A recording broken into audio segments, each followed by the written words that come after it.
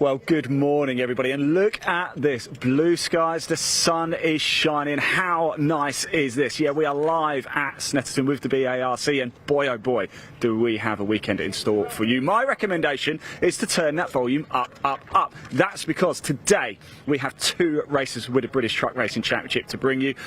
Also, guess what? The British Endurance Championship is going to be decided. Peter Ursig and Marcus Clutton are looking to make it a clean sweep of victories in 2024. Can they do it? We are going to find out a little bit later. The pickups as well, they're coming up a little bit later. But first, the Snetterton Saloons. Now, I love this. Look at this array of cars. Now, as you can gather from the name, Snetterton Saloons, they visit Snetterton quite a lot. In fact, this is the fourth time they've visited Snetterton so far in 2024. They have had a couple of away days as well at Brands Hatch and Silverstone, but they're back on home turf. Now, somebody we're going to have a quick chat to up here is Jas Sapra, because we know Jas, he races in so much stuff, doesn't he? Sorry, but he's got a very special message for somebody, because he's only here today. He's making a one-day only appearance. I'm just going to chuck the microphone in whilst he's getting belted in. I hope that's all right. Jas, you're only here today. Yes, why is that? Sorry, mate. Why are you only here today? You've got a nice story, haven't you? I've got my granddaughter Araya's christening tomorrow. Oh, nice. So that's it. Family duties. Yeah, tomorrow. Yeah, and Brian's going to take over in Brickcar.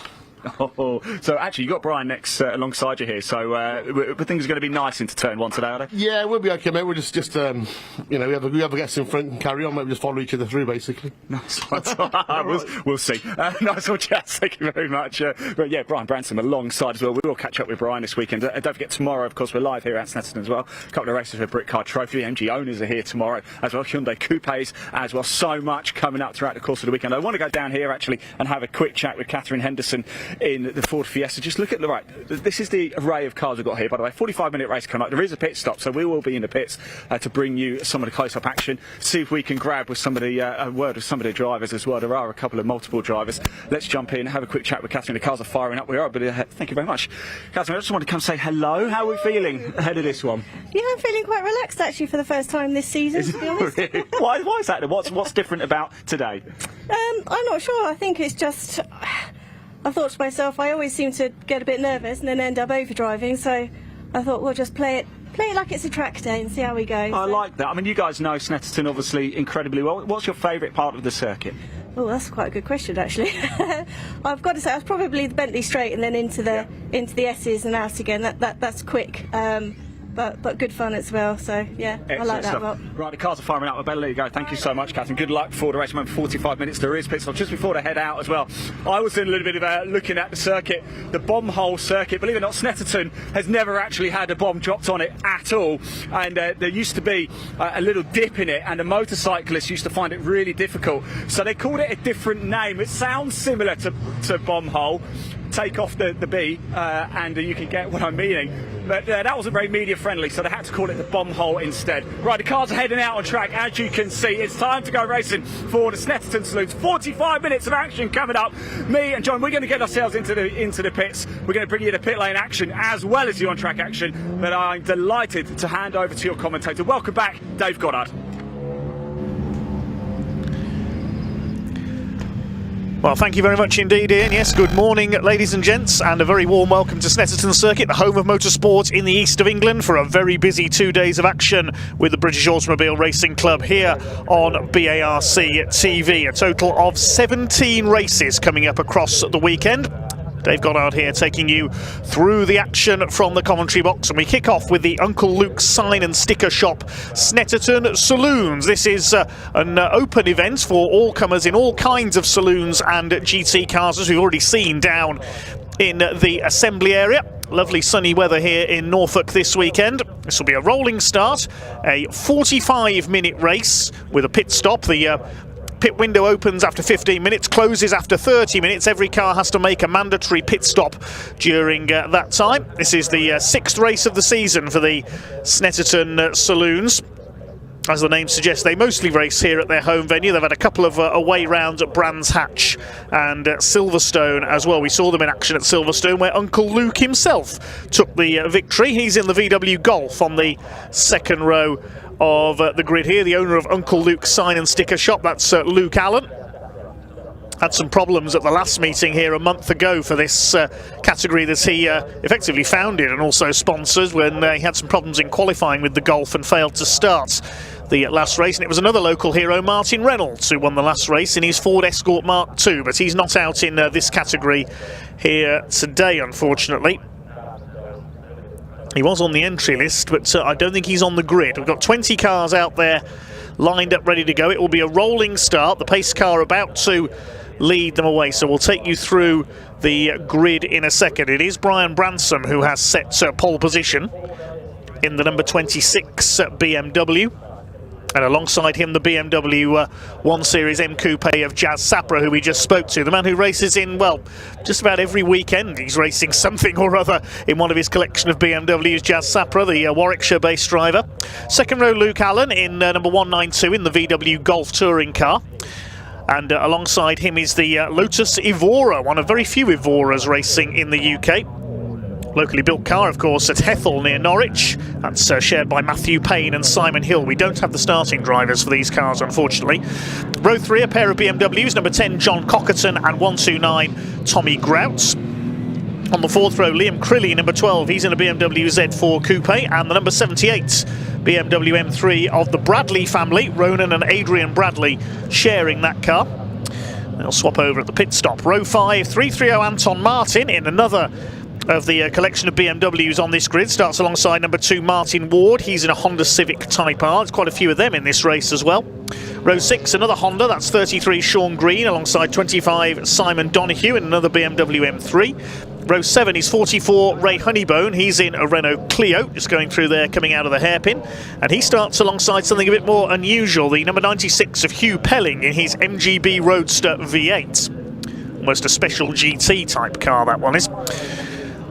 Row 8 of the grid, number 99, which is Josh Files. Very quick driver indeed, sharing with Cameron Elder in their Honda Civic Type R. Alongside 124, which is the Hornigold family MGZR. Normally we see Robert and Ash Hornigold sharing that car, but it's I think it's just Robert this weekend driving solo, according to the grid sheet. Row 9, number 24, which is Jeff Connor and Callum Houchin with their Honda Civic. Alongside Catherine Henderson in her Ford Fiesta, who we just heard from. And the final row of the grid, number 54, Darren Snelling. He's in a Lotus Elise. And number 9, Eddie O'Kane in the O'Kane Irish Food-sponsored Hyundai Coupe Cup car. We'll see the Hyundai Coupe Cup here tomorrow. 20 cars on the grid then, just heading out of Williams Corner into the Bentley Straight, the back straight here on the Snetterton circuits. First of 17 races across the course of the weekend. We've got the big rigs here, the British Truck Racing Championship making their annual visit. Ryan Smith going for 9 years in a row as champion.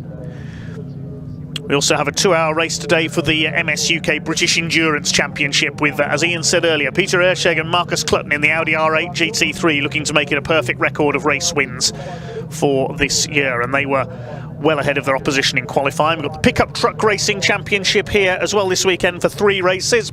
First of them is coming up this afternoon. So they're forming up ready for the rolling start then. The orange BMW of Brian Bransom on pole. Jazz Sapra in the black and orange BMW alongside him. This will be a 45-minute race here on the Snetterton 300 circuit, one of the longest circuits in UK national motorsports. I'm really looking forward to a great weekend of racing here in the Snetterton sunshine.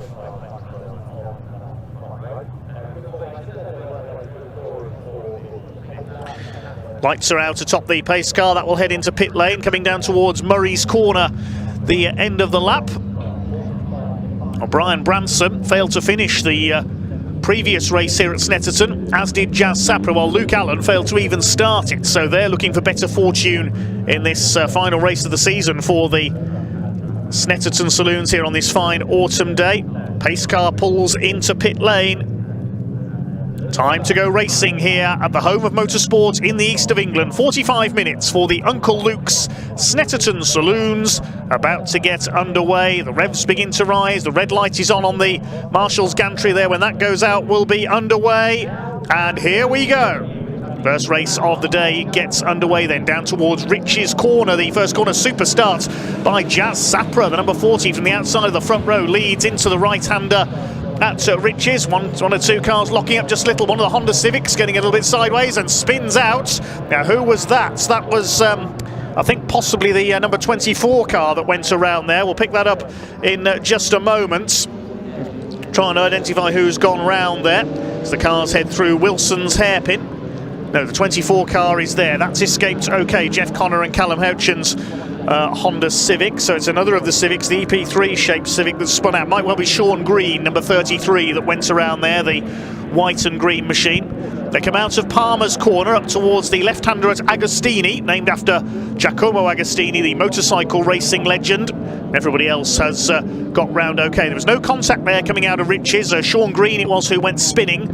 There's the MGB V8 of Hugh Pelling. Certainly one of the more unusual cars in this field, certainly able to keep up with the BMWs. There's the Bradley family BMW, number 78, on the back of Liam Crilly's Z4 Coupe, as the cars head onto the Bentley straight for the first time. Sapra from Branson out in front, and Luke Allen's Golf in third position. They swing their way onto the long back straight under the bridge and then down towards the left at Brundle and the right-hander at Nelson. This is Brundle, the left-hander, named after Martin Brundle, Norfolk resident, Formula One racer and commentator. Liam Crilly battling it out there with a couple of the M3s. That's Simon Donoghue, the blue car, I think, has just got through, ahead of the number 12, Ronan and Adrian Bradley's BMW just behind them. Then the first of the Honda Civics fighting it out for the lead of their class. That's number 99 of Josh Files, very quick racer indeed, the former European Renault Clio Cup champion. As they come round to complete lap number 1, it is the number 40 of Jazz Sapra who leads the way. Brian Bransom in number 26 in second, and they're already well clear of their opposition. And there's Uncle Luke Snetterton Saloons 45-minute race. Third is Luke Allen, the series sponsor in the Golf. Then we've got the Matthew Payne and Simon Hill Lotus Evora in fourth position. That's leading Class A. The top three all in Class S for the special and invitation cars. They're the most powerful cars in the field. And it looks as though Brian Bransom's car running without its rear bumper. Now, the reason for that will be what's happened in the previous race here at Snetterton for these cars in August, because Brian Bransom was leading the way, and then a safety car came out, which meant that Brian had to do a very slow final lap, and as a result of that he missed the pit window and was penalised. The reason the safety car came out was because of debris at Rich's Corner, which was a rear bumper from Brian Bransom's car. So he was rather hoisted by his own petard, which resulted in missing the pit window. So he's not taking any chances this time. He's closing up on Jazz Sapra for the lead as they go into the Bentley Straight for the second time.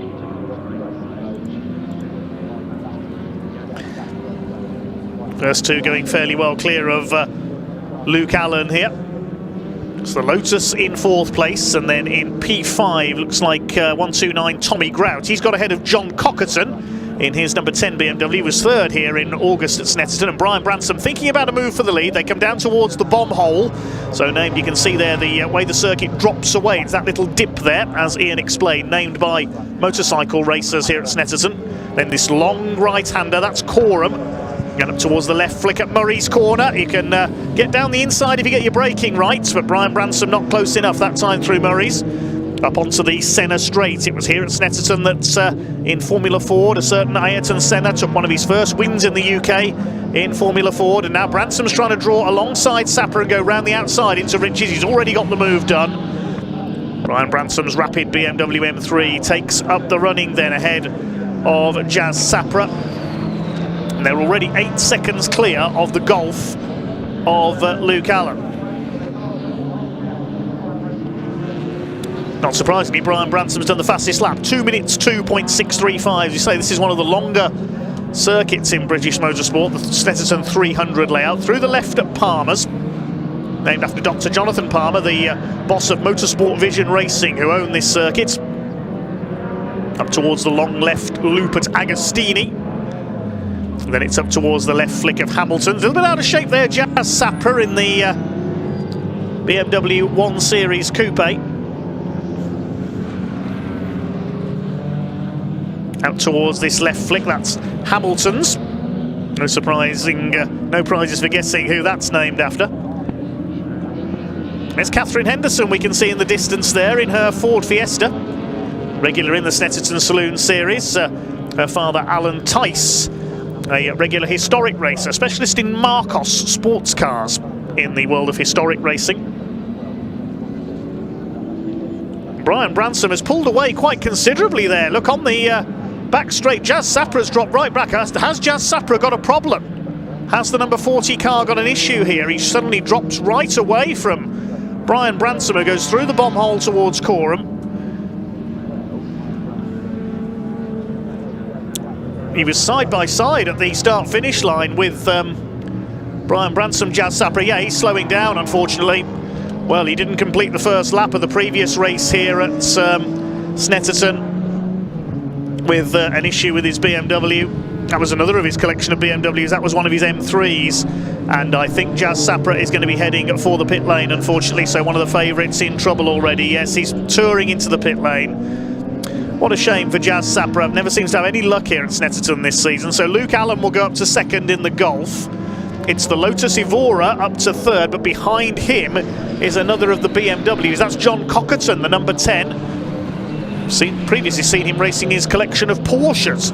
John Cockerton, he missed part of this season after picking up injuries in a road accident while on the continent, unfortunately, earlier this season, but very quickly back to fitness. He's having a look on the inside there, coming through Wilson's hairpin for P3. There is Luke Allen, the series sponsor, Uncle Luke himself in the Golf. Now, what's his gap to Brian Bransom? Well, last lap through, it was 14.5 seconds behind Brian Bransom's flying BMW. Brian Bransom's last lap was a 2 minutes point 247.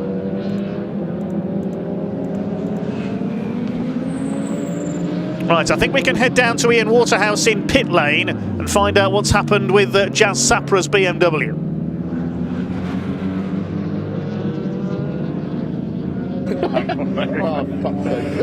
Right, here we are. I'm in the pit lane. Jazz, what's happened, mate? I know, mate. I had a mega start.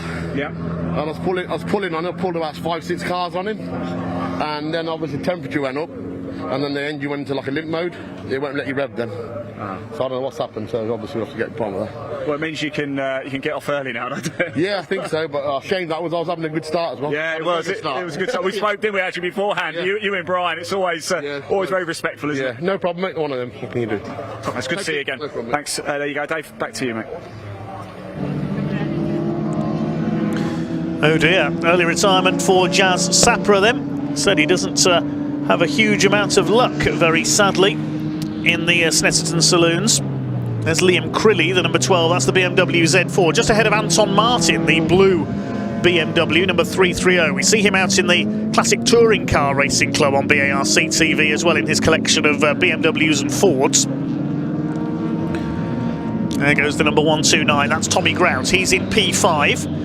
John Cockerton has got ahead of the Lotus up into third position. Then it's the Bradleys in 6th, Crilly 7th, Martin 8th. Leading Class C in 9th is number 2, Martin Ward, with the red Honda Civic, and rounding out the top 10, Ray Honeybone in the Renault Clio. Well, we've explained Class S, that's for the special and invitation cars. They're holding the top 2 places. The other classes are based on engine size. Class A is for everything over 3.4 litres. Class B, 2.5 to 3.4. Class C, 1.8 to 2.5 litres. And Class D, 1.5 to 1.8 litres. There's the leading Class A car. That's the, well, it was the leading Class A car, the Lotus, but it's dropped behind John Cockerton now. What a rare car, the Lotus Evora. Simon Hill and Matthew Payne. There's John Cockerton's silver BMW ahead of them. Class B is being led by Tommy Grout's BMW, Class C by Martin Ward, and Class D by Rob Hornigold in the MG ZR further back down the order. So those are your class leaders as it stands at the moment. 10 minutes into this race, so the pit window will open in about 5 minutes time. That's about 2.5 laps time.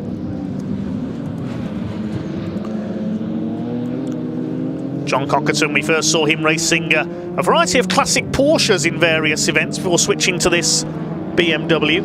There's a whole fleet of race cars that he has hired out to drivers in the past. It's through the bomb hole towards Coram. Now his gap to Luke Allen was just over 3 seconds last time through, looking to get up into P2. 18 cars still running out there. Eddie O'Kane, the last runner in his Hyundai Coupe. Trying to work out which car it was that didn't start. I think it was Simon Donoghue, unfortunately, in his BMW didn't take the start. I didn't mention him earlier on, but it was Anton Martin we saw. So apologies there. There's Martin Ward, the number 2 in the Honda Civic. He leads Class C in 9th place overall. Class C for the up to 2.5 litre cars.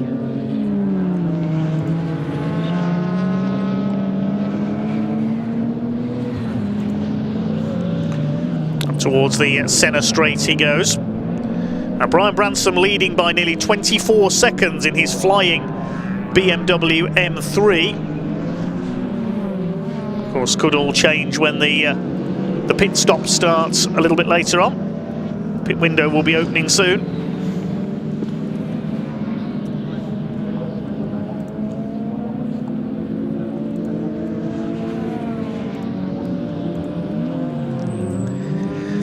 Minimum time of 90 seconds for your pit stop from pit entry to pit exit.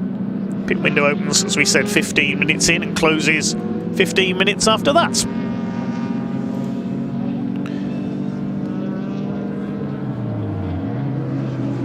Here's a battle further back in the order. There's our Class D leader, Rob Hornigold, the MGZR, giving chase number 24, the Connor Houchen Honda Civic. It's the later shape Honda Civic. That's an FN2 shape Civic, I think, for Honda aficionados. Well, the Hornigold family have supported the Snetterton Saloon since its inception a couple of years ago.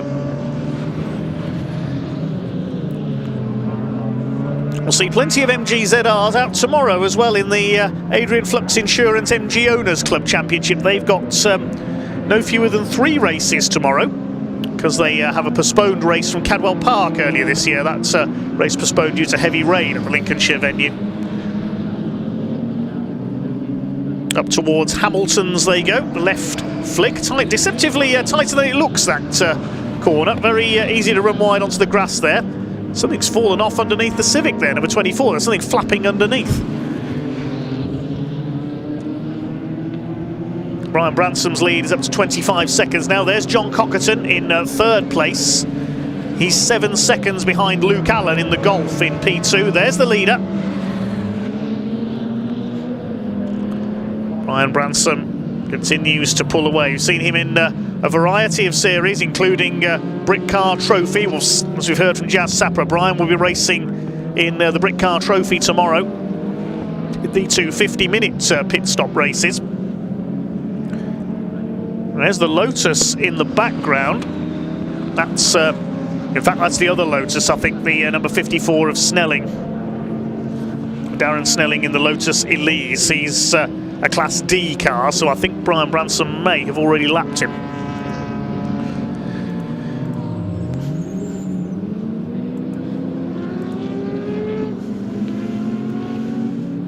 Up towards Murray's Corner they come. Named, of course, in honour of the voice of motorsports. We still miss you, Murray Walker. More lap traffic ahead. That's Hornigold under the 24 car of Connor and Houchen.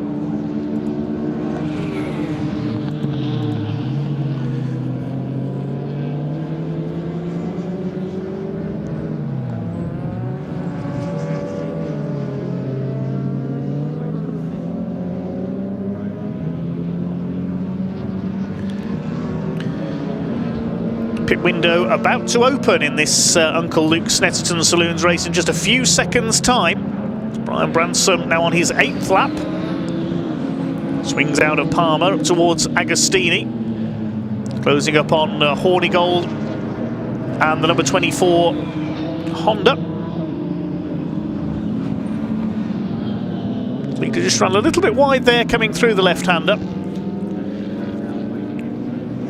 There's Hugh Pellin in his MGB Roadster V8. It's like the cars that you used to see in the old things like the Donington GT Championship back in the 70s and 80s, doesn't it? He's got Ray Honeybone's Renault Clio behind him. They're battling over 10th place, but Pelling's a Class A car. Ray Honeybone is running second in Class C behind Martin Ward's Honda, lifting a wheel there coming out of Coram, the Clio. Ray has raced this car in various series over the years, the Apple Car Centre machine. The pit window is open. The signal will go out from the start line. Now, will Brian Bransom come in early? He normally tends to leave it till right at the end of the pit window, but he risked that last time here, as we said, and because the safety car came out on the last lap before the pit window closed, because Brian had to slow down behind the safety car, he ended up missing the pit window, so maybe he's going to come in earlier than usual this time. Is he going to come in this time, Brian Bransom, the race leader? Is he not going to risk it? No, he keeps going. He's got 15 minutes to make his pit stop, so that's about 7 laps.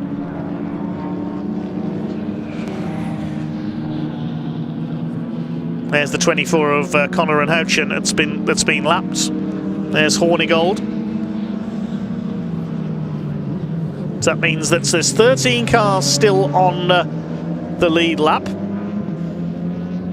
What's the gap back to Luke Allen in second place? He'll perhaps be relying on a slower pit stop for Brian Bransom to close up. 28.7 seconds is now the lead for Bransom's flying BMW. John Cockerton coming through in P3, 10 seconds back. Still these two battling it out into the Bentley straights, and the Clio up alongside almost Hugh Pellin's MG. Martin Ward ahead of them, the red Honda Civic we caught a glimpse of there. He leads Class C. And behind them, we've got the two Hondas of Josh Files and Cameron Elder, the blue and yellow car. Behind him was the number 33, Sean Green, who spun on the first corner.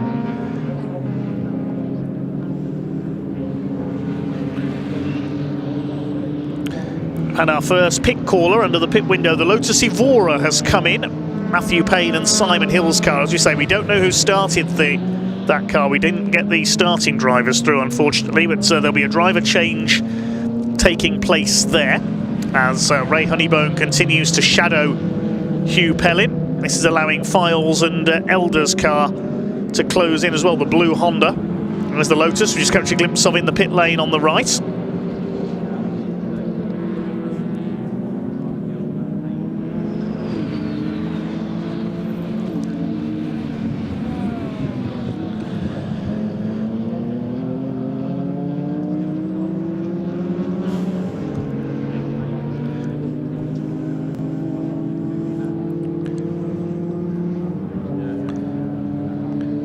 Brian Bransom goes over the line to complete his 9th lap.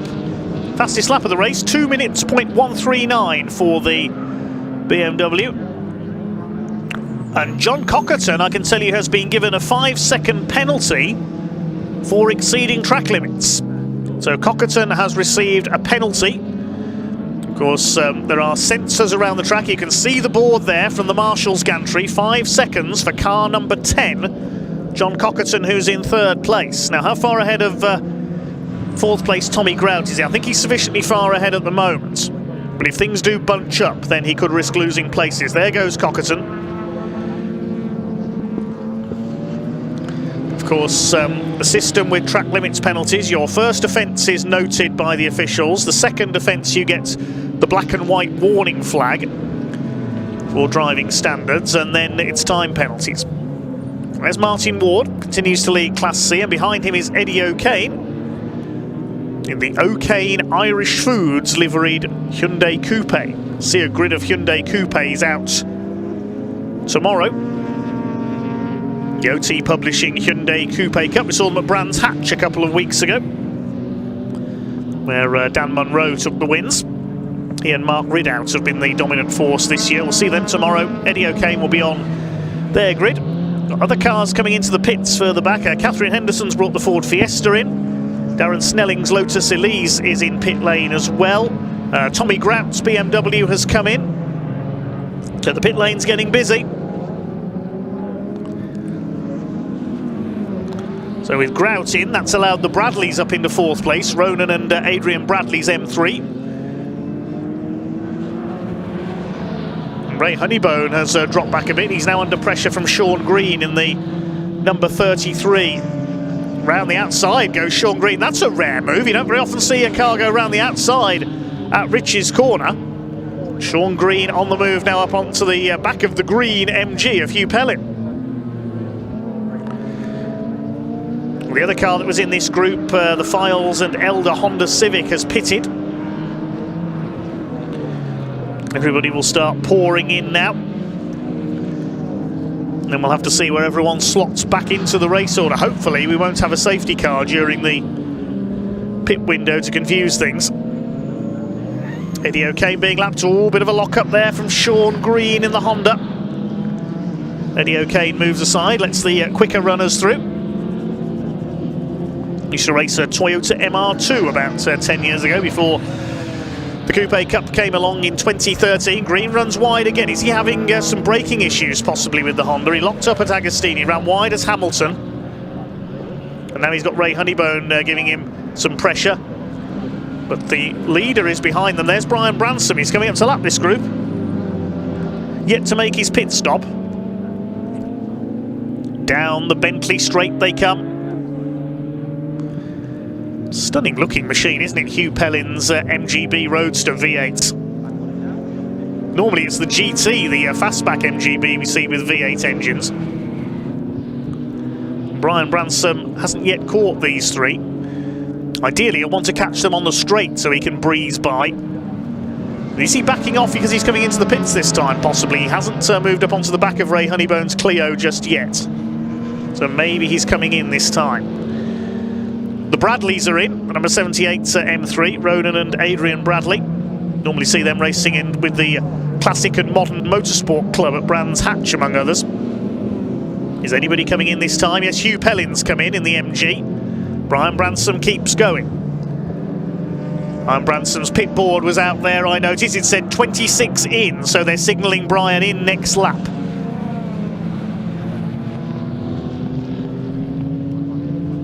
That's Liam Crilly. And I think we can head down to Ian Waterhouse for an update down in the pits.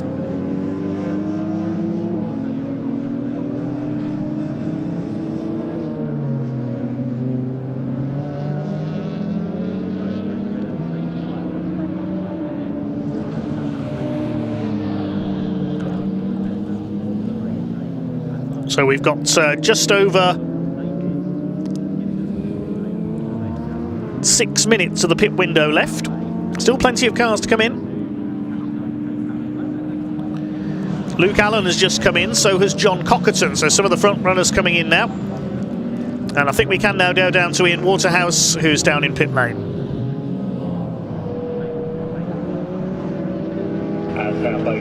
Yeah, welcome to the pits, everybody. It's got very, very hectic indeed down here. How you doing, mate? You all right, mate? How was your stint out there? Yeah, good, thank you. Yeah, a bit hot. Yeah. So yeah, over to Adrian now. Hopefully he can catch a couple of cars in front. You guys come to Snetterton quite a lot. I like to ask this question. What's your favourite part of the circuit?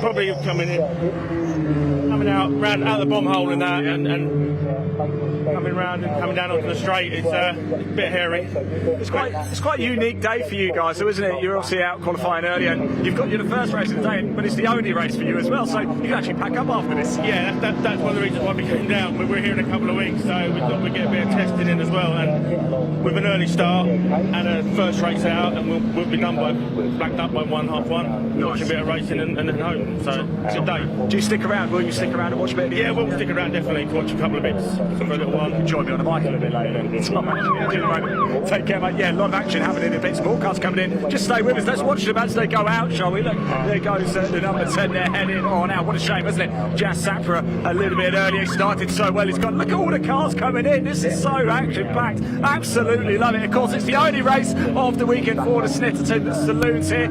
Yeah, Brian Bransom's in the pits as well. Let's just go down a little bit, shall we? Stay with us if you can. I know you want to get back to Dave shortly, but just stay with us. with us whilst we make our way down. It's Brian Branson, of course, the race leader, now in the pits. One pit stop they have to make, 45 minutes, the only race of the weekend for the Snetterton Saloons. Don't forget, after this, the first race of the weekend for the British Truck Racing Championship is coming up straight after that. Then we go into the lunch break. We've got some fun things planned in that. We're going to see the podium celebrations for the British Truck Racing Championship a little bit later as well. Stay with us. Here we are. Here is Brian Branson now.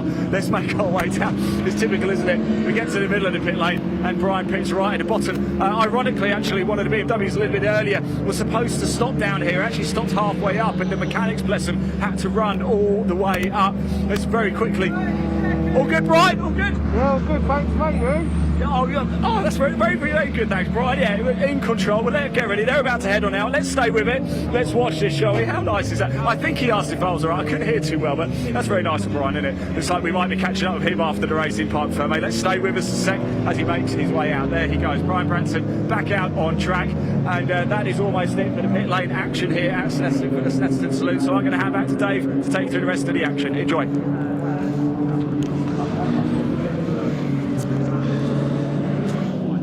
Well, thanks, Ian. Down in the very busy pit lane as Brian Branson heads back out. Well, looking at the timing screen from TSL Timing, 3 cars have yet to stop. Here is one of them. Liam Crilly is now the on-track race leader. The BMW Z4 Coupe has raced a variety of BMWs over the years, has Liam. Regular race winner in the production BMW Championship for E30 BMWs a few years ago. Now it's in this lovely Z4 Coupe. He's yet to stop. And the other cars that have yet to stop, Anton Martin's blue M3 and Ray Honeybone's Clio. They're the 3 cars that have yet to make their pit stop. They've got 3 minutes left to do so, so I would say they really would have to come in this time around, those 3, or they may risk missing the pit window. And if you miss the pit window, it is a 2-lap penalty, which is a big distance here at Snetterton on the 300 circuit. So everybody else has now pitted. Just the one retirement so far. Can tell you that Ray Honeybone has just come in the Clio. So it's just Liam Crilly who we're looking at now, and Anton Martin, who have yet to stop. So Brian Branson has rejoined. We're going to have to wait and see where everybody slots back in after their stops. I'll tell you, Luke Allen is still ahead of John Cockerton. We'll have to see if Brian Branson had built up enough of a lead to rejoin in front of the Golf. I would imagine he has. As the Z4 comes round, he must surely come in this time. The Z4 Coupe. Of course, we've seen space frame Z4s in the Intermark silhouettes this season. Keith White has one.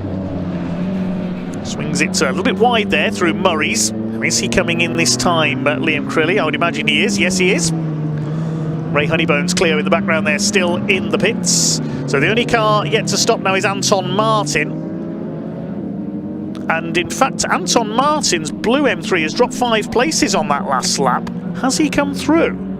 I don't think we've seen him come through on this lap, so whether he's had a problem somewhere, I'm not sure. We'll wait and see if he comes through on this lap. No, Anton Martin down another couple of places. I'm wondering if we've lost that BMW somewhere. There's Rob Hornigold locking up a little into Agostini in the MG ZR. He's still leading Class D. He's down in 14th place. Now Brian Branson still on his outlap, so we're going to wait and see when the cars cross the line next time what the time difference is going to be. I think he got out in front of Luke Allen. Had a handsome enough lead. There's the Bradleys. We heard from Ronan Bradley. It's Adrian on board. That's a lovely green and white BMW. 7th place overall. I don't think there's going to be any major change in the order here from the pit stops.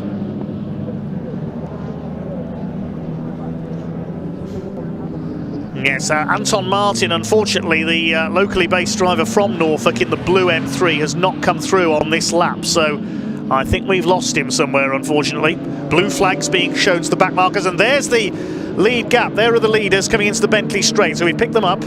Brian Branson, Luke Allen. So the gap has come down, but about 3/4 of the length of the Bentley straight visually. So we'll see what the time is next time through when they come over the timing line, and we can pick up the gap between the two of them. The pit window is about to close. The only car that hasn't stopped is Anton Martin, but I think, I'm afraid, that has stopped somewhere out on circuit. Or he's pulled into the back entrance to the paddock, possibly. So Anton Martin looks to be out of the race. Pit window has closed. Brian Branson coming through to Murray's. Continues to lead the way, looking for his second win in this Snetterton Saloons series this season. Luke Allen's had a couple of wins. David Fielder won the opening race of the year here at Snetterton, but he's not out this weekend. Across the line goes Branson. Let's see what the gap is to Luke Allen. Over the line goes the Golf. 8.7 seconds, the gap between the two. So Brian Branson looking fairly safe up front. They're well clear of everybody else. Try and catch a glimpse of that blue M3 as well. We'll see if we can find where Anton Martin has stopped. There's number 24 Honda Civic. That's down in 14th place. There's Liam Crilly, number 12. He was pretty much the last man to stop. He's now in P7, I think. Well, the top two are well ahead. They're 34.5 seconds clear of John Cockerton in third. There's Uncle Luke Allen in the Golf. Uncle Luke's sign and sticker shop of sign written probably a number of the cars in this race. His VW touring car.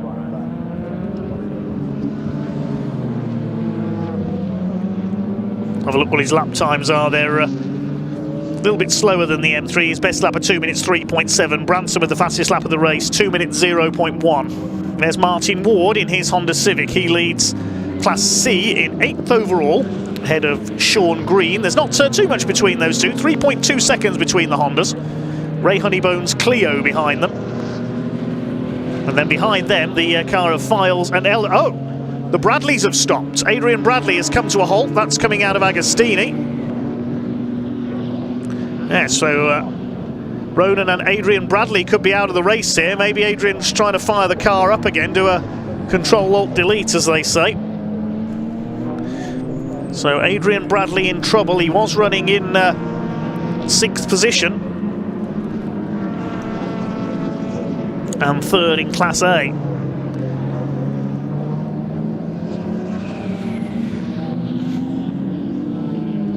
There's Tommy Grouts, number 129. He's in P5, leading Class B. His BMW, the classic shape of the E36 M3. Comes through Hamilton, up towards the right-hander at Oggy's.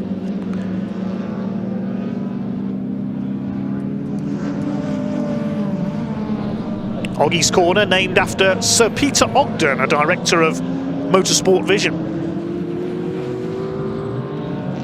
And it's round the right-hander at Williams, named after the late, great Sir Frank Williams. And then up towards the Bentley Straight, down towards the left-hander at Brundle. Famous Norfolk racing family, the Brundles, of course. Martin Brundle, the ex-Formula One driver turned broadcaster. There's John Cockerton. He's still in P3, but he's 35 seconds back on Luke Allen. So the top three, I would think, fairly well set now. Here's a battle between Ray Honeybone and the Files and Elder Honda Civic, the area motorsport car. This is for 9th overall, 3rd in Class C. They can see the two Honda Civics ahead of them, 1st and 2nd in class. Further behind them is Hugh Pelling, who's now up into 3rd in Class A with the demise of the Bradleys. Files and Elder, whichever it is on board the number 99, had a look there. Side by side here between Connor and Houchin's Honda Civic and the Hornigolds. That's a change for P13, the Honda getting through there at Brundle. Black and orange Honda Civic. Where have we seen that before?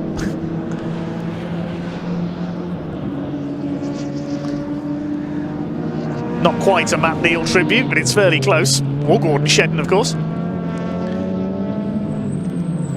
Gets ahead of the ZR. A couple of mismatched panels on the ZR, so may have had a scrape or two somewhere.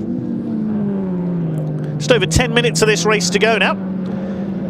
John Cockerton is being caught by the Lotus Evora. Battle for third place developing.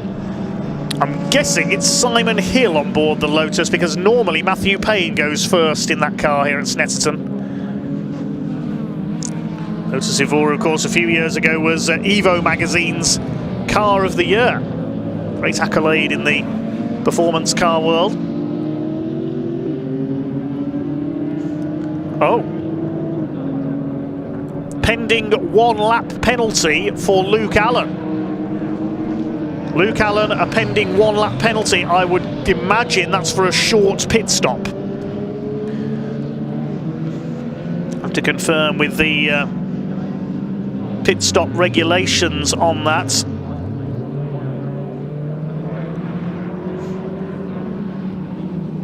So I would imagine that is for a short pit stop. I'll have to confirm in the series regulations for the series. Uncle Luke has not had a very lucky season, it has to be said, this year.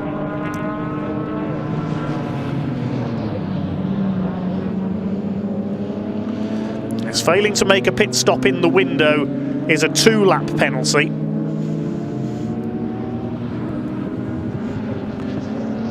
And a 1-lap penalty, yes, for failing to meet the minimum duration of a pit stop. So Luke Allen, his pit stop was too short, unfortunately, and he will be given a 1-lap penalty in the final results. So that'll be second place gone. So this battle we're watching now is for P2, effectively, between John Cockerton and I believe Simon Hill in the Lotus. 3 retirements so far. The Bradleys out of the race, they've parked up in their M3. We lost Anton Martin and Jazz Sapper as well. And now the Lotus looking for second place. He's right up behind John Cockerton as they come into the bomb hole. You see there the circuit drops away into that little dip.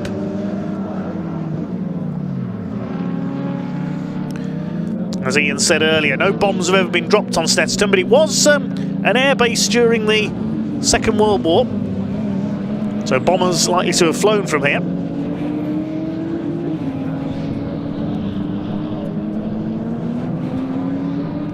Is the Lotus going to line him up here, going down towards Rich's corner? Lotus goes to the outside. John Cockerton moving to cover there. You can notice the slightly extended tyre wall there coming out of Rich's as well, so less chance of a car flying off into the field on the outside. I remember Mark Webber going into the cornfield once when the front wing broke on his Formula 3 car and he disappeared from view.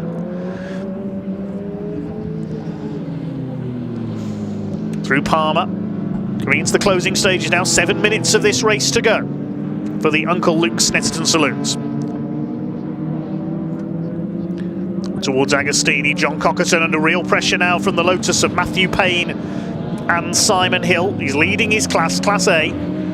This is, of course, a series, not a championship. There's no points on this. Brian Bransom is nearly 20 seconds in the lead now over Luke Allen, but we know he has that penalty pending. Can John Cockerton hang on to what is set to become second place?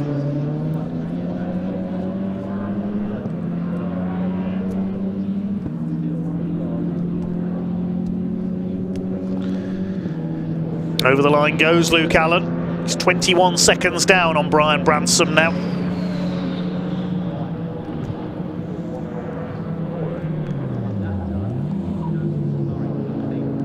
Get the class leaders. Tommy Grout still leads Class B. Martin Ward's up to 7th. He leads Class C.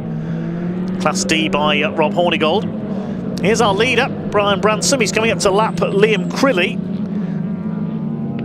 So he's lapped everybody up to 6th place now. Around the outside as Hamilton. That's a risky move because it only takes one wheel onto the outside on the grass there. And you could be in a spin. There's the battle for what is third on track. There's another penalty being issued there. 5-second penalty, that's for car 99, the Files and Elder Honda Civic. As round the outside goes the Lotus into Rich's. Can he make that stick? I don't think so. Up towards the hairpin. On the inside there, Cockerton has got the tighter line at Wilson's hairpin and holds that second place. They're coming up to lap Rob Hornigold, the Class D leading MG as well. Blue flags and the blue lights flashing there to warn the slower cars that these quicker two cars are coming up to lap them. Ray Honeybone ahead of the lead, the second place fight now. Well, it's third on track, but will become second. And Honeybone down the inside there into Agostini. They haven't noticed the quicker cars behind. They're too busy fighting each other. And Honeybone goes past the Connor and Houchen Civic. Up the inside, Cockerton. Thought there was going to be a collision there for a second. Goodness me. Getting a bit busy in the traffic there on the infield loop. And now John Cockerton had to hit the brakes there coming through Oggies. Get out of the way, he's saying to Ray Honeybone. I'm trying, says Ray. And here comes the Lotus. That's allowed Cockerton to get away a bit in the back marker traffic. That all got a bit dicey there. They met the back markers at the worst possible place.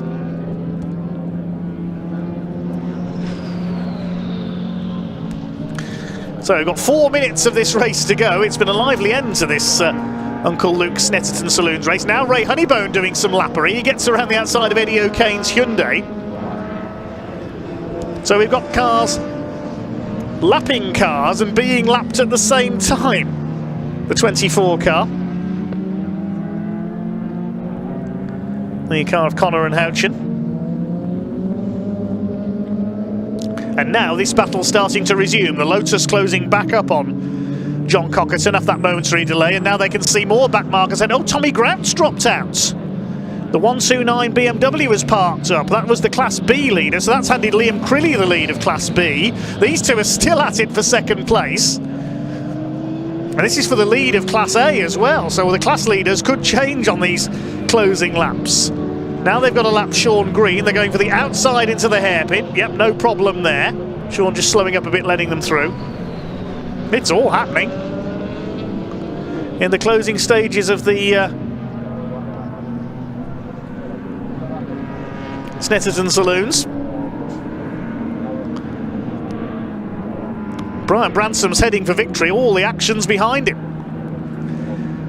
What can the Lotus do here? Whether it's Matthew Payne or Simon Hill on board, we're not sure, unfortunately.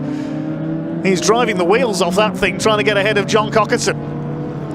Up towards the left flick at Hamilton. This is great stuff. Yes, one of our comments on YouTube says this race doesn't like BMWs. Yeah, we've had a fair few of them drop out, haven't we? But we've still got one leading in the shape of Brian Bransom, and still one leading this battle at the moment, John Cockerton. Here they come, down the straights, towards the bridge. Cockerton to the inside, the Lotus on the outside. Is he going to get through at Brundle? He's got the overlap in towards Nelson. Into the right-hander, and through goes the Lotus. That was a great move from the Lotus of Matthew Payne and Simon Hill, and he's into the lead of Class A and could be set for second place overall once the penalty is applied to Luke Allen's Golf. Brilliant move there, round the outside at Brundle, got the switchback to the inside at Nelson, and takes the BMW. John Cockerton, look at that sideways coming off Murray's corner. They're coming up on the Class C leading Hondas, and the gap's coming down there as well between Ward and I would guess it's Josh Files on board the Civic. That car's got a 5-second penalty pending as well. There's less than a second between the two Hondas. But here's our leader, 1 minute on the clock. Brian Bransom.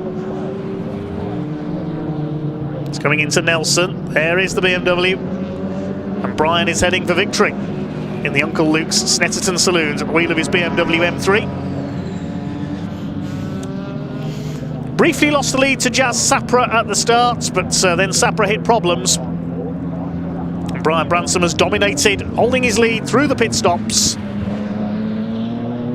Coming up to start his final lap at this time. There's 30 seconds on the clock, so we'll get one more lap out of this. It'll be a 22-lap race. Completes lap 21, his last lap time of 2 minutes 2. Quickest lap 2 minutes 0.139, fastest lap of the race for Brian Bransom.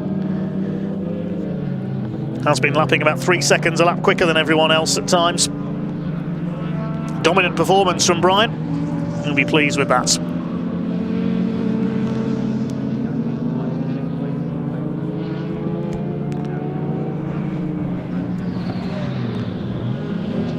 Through Palmer for the last time.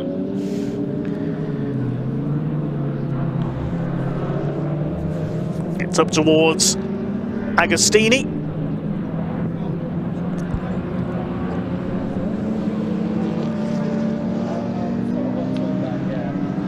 It's got to take it steady around this final lap now, Brian Branson. He is heading for victory. Through towards Hamilton, then the right-hander at Oggies past Adrian and Ronan Bradley's stranded car. Bad luck to them.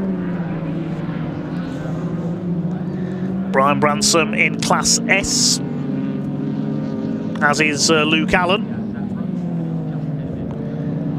Comes down the Bentley straight. Just Brundle and Nelson, then through the bomb hole, and Coram and Murray's to go.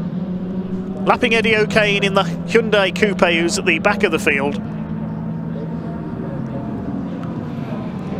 Out of Nelson, through the bomb hole comes the man who's about to become our first winner of the weekend here at Snetterton on BARC TV this weekend. Brian Branson swings the BMW. Oh, Luke Allen stopped as well. Well, he was second, but he's not going to finish.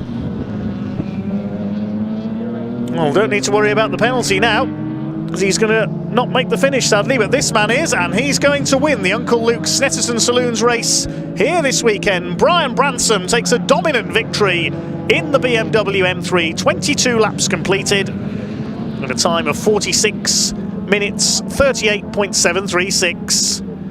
Waves to the crowd and the marshals here at Snetterton. Let's thank the Orange family, of course. Couldn't go racing without our volunteer marshals. Now, coming home for second, we should see the Lotus Evora.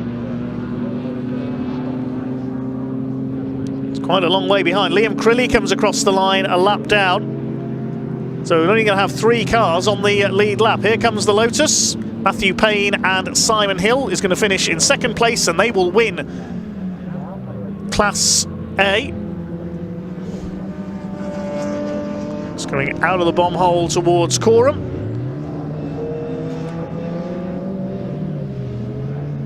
Now, they were battling with John Cockerton. I didn't see Cockerton behind the Lotus there. Don't tell me he's dropped out as well. Well, here comes the Lotus. That's the other Lotus across the line of Darren Snelling as well, the Lotus Elise. The Evora comes over in second. Cockerton has dropped back quite a long way, but there he is. He does come in to finish in third place. 10 seconds behind the Lotus in the end. The rest of the pack will come over the line. And has Josh Files? Yes, Josh Files wins Class C, past Martin Ward on the last lap. Josh Files and Cameron Elder's Honda Civic comes through to win Class C. I'd guessed correctly, I think that was Josh Files, the former Clio star on board the Honda. Noted historic racer with his father Keith as well, and he's charged through from third to first in the last couple of laps to win Class C. We'll confirm the full result in a moment.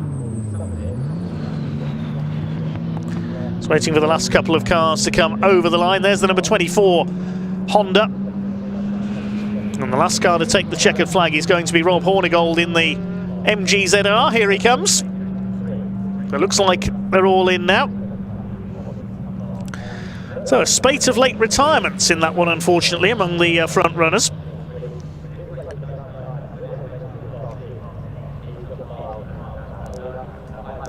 So the provisional result then, Brian Branson will take the victory by over a minute, with a few of his rivals dropping out ahead of the Payne and Hill Lotus. They win Class A. John Cockerton 10 seconds back in third place ahead of Liam Crilly. He wins Class B with Tommy Grouts dropping out. And Files and Elder coming through to win Class C with that late charge through to P5 overall ahead of Martin Ward and Sean Green. Ray Honeybone in 8th place in the Clio. Then Hugh Pelling's MGB V8. Luke Allen showing his 10th on the timing screen, but he won't be classified because he failed to finish. So Connor and Houchin will complete the top 10 in the Honda Civic. Then Rob Hornigold wins Class D ahead of Catherine Henderson and Darren Snelling. And the only other finisher, Eddie O'Kane's Hyundai. We lost Tommy Grouch, the Bradleys, Anton Martin, and of course Jazz Sapra. Well, certainly eventful indeed from the Uncle Luke Snetterton Saloons. Brian Bransom takes his second win in the series this season. Let's hear from our leading finishers down in Parc Fermé with Ian Waterhouse.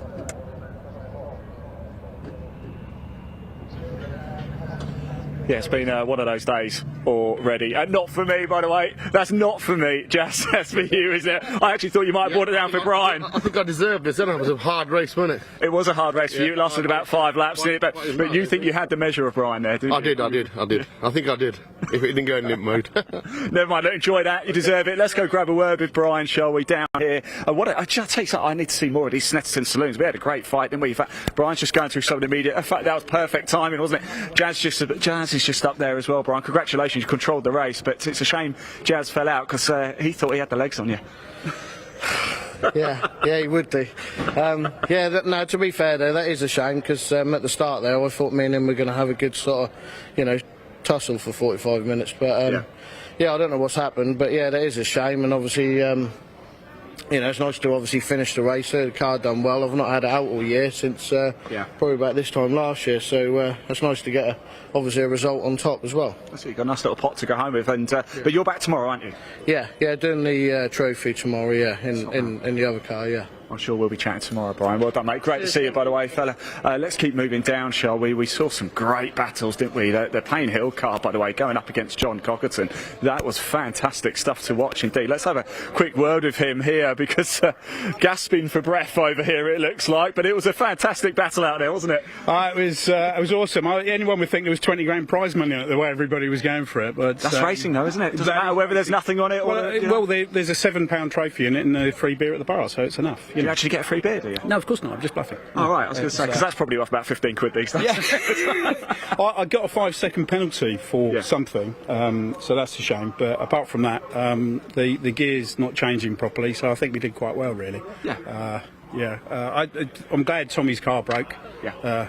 Because otherwise he'd probably have passed me and then teased me for the rest of my natural born life. So, it's bad sportsmanship, isn't it? No, sorry, just kidding. No, who cares about that? Come on, we're competitive, aren't we?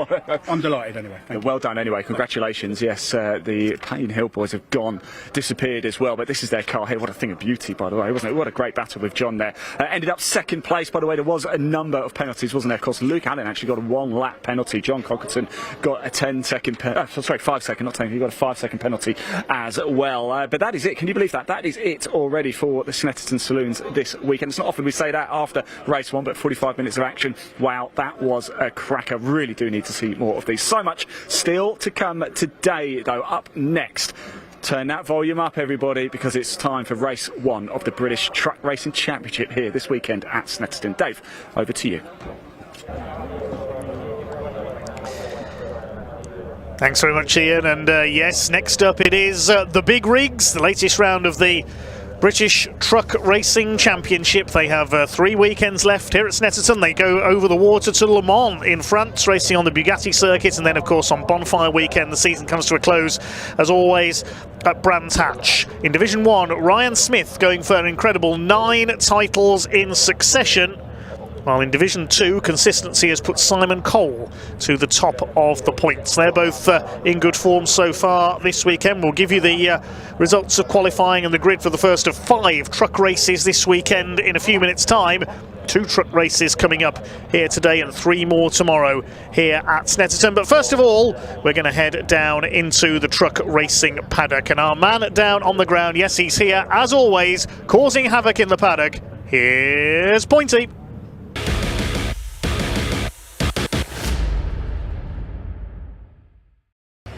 Right then, here we are for Snetterton's first truck race of the weekend. We're going to speak to a couple of drivers before we get that race underway. Just done qualifying, but I really want to speak to a very unsuspecting, I think you'll find, championship leader over here in the 41 truck, Simon Cole, Division 2 top runner.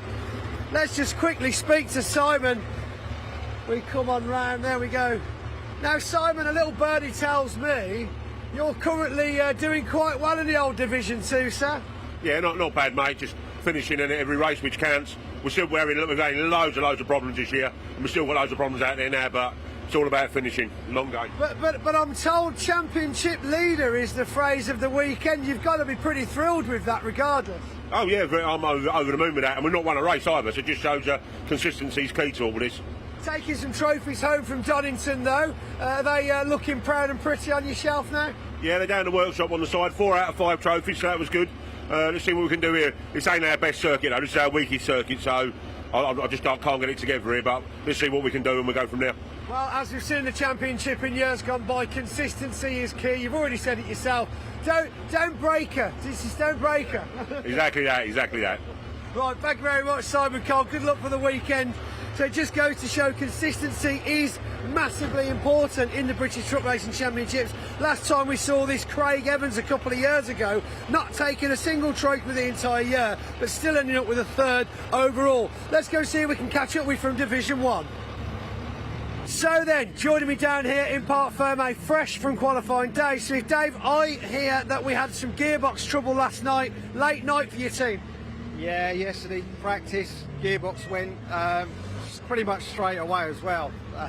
So yeah, it was a hard day yesterday. Got a gearbox down yesterday afternoon, worked till 11 o'clock last night. So, but yeah, it's all good. Got no gear troubles now, so it's just me. Now, I noticed you got quite close to a certain checkered flag earlier on. Do you want to tell us what the special occasion is today? I believe it's Andrew Fulcher's wife's birthday. So yeah, Jill Fulcher's birthday. She requested specially if she could wave the checkered, and BARC were very kind to let her do the qualifying session. Of course, you gave her the thrill of her life, I believe. Yeah, well, you know, didn't want to disappoint, so yeah, just waking her up a little bit. So we're ready, shaking down for the day. Truck's feeling good after that new box, and we're ready to hit the first race. Yeah, box is good. We've still got a few problems I think we've got to try and sort out. But yeah, I mean, mechanically, we're good. Yeah, we're good to go. Fantastic. Well, Dave, good luck for the weekend. Good talking to you. Thanks for joining us. That's what we've got time for then, as we hand back to Dave in the studio. We're ready to go British truck racing.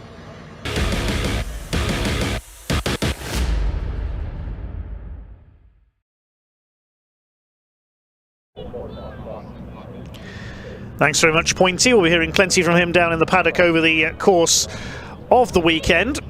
It's almost time to unleash the beasts from the paddock then. These 5-ton, near 1,000 horsepower racing trucks. If you've not seen truck racing before, you have got a real treat coming up. It's almost 40 years since the first truck races took place in the UK in November 1984 at Donington Park. That event, it was literally road-going trucks, a lot of which quite simply drove into the paddock, unhitched their trailers, raced and then carried on with their journeys after the weekend. Far removed from today's world of highly specialised racing trucks with near 1,000 horsepower race-tuned engines. Very dedicated drivers indeed, very specialist machines indeed. And some of the all-time greats are out here this weekend. We'll bring you the grid for our first of 5 races set by the qualifying session. It was the reigning champion, the 8-time champion Ryan Smith, who set pole position, 2:22.563 his quickest lap, over a second quicker than his title rival this year, the man second in the points, David Jenkins, number 69. So it's Daimler Freightliner alongside MAN on the front row. Second row, number 3, Stephen Powell, third in the points at the moment, and a man who's unaccustomed to being a long way down the points, but it's not been a happy season for the 10-time champion, the former European champion, Stuart Oliver. of course, failed to score at Pembrey and also had a nasty accident at Thruxton, which has wrecked his Volvo VNL. The team has prepared a new truck, a new MAN, for Stewart to complete the season in. He lines up on the second row. On row 3 of the grid, number 14, John Bowler, starts alongside number 12, Michael Oliver, son of Stewart. On the 4th row, 86, Tom O'Rourke from Scotland in the International Navistar, alongside the first of the Division 2 trucks, the slightly less powerful machines, number 22, Paul Rivette. He's third in the Division 2 points at the moment. The 5th row, number 11, we just heard from David Smith, no relation to Ryan incidentally, back in the championship this year in Division 1, the former Division 2 champion, alongside 33, Neil Yates, the man from Kent.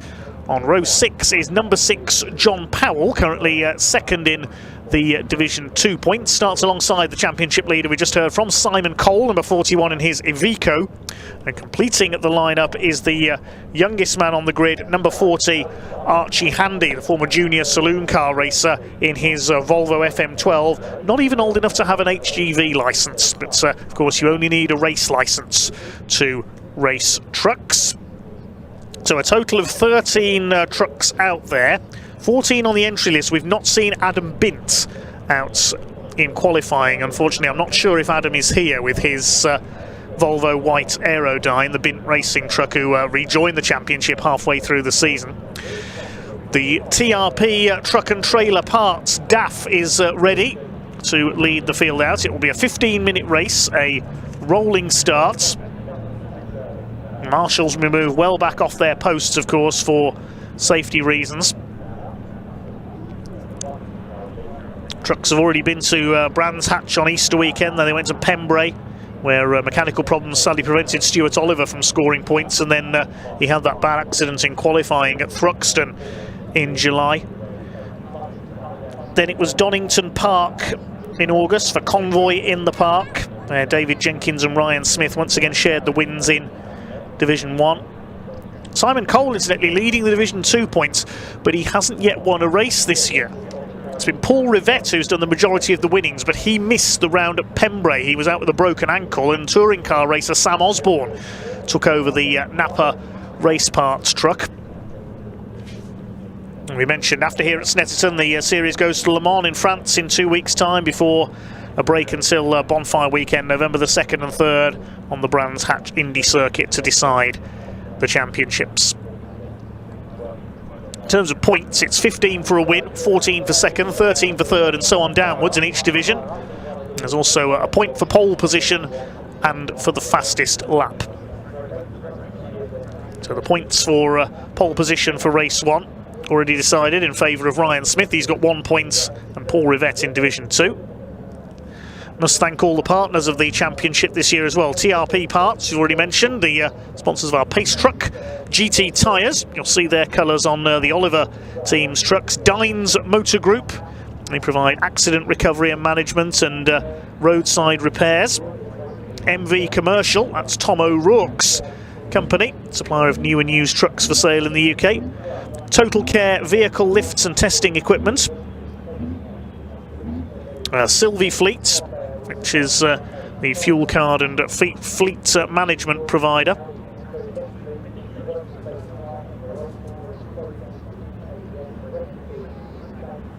BWOC, bulk fuel suppliers, supplying renewable diesel and carbon neutral fuel. Transport Monitoring Systems Limited, Truck and Driver magazine as well, and Freyhouf Trailers.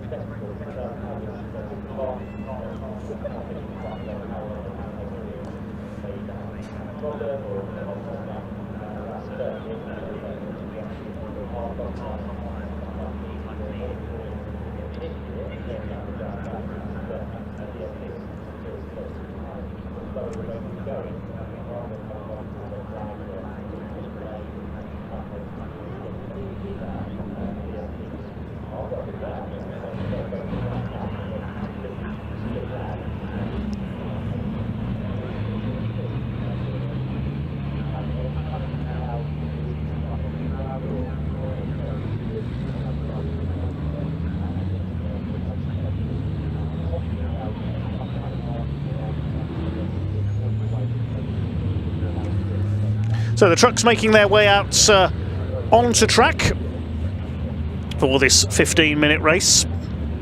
Paul Rivett in the Napa MAN. John Powell in the black and green DAF LF. That's one of the older trucks on the grid, along with Archie Handy's Volvo. That's the ex-Paul McCumiskey truck, Paddy Mack as he's known. There's no Adam Bint, unfortunately, so 13 trucks out there. Archie Handy, the son of Simon Cole, getting those tyres warmed up.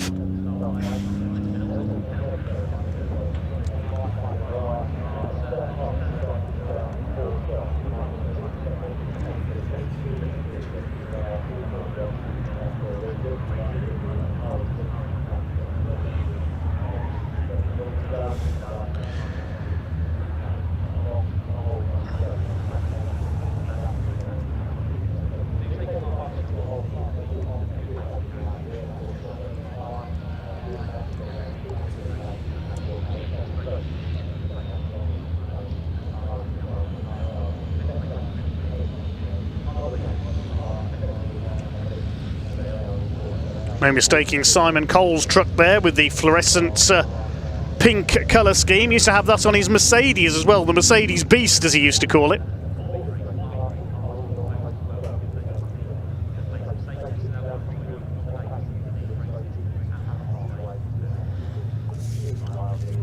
Ryan Smith currently on 381 points, David Jenkins on 322 and Stephen Powell on 309. So the three leading scorers in the Division 1 Championship in the three top slots on the grid. Michael Oliver is fourth in the points. He's had a decent season so far in the GT Tyres backed Team Oliver Racing MAN. Stuart Oliver, his father, up there in fourth on the grid in his new build. You can see Stephen Powell in the colours of Neil Yates Recovery. His running mate a bit further back in P10 on the grid, the number 33.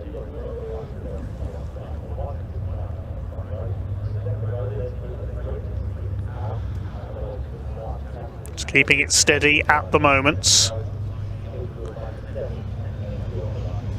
Wait to see if they're going to pull up on the grid or if they're going to unleash them straight into the race, because as you've seen from the paddock, it's quite a long lap here at Snetterton.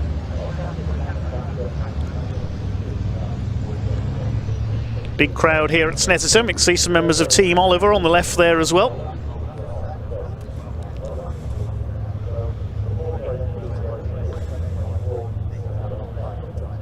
So is the pace truck going to unleash them at this time?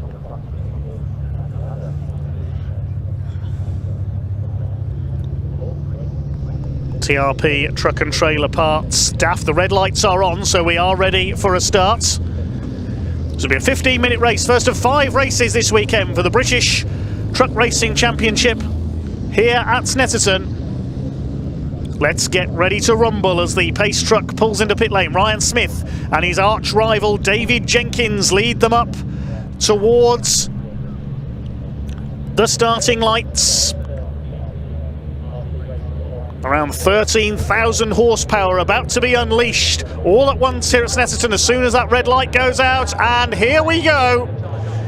First truck race of the weekend gets underway. They thunder their way down towards the first corner of Riches. Good start by Ryan Smith in the Daimler Freightliner, leads David Jenkins. Stephen Powell is in third place. Looks like Paul Rivett has held the lead of Division 2 as they head up towards Wilson's hairpin for the first time. David Jenkins kicks up a bit of dust on the outside. Already those two have gone slightly clear of their opposition. Stephen Powell is in third, then the Olivers, then John Bowler. Somebody's gone straight on. That's Neil Yates, the number 33, onto the grass. Slides around, no grip there, spins the MAN around. Man who had that huge accident at Thruxton last season at Allard Corner. He hasn't hit anything that time, fortunately. He'll rejoin at the back of the field. John Bowler runs a little bit wide there, the red and blue number 14 MAN. Coming under fire there from Michael Oliver. Behind him, Tom O'Rourke in the bonneted International Navistar. Then it's David Smith in the white MAN. Paul Rivett leads John Powell and Simon Cole in the 4-strong Division 2 field. Out of Agostini they go for the first time up towards Hamilton. Ryan Smith already starting to clear away. David Jenkins MAN in second place. Stephen Powell in third. The Olivers sandwiching John Bowler, the battle for 4th, 5th and 6th. Stuart Oliver in 4th place, the 10 times British and 1-time European champion. Of course, sadly, the European Championship doesn't visit the UK anymore as Tom O'Rourke takes Michael Oliver into Williams' corner. There is our points leader in Division 2, Simon Cole, but he's yet to win this year, desperate for a first race victory. Tom O'Rourke battling it out with Michael Oliver, but it's Ryan Smith who leads. Opened his season with 3 wins at Brands Hatch, 2 wins at Pembrey. He won all 5 races. 2 wins at Brands Hatch, sorry, 2 wins at Pembrey. He won all 5 at Thruxton. And then at Donington scored 3 wins, restricted to 2nd place. He had to start from the back of the grid for the first 2 races at Donington at Convoy in the Park. After some problems in qualifying, and off goes Ryan Smith. What on earth's happened there? 2 trucks off, Jenkins off as well. What on earth has happened there?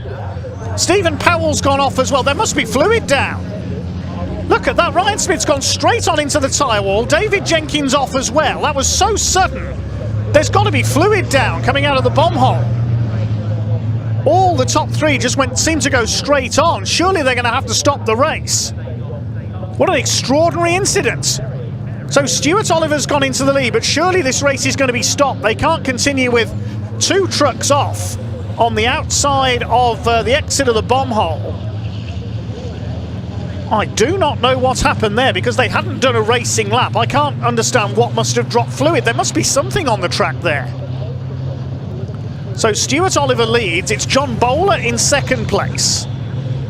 And Michael Oliver in 3rd. So Tom O'Rourke has dropped back as well there. That was such a strange incident. The red flag is coming out, not surprisingly. You can't continue with 2 trucks stranded on the outside of the entry to Coram.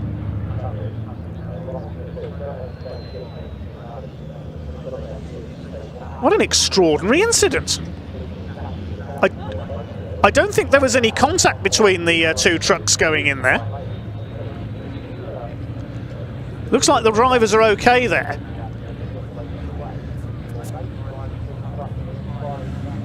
Whether they did tangle up there, we didn't quite see, but it looked as though Ryan Smith was fairly clear ahead of David Jenkins. So whether they went off independently, I can't see any damage to the 2 trucks, which suggests there may have been contact.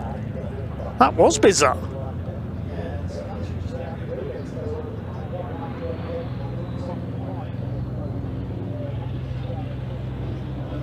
Rest of the trucks being brought back towards the grid.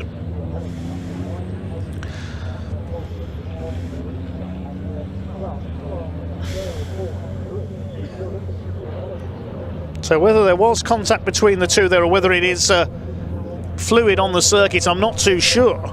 They seem to go off independently of each other there towards the tyre wall. I saw a cloud of smoke go up from, I assume, the tyres on Ryan Smith's truck as he spun round. And Stephen Powell went off as well, possibly in avoidance. I thought for a second they'd all gone on wide on some fluid. Well, I do not know what's happened there.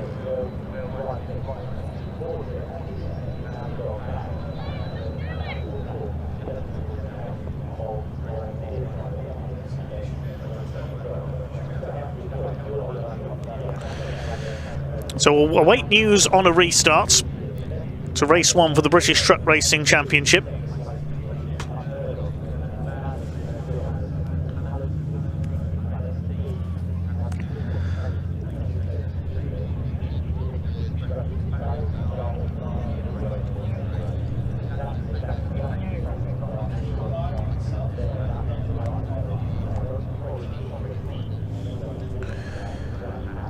Main thing is that both drivers are okay.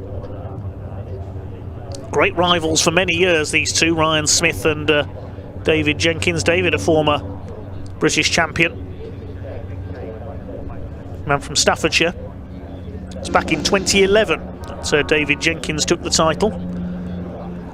Ryan Smith's run began in 2016. He took his first title and has been unbeaten in Division 1 ever since. Took 16 race wins last season. Jenkins, meanwhile, his season Last year was a little bit slow to get going. He only took 2 wins in the end last year. He was 3rd in the points.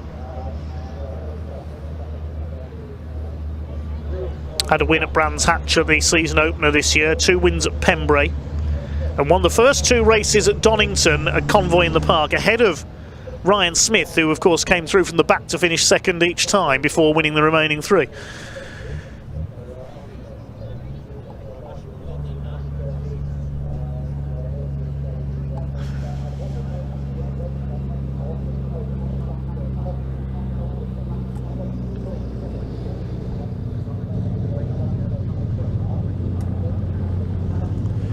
Well, the recovery trucks will be required here. The rest of the trucks will head back to the start-finish line to await a restart.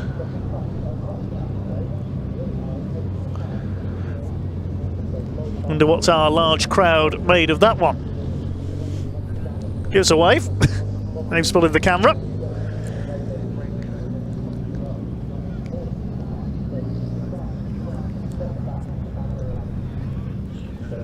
And here comes one of our recovery vehicles, NYR on the back there, Neil Yates Recovery.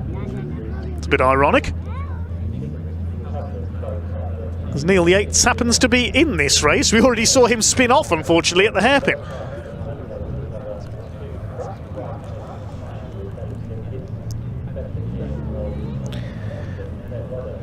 British Truck Racing Championship, one of the biggest crowd pullers on the UK circuits, quite literally.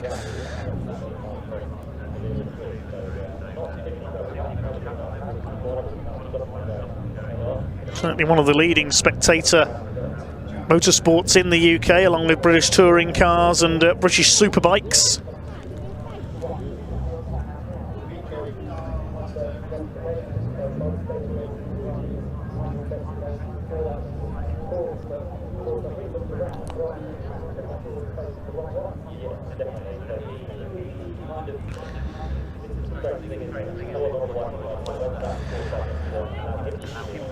So awaiting news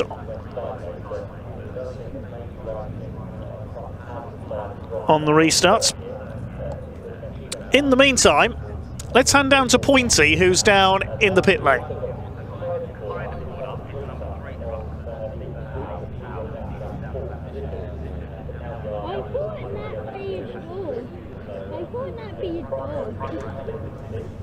I think we can hand down to Pointy in just a minute or two. He's just making his way into pit lane. See if he can find out what happened there. So we are under the red flag here at Snetterton, following an incident up at the entry to Coreham, which saw Ryan Smith and David Jenkins go off on the outside.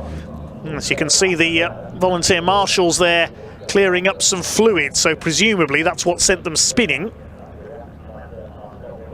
It's the RB heavy recovery and repair truck there waiting to give one of those trucks a tow.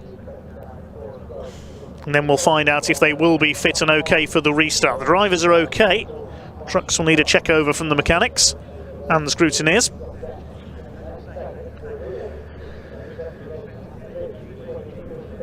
Must have been a rather astonished Stuart Oliver coming through Coreham there. He went into the corner 4th and came out in the lead.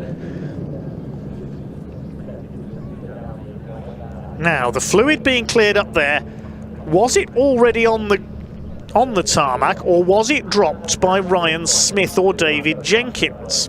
Because I saw smoke as Ryan Smith went spinning, and I thought it was just tyre smoke. But was it fluid from the number 1 truck? Meanwhile, let's see what Pointy's been able to find out down in the pits.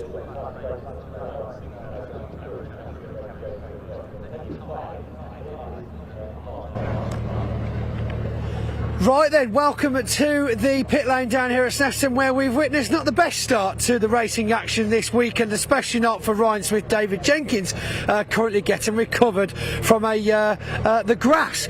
So of course we're having a re-grid, I believe, less than 2 laps completed, which means a restart re-grid of the original order. That's of course if all of the trucks are cleared to race and of course get themselves back underway. The wreckers from Trackside Recovery are on their way out, and I believe we're just waiting for permission to head out onto the grid, but it looks like the gate's shut. Are Are we able to get out there? Are we going ahead, or what's the...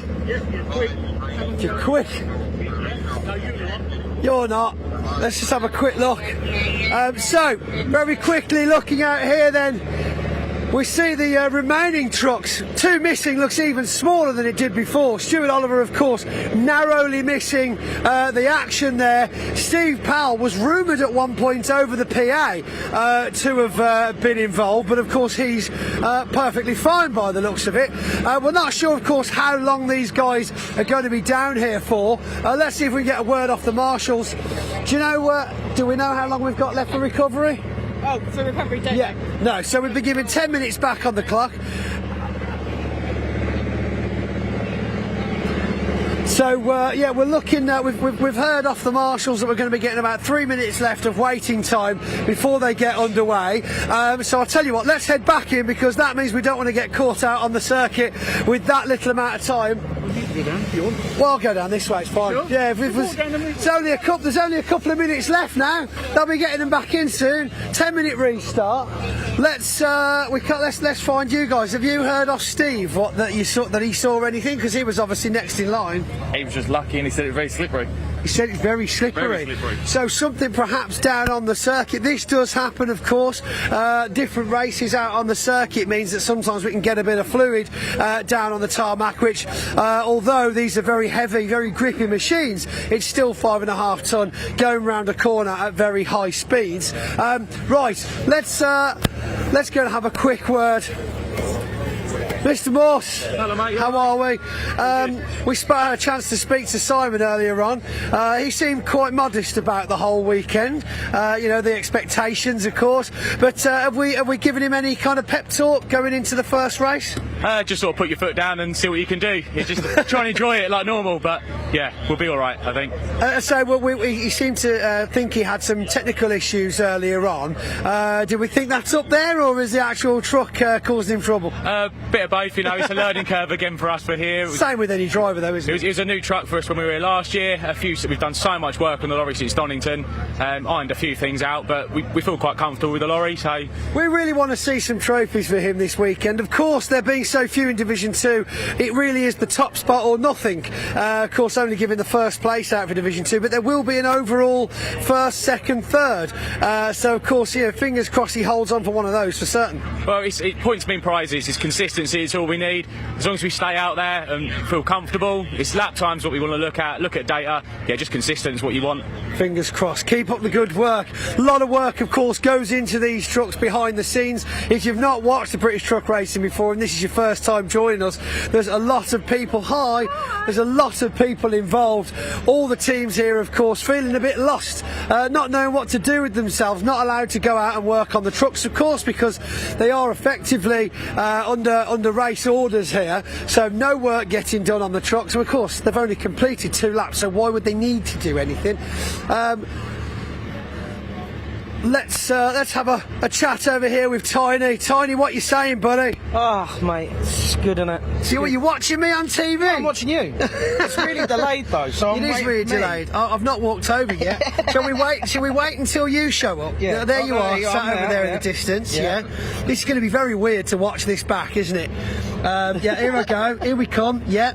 And we are 3. You do look better from behind as well. Probably. Oh, I've heard that off many a man. Thank you, Tiny. On that note, I think we shall move on. We'll move on. Of course, the pit lane garages here all shut. Unfortunately, for the people in the garages, we have got more racing series with us this weekend. But for safety, they're not allowed to have those garage doors open. We're allowed to stand here, though, which I'm not sure about. Of course, totally different to Europe. In Europe, of course, fans, team members, everybody climbing all over the pit wall. We are a lot more stringent with health and safety over here at the British circuits, because of course we've got to be. These machines do not stop lightly. I'm hearing a story in my ear here of Thruxton a few years ago when Ben Horn's truck went through the pit wall, as of course we've seen things happen much more recently, and we do have very large effects of these things. I tell you, I don't know where all the teams are hiding today. There's a fair few up here, but we can't be too far away from getting back underway now, as I believe everyone seems to be making their way back over to the garage wall. So I think from me down here, what's going on over here? Oh, they're just having a shouty conversation. Hi Archie, hi. Hi, yes, he's waving everyone.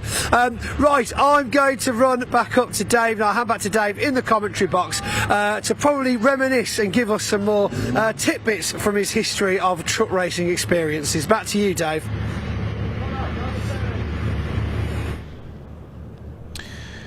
Thanks, Pointy. Yes, we see the recovery in operation up at Coreham. David Jenkins' truck being lifted onto the DAF on the left, and on the right Ryan Smith's truck has sustained quite a bit of damage by the look of it, unfortunately. Well, that's a great shame if they're out of action for the rest of today. The mechanics will work as hard as they can to try and get the big two of the championship back out. Stephen Powell went onto the grass but managed to get away without hitting anything. He's kept it going.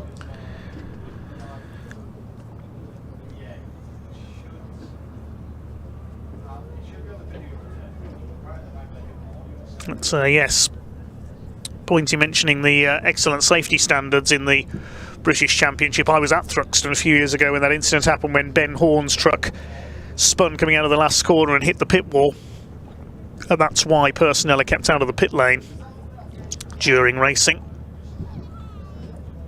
Thankfully everyone was okay, despite some fairly spectacular incidents in truck racing over the years. Serious injuries very rare indeed, thankfully, due to the construction of these trucks, the safety standards that are enforced. Marshals are kept well back off their posts during races, and the circuit safety is superb as well, as are the standards of recovery. Ryan Smith's truck being towed carefully away there by the truck on the right of your screen. David Jenkins will move shortly as well, and hopefully the restart won't eat too far into the lunch break, which was scheduled to begin at 12:55 and lasts for 1 hour, so we may have a slightly shortened lunch break here today before our 3 races this afternoon. We've got the 2-hour race for the MS UK British Endurance Championship, with Peter Erscheg and Marcus Clutton going for a clean sweep of wins this year in their Audi R8. And they were well clear in the qualifying session this morning. And then after that we'll have a second truck race over 15 minutes, and then the first of 3 races this weekend for the Pickup Truck Racing Championship.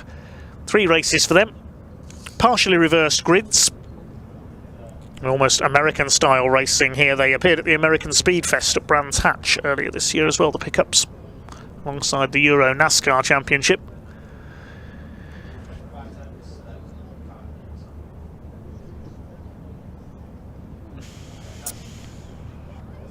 So David Jenkins' truck is towed away behind that of Ryan Smith, and the clerks of the course will just be inspecting for any barrier damage. It doesn't look as if there was much damage to the tyre wall there. Ryan Smith's truck was sliding into it, I think.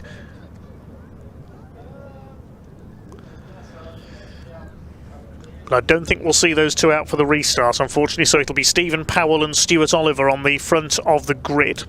Paul Rivette heading up Division 2.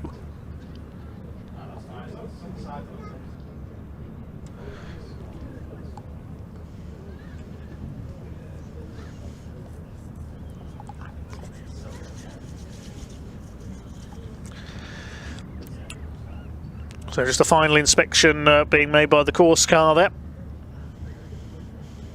Pace truck is back in position. In front of an empty front row, unfortunately. No Ryan Smith or David Jenkins. Those the top 2 in the championship. Now, if Stephen Powell can win this, he'll move up into second place in the points in Division 1, because he'll pick up 15 points for a win, and he's only 13 behind David Jenkins. Stuart Oliver needs points to move up the championship, because he's right down in 9th place coming into this weekend after 2 scoreless weekends this year after mechanical problems at Pembrey, the incident in qualifying at Thruxton that put him out for the weekend and wrecked his Volvo VNL.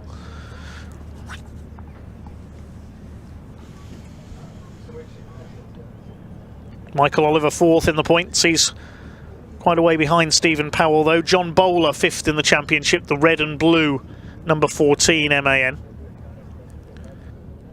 Made the move up from Division 2 last season. So there goes David Jenkins. The LJ Transportation DAF 3-axle tows him in.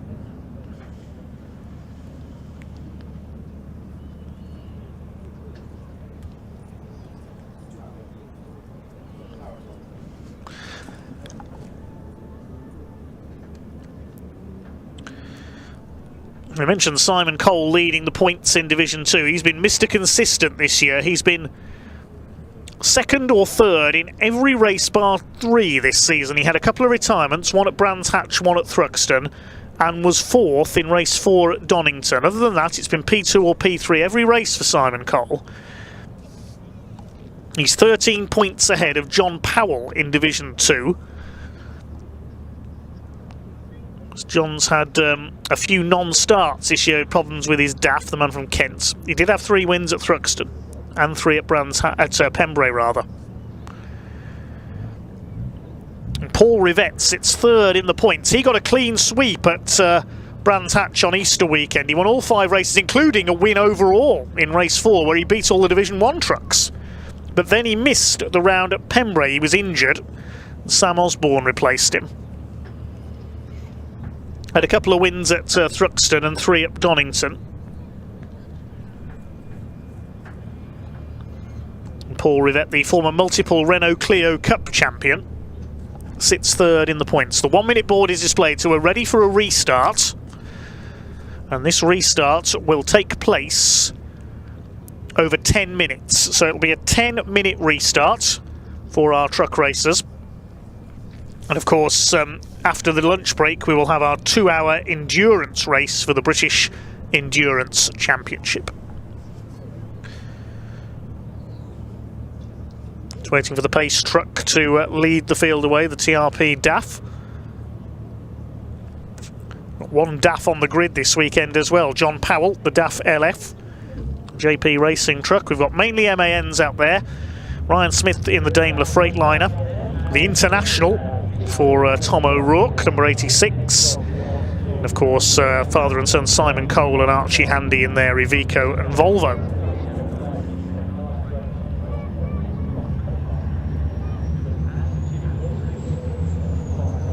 So here we go then. Stephen Powell moves up into de facto pole position for this one, with the front row left empty. No Ryan Smith or David Jenkins.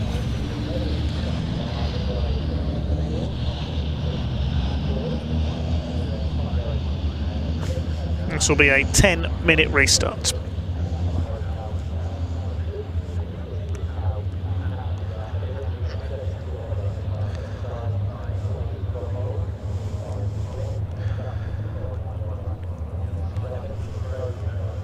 Are we going to see Stuart Oliver on top here, I wonder? He's yet to win this year. At a Brands Hatch, he had a 2nd, 2/3, a 4th and a 5th. Of course, no finishes at Pembrey after his Volvo broke down in the first race. Wasn't able to race at Thruxton after his qualifying crash, sadly. And then the man from Northumberland had a 2nd and 2/5 at Donington. And a couple of non-finishes, just really bedding in his new, fairly rush-built truck by the Team Oliver Racing squad. There he is on the front row. John Bowler on the 2nd row. Best he's had this year, a couple of 3rd places at Thruxton. He comes from up in Stockport in Cheshire. Had 1 win last season at Thruxton, his first season in Division 1.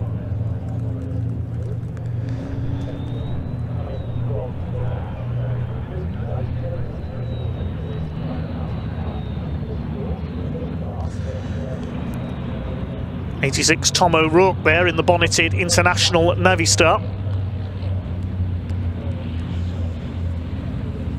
He runs MV Commercial, the man based up in Scotland. Had never been to a truck racing event, never even seen the sport until a few years ago when he exhibited with MV Commercial at Donington Park, at Convoy in the Park. Offered to sponsor the sport, ended up as the title sponsor of the British Championship for a time, and then started competing in it. Not even a big crash at Thruxton a few years ago could hold him back. Had a couple of podiums last season, has had one win in his British truck racing career, Tom O'Rourke. That was 2 years ago at Donington Park. Did an MAN then in the International now.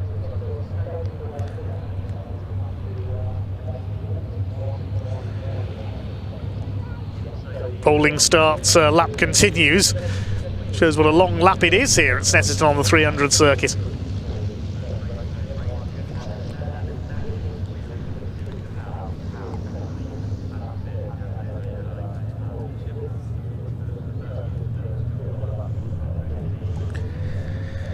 Drivers will certainly be getting pretty hot in their cabs here. The sun is out, but it's not the warmest day here in Norfolk. But it does get very hot in a race vehicle very quickly.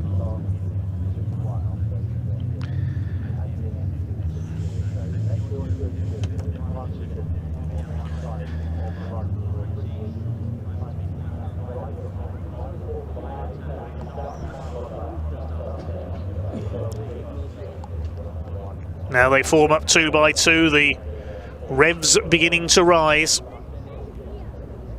11 trucks out there for the restart of race number 1 for the British Truck Racing Championship here on the Snetterton 300 circuit.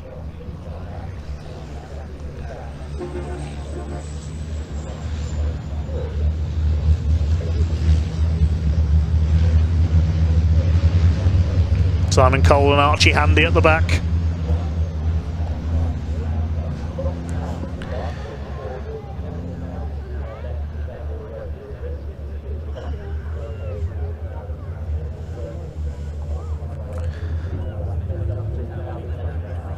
See the dust there, it's been put down on the fluid at Coram. Here we go then. Stephen Powell and Stuart Oliver lead them round. The second attempt at race number 1 for the British Truck Racing Championship here at Snetterton. Tension begins to mount once again.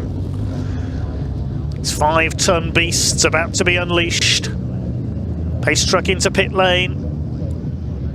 Red and white MAN of Stephen Powell alongside the grey and yellow of Stuart Oliver. Revs beginning to rise, the red lights are on. Waiting for the lights to go out. 10 minutes of racing about to get underway. Here we go. Lights go out and they're away. Who's going to get the whole shot into Rich's corner? It's a great start by Stephen Powell, the man from Kentley's Way. Look at John Bowler up the inside. He's taken Michael Oliver, he's taken Stuart Oliver. What a start by John Bowler, up into second place in the number 14 MAN. Up towards Wilson's hairpin they come for the first time. Stephen Powell has the lead. Bowler in second place, then it's the Olivers. Which of them is in front? It's Stuart ahead of Michael. Tom O'Rourke is in fifth. Neil Yates avoids spinning this time, but he does run wide. Well, I say avoids spinning, he nearly lost it there on the exit. The back of the truck almost came around.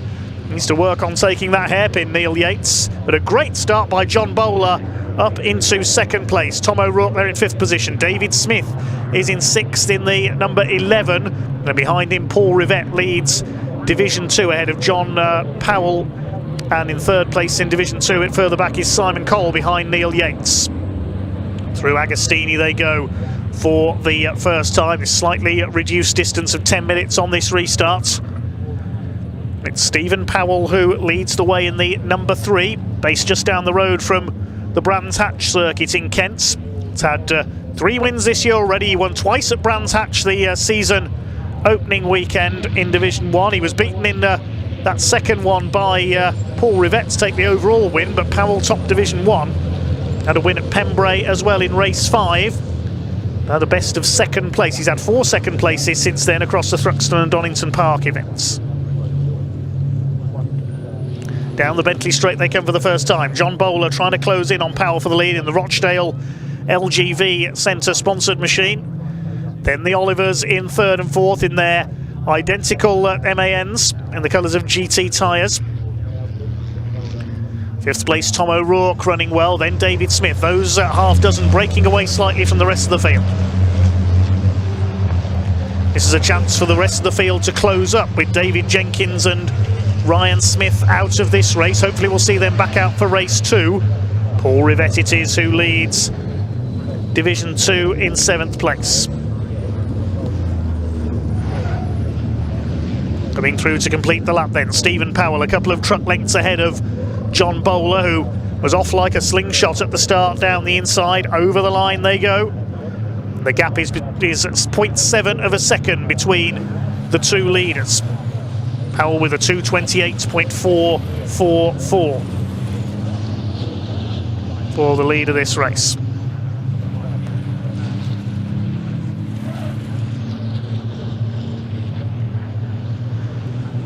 Tom O'Rourke's gained places off the line up into 5th place as well. He made a decent getaway. So Rivett leads Division 2 by 1.1 seconds near enough ahead of John Powell, 2nd in Division 2. 3rd of the slightly less powerful Division 2 trucks is Mr. Consistent, Simon Cole, then Archie Handy. 11 trucks still running then.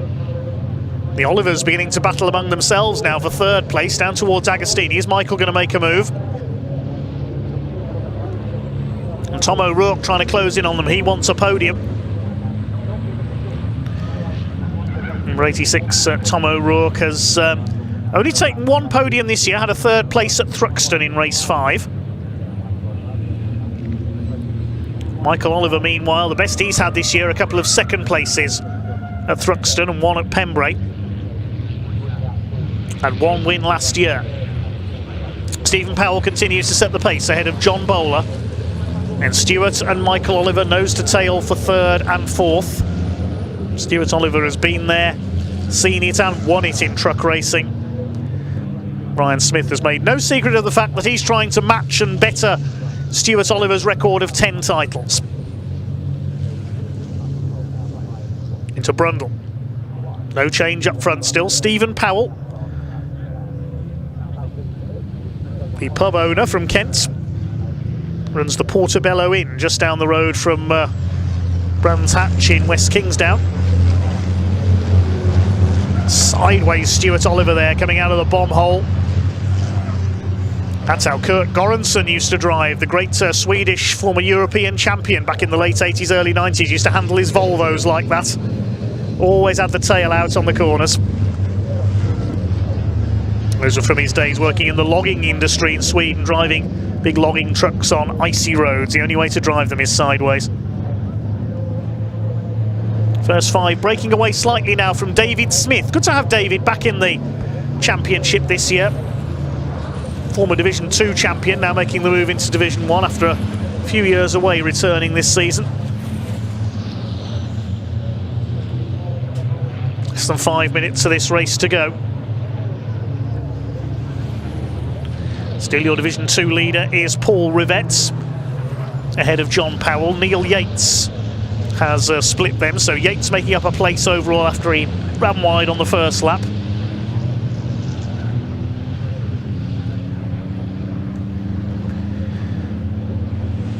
Oliver's displaying the colours of Tahuna Honey, their new sponsor this year, and again Stuart Oliver kicks the tail out. Handling like a speedway bike, his machine. He could lose 3rd place to his son Michael trying to get round the outside. I don't think he'll get round the outside at Agostini, or will he? Yes, he has. Yes, he has. Can he get the move done here on the exit? Well, I don't think that's ever been seen in truck racing before, a truck going around the outside for a place at Agostini, but Michael Oliver's got it done. Possibly because Stuart's suffering from a few handling problems here. Now Tom O'Rourke closing in the International as well. This is allowing the first 2 to get away slightly. Stephen Powell certainly opening up a gap over John Bowler here. Nearly 1.5 seconds up now, the man from Kent. John Bowler from Cheshire in 2nd place. The Olivers from Northumberland. Tom O'Rourke all the way from Scotland in 5th place. David Smith, also from Kent, in 6th position. Paul Rivett still 7th ahead of Yates, John Powell and Simon Cole. Here they come into Brundle and the right-hander at Nelson. Be careful on the curbs through there. Very easy to run wide on the exit or get up on the inside curve, can flick your front wheel into the air. John Bowler's being closed down here by a rapid-looking Michael Oliver. He's up to 3rd. Can he get 2nd place away? They may get 2 more laps out of this in this slightly reduced restarts for race 1 for the British Truck Racing Championship. Here they come up over the line. Now the lead gap was 1.45 seconds. See how close Michael Oliver is, as well as a black and white flag going out. That's the driving standards flag, and it's for John Bowler, number 14. Possibly for exceeding track limits. He could lose 2nd place here to the number 12 of Michael Oliver. Couple of laps to go then. And Michael Oliver is in attacking mode. He's going for P2, looking for his best finish of the year so far. Stephen Powell still leads. His lead gap had come down very slightly. It's down to 1.38 seconds. But less than 1.3 seconds covering the next 3. The Olivers and Tom O'Rourke.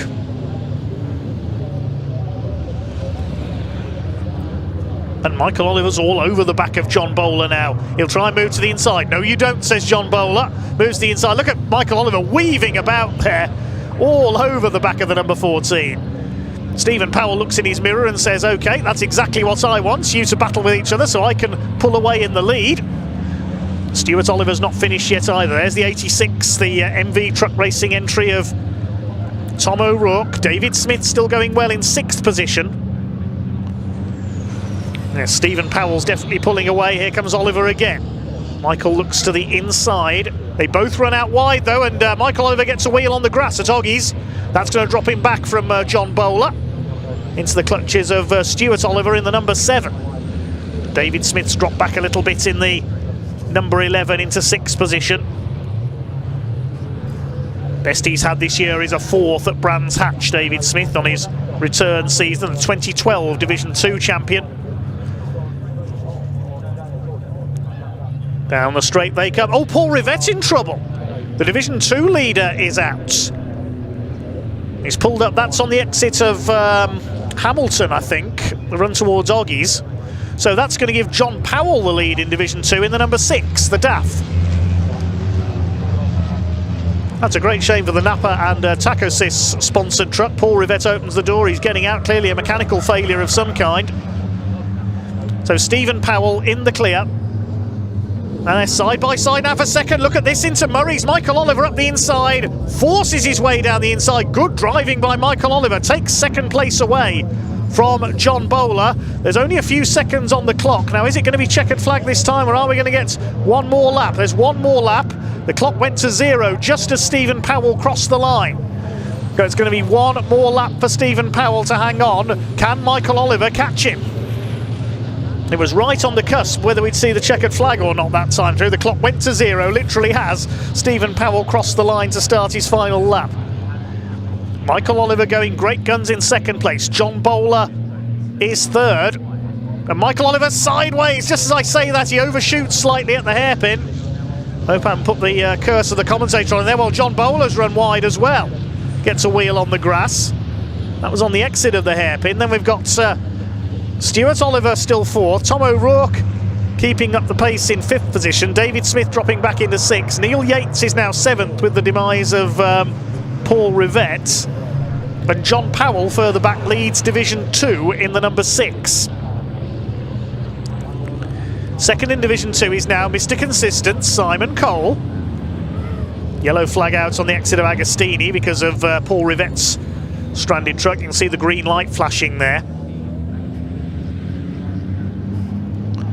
Michael Oliver continuing to pull away. No, there's Paul Rivett. You can see him, he's parked well off circuit there on the exit of Agostini, so I'm not sure why the green light was showing just before that. So Simon Cole up to 2nd in Division 2. Archie Handy is 3rd. Now, has he had a podium in Division 2 yet, the number 40? Yes, he has. He had a couple at Pembrey. So he'll equal his best result in Division 2 here.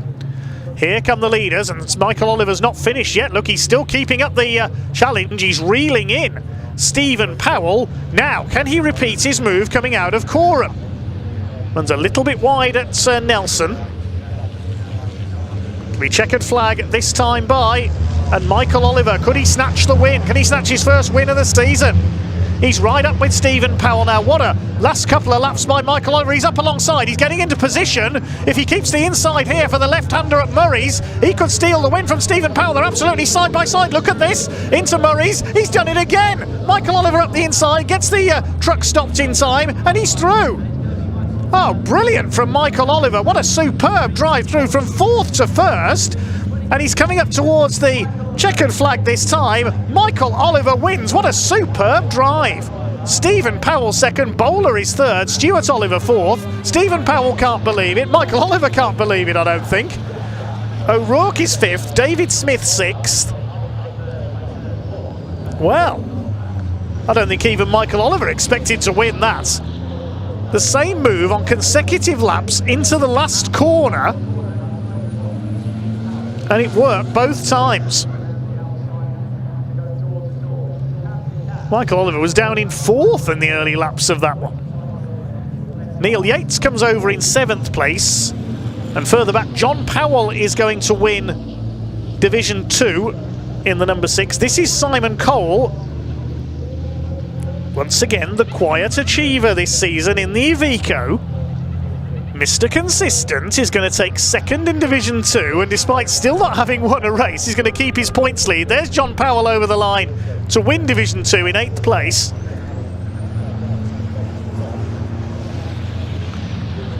But keeping the championship lead is going to be Simon Cole. He's a bit further back down the road. And Archie Handy's going to take 3rd. Here comes Cole, the man from Dartford, just east of London. And there's Archie Handy. Well, what a remarkable race to begin the weekend for the British Truck Racing Championship. Simon Cole keeps his points lead in Division 2. Now, who gets the point for fastest lap is another question. Stephen Powell got the quickest lap of the race, 2:27.859, so he gets the extra point there. And in Division 2, it'll be Paul Rivette will at least get a point for fastest lap. So Michael Oliver the winner ahead of Stephen Powell, snatching the win on the very last corner, and John Bowler a fine 3rd place. You'd have got relatively long odds on that result if betting was allowed here at Snetterton.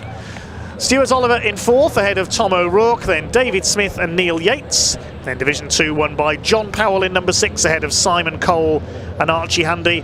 We lost Paul Rivette, and of course Ryan Smith and David Jenkins didn't take the restarts. We'll wait pointy to catch up with the drivers down in Parc Ferme.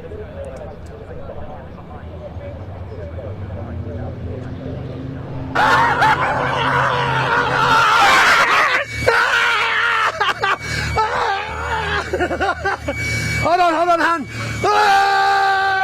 My last corner! Knocked out my last corner! Oh my gosh, I mean, phenomenal race from everybody up there at the front, but my God, what, I mean, talk about leaving it till the last minute. Oh, send it. I mean, when I was in the pit lane before I left halfway through the race, I was like, do you reckon Stu's going to let him through in a minute? And then all of a sudden, it's like last lap, Michael Oliver, there he is. I mean, wow. Honestly, I've never in my life. You can go home now, mate. I will.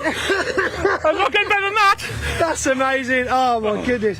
I mean, I don't have to ask how you feel. There's, you know, well, I've not even spoken to you for a while, and here we are. So what a way to start the weekend. Yeah.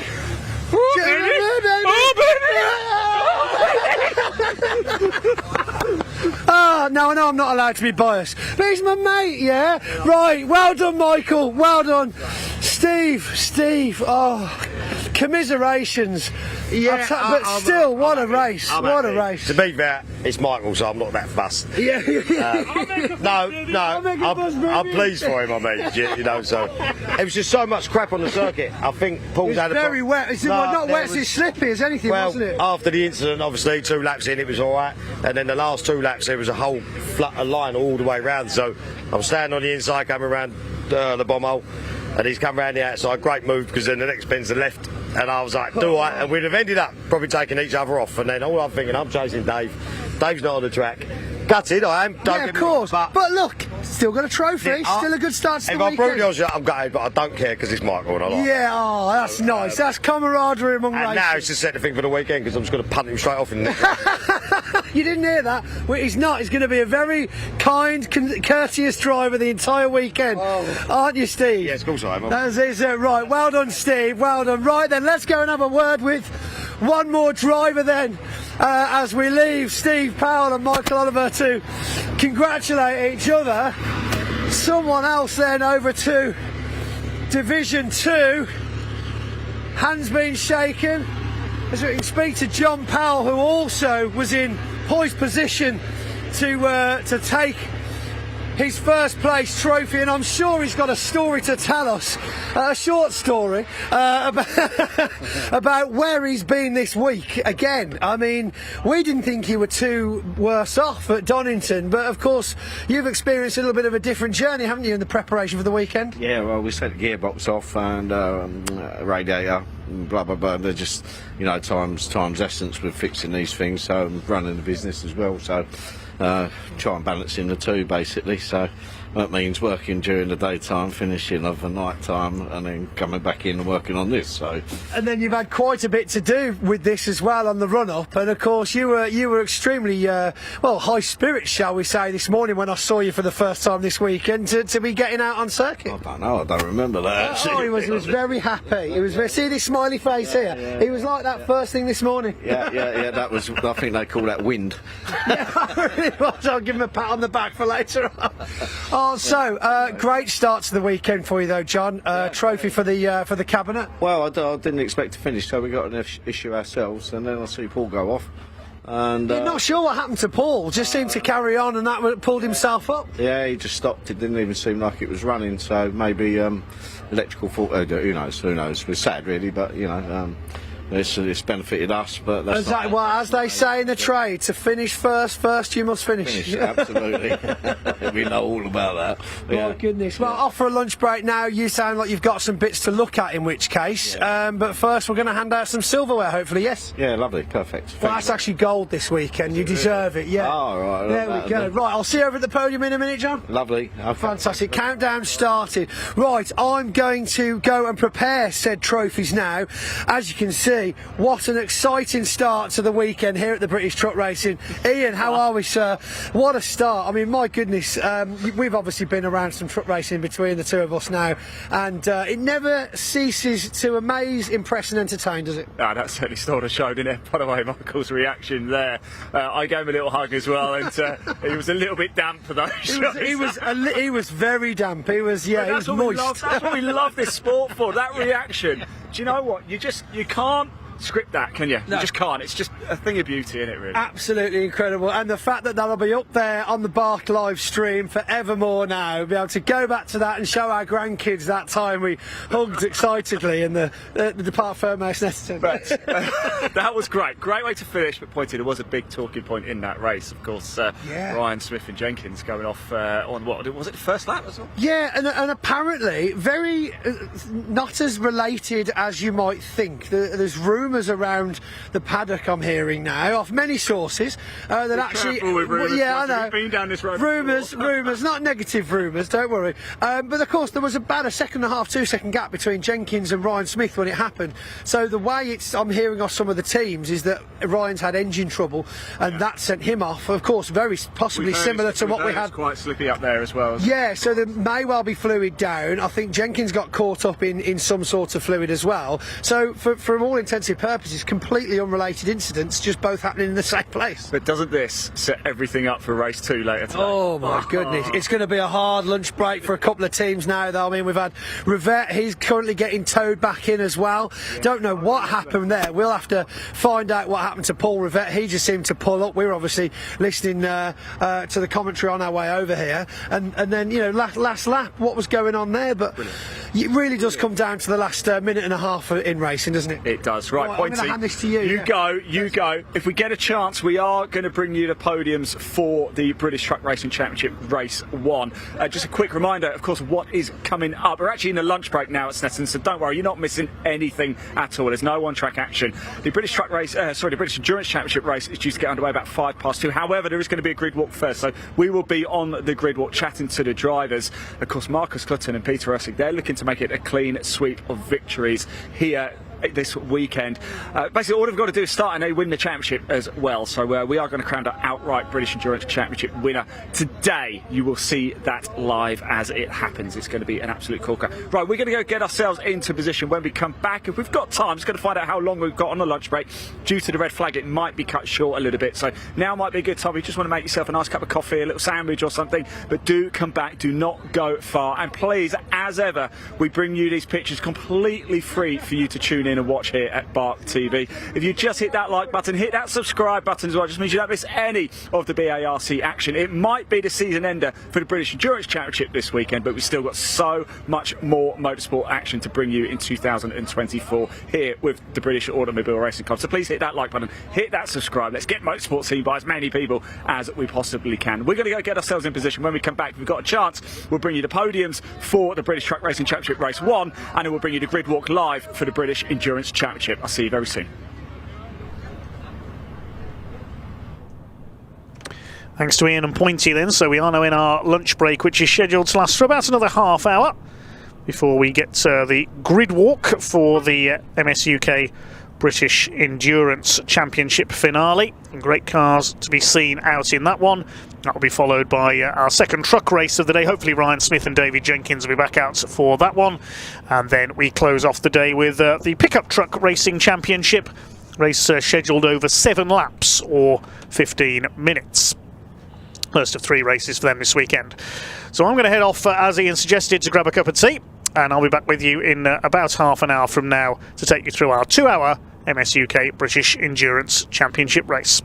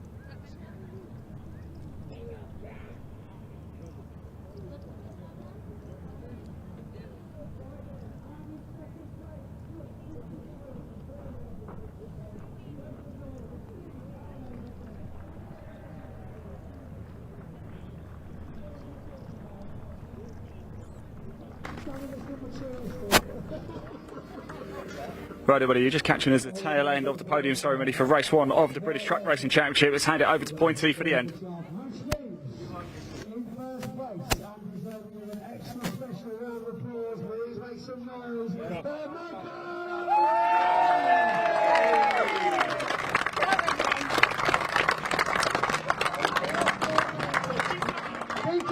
He's milking it, he's milking it. And I've just been reminded that we didn't do the one word. We didn't do the one word. John, where have you gone? Where's John? Is he hiding? Is he gone? John's got to do his one word if he's still about. And before we go, I'll get a one word off this John. John, one word for the race? Bastard. Okay. Steve, one word for the race? Slippery. Slippery. It's just the way some of us like it. Okay, here we go. Michael, one word. Winner! Another round of applause. Here we go. Go on. Lucky. Lucky. Oh, I like that. Modest to the end. Very good. Very good. Right then. Oh, and the cameraman's here now. So there we go. Right. Thank you very much for joining us all for the first trophy presentations. Of course, half an hour. Oh no! Half an hour after the next race, we'll be doing another set of trophies, but please enjoy the on-track action that's going out just now. Second and last race of the day for the British Trucks will be around 4:20 this afternoon, and of course trophies just after that. Thank you for joining us. Enjoy the rest of your day. We will, Pointy. That was brilliant stuff. We got a little bit drenched in champagne. I got dampened by champagne. Yeah. Oh, hold on. Hold on, everybody. I've got some hats to hand out to the kids, so I'll throw those to you. There's not enough to go around, so you're just going to have to fight for it. Just fight for it. Right, we better get off camera then, because that could get messy. Right, so there you go. That's the end of the trophy presentation for round 1, race 1, sorry, of the British Truck Racing Championship here at Snetterton. Now, stay with us, because we are going to head down to the track now, because it's almost time for the grid walk for the British Endurance Championship. Yes, the final round of the season. Second time, actually, we've been here at Snetterton this year. A little bit earlier on, of course, Marcus Clutton and Peter Essig did take the win. So what's at stake in the British Endurance Championship? Well, a number of classes have already been wrapped up. We'll give you a little look behind the scenes actually as we walk. I'm sure that's it. That's nice, isn't it? Nobody wants to look at the back of my head, so we'll give you a little look behind the scenes here at Snetterton as we make our way out actually of the truck paddock. And you see a couple more out there, actually. There's Archie Handy and Simon Cole. That's where they're based. We're just going to make our way down. And if we turn the camera around, actually, you can see the British Endurance Championship teams and the Britcar Trophy. They're out tomorrow. They're occupying all of the garages. I mean, look at those. Some of those lorries are unbelievable as well, aren't they?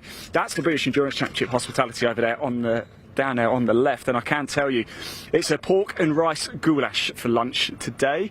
Very tasty indeed. And tomorrow, I'm delighted to say, we have a roast dinner being prepared for us. Sorry, I'm taking this the wrong way, typical as you would do. Right, so what's at stake in the British Endurance Championship? Well, as I said, a number of classes have already been wrapped up. In Class A, Peter Essig and Marcus Clutton, they've already won Class A. The small matter, of course, today is the outright title. Now, unfortunately, Josh Steed and Bal Sidhu are not here. They're second in the championship, 12 points behind. So essentially, with scores and how the handicap works, all they really have to do, Marcus Clutton and Peter Essig, is just sort of start the race, really, and get through a lap, and they will be champion. Hang on, Mr. Sharp is here. He's here tomorrow with the MG owners. Let's just grab a quick word of him. How you doing, mate? You're out tomorrow, aren't you? You just caught me mid-manoeuvring the trailer. Yeah, out tomorrow, yeah. You're looking forward to it, right? Really looking forward to it. And the weather's gorgeous. Yeah. All right, it's going to stay nice for tomorrow as well, so you're going to be in good shape. Look, yeah, you're out in the MG owners. Tell us what's it been like this season. Yeah, it's been really good. Will's out in his MGB because his midget's not ready. Right. So we had a problem at Donington last round. Our engine went to Donington, so we've had a new engine put in. Trade Glass UK and Spider adhesives have literally saved the day. Nice. And without them, we wouldn't be here. So thank you so much to them. But yeah, tomorrow's going to be a good day. everybody's all moaning about points or wondering where they're all going to finish. Me and Eddie don't care. We're just going to hell for leather, go for it. Top man, look, we better crack on anyway. Cars are going on track. It's great to see you. We'll see you tomorrow. As I was saying as well, Class B has been wrapped up. Nick and Richard Avery, they are the winners of Class B. Can't be caught in that. In Class D, of course, Bal Sidhu and Josh Steed sit second in the championship overall. They've wrapped up Class D as well. Class F, of course, got the brothers Callum and Adam Thompson. They cannot be caught in Class F. Let's just cut through a garage, shall we? We've got this is actually High Road Motorsport. They're out tomorrow in the Brit Car Trophy in the Clio, so that's going to be a cracking race, by the way. Do tune in for that one, because certainly the Clio class in the Brit Car Trophy is very close indeed. Sorry about that, John. Can you get through there? We just got to be careful. We're going to get ourselves onto the track. In Class E, Simon Mason and Chris Byland, they're actually not here this weekend. Could have probably done with a little banker, but it looks like they're pretty much good for the title. And in Class G, the Ginettas, Johnny McGregor and Arthur Simondette, they could have been caught this weekend by Cameron Bratt-Thompson and Charlotte Birch, but Cameron is not here. Look at that. There you go. There goes your Class A. There's Peter Ursig and Marcus Clutton going out. So it looks like today they will be crowned champions. There goes the 68 McLaren there of Team Brett. Here comes another one as well. Yeah, it's great to see these cars, isn't it? This one here. This is Takumi Aiko. He's come all the way over from Japan, and Noah Crosby in the first for the first time in the car this weekend as well. We'll see.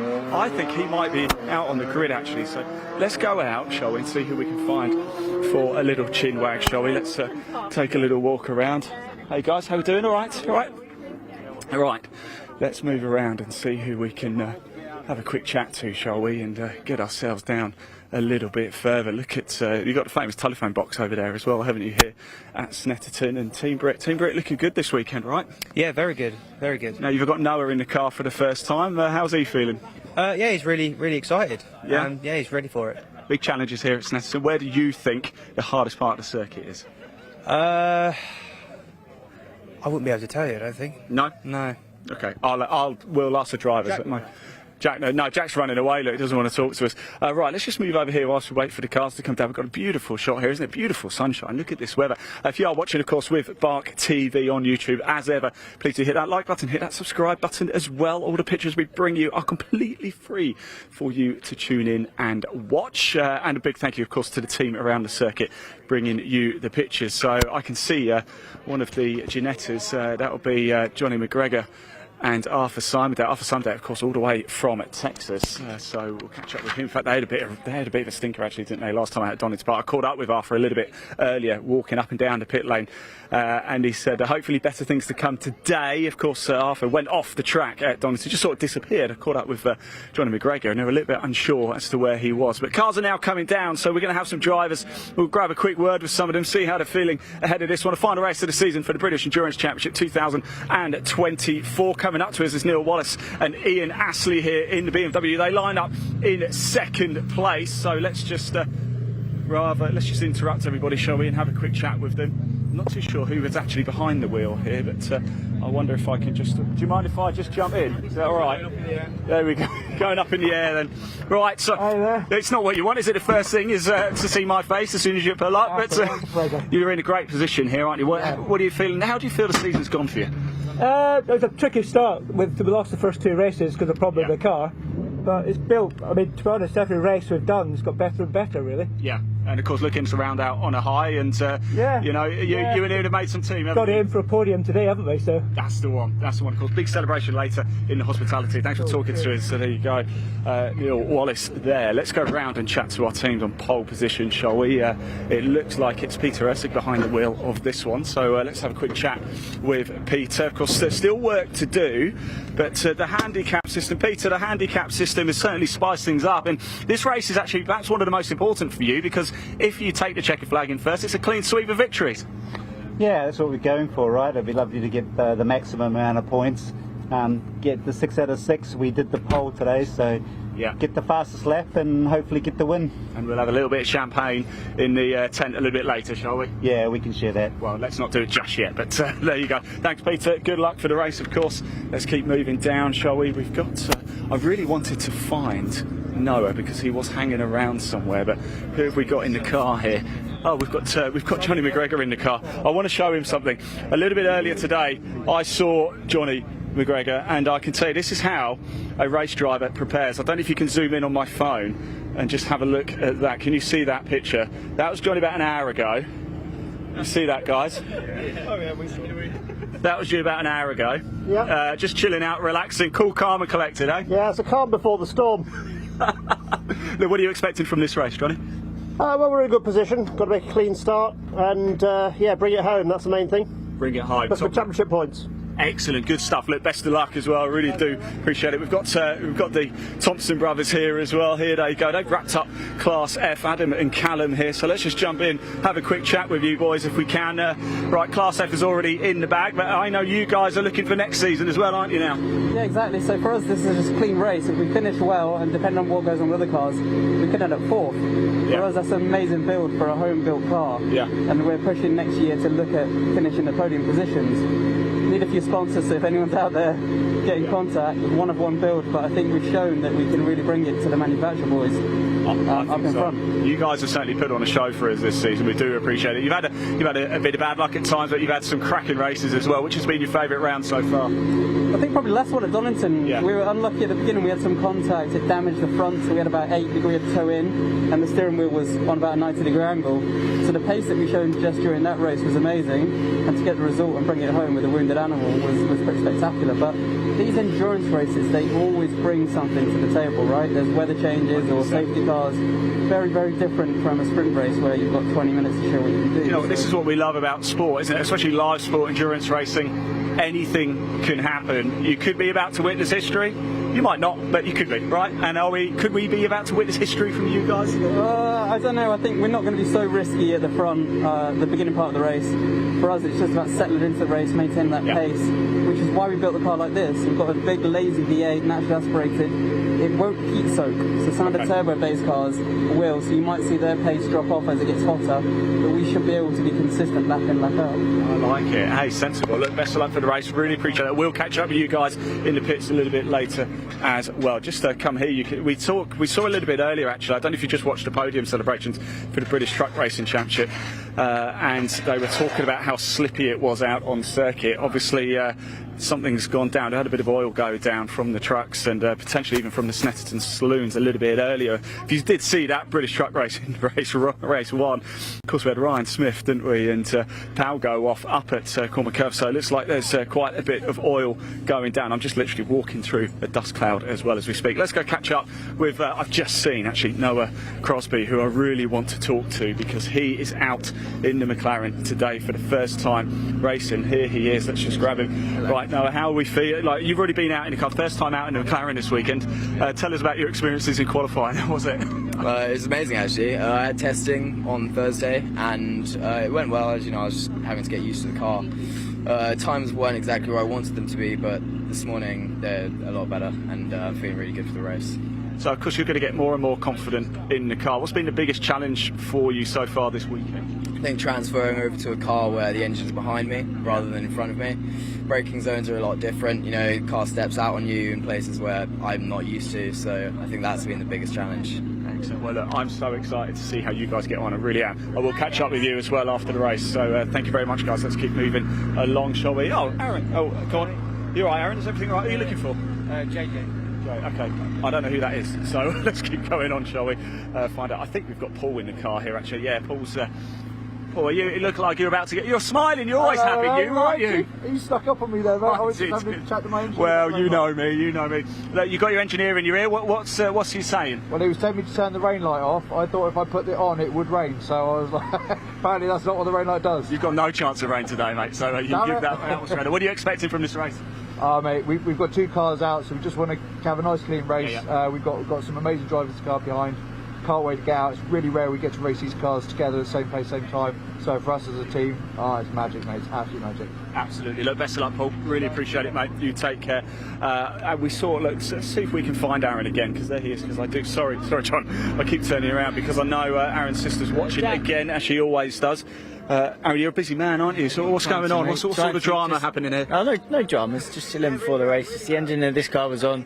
No other cars have the engine on, so we just turned it off. Just save a bit of fuel anyway. I just had a quick chat with Paul. He's smiling and feeling confident. What's it been like co-piloting with him this season? Oh, it's been awesome piloting with Paul this year. He's been a little sponge. I'm a bit more experienced in this car than he is, so yeah, every chance he can, he's always looking at my laps and stuff to learn anything and everything that he can. So he's made great progress through the year. I'm really proud of the development we've seen from him. Do you want to say hello to Sis? She's watching. Of course. Hello, Hayley. Hello. Good to see you. Thank you so much for watching as always, and her friend Lauren, her housemate Lauren in Thailand's watching too. So thank you both for watching, and I hope we put on a great race for you both. Love you.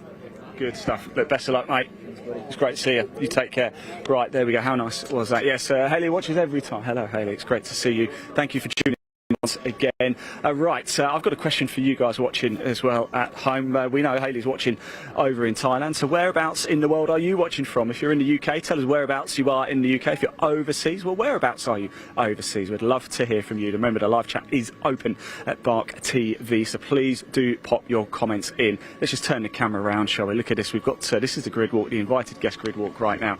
Fantastic stuff. A little bit earlier actually as well, Stuart Oliver came down to Team Brit. Team Brit and Stuart Oliver with GT Racing, they share a sponsor, Odyssey Batteries, and Stuart was getting to grips with the hand controls. It was quite fascinating to see and hear what he made of it. Of course, Team Brit well, they're a disability race team, and I have to say I've had the good fortune as well of having a little go in one of their BMWs. They wouldn't put me out in one of these McLarens, which I don't blame them for. You wouldn't let me have a go in one of these McLarens, would you?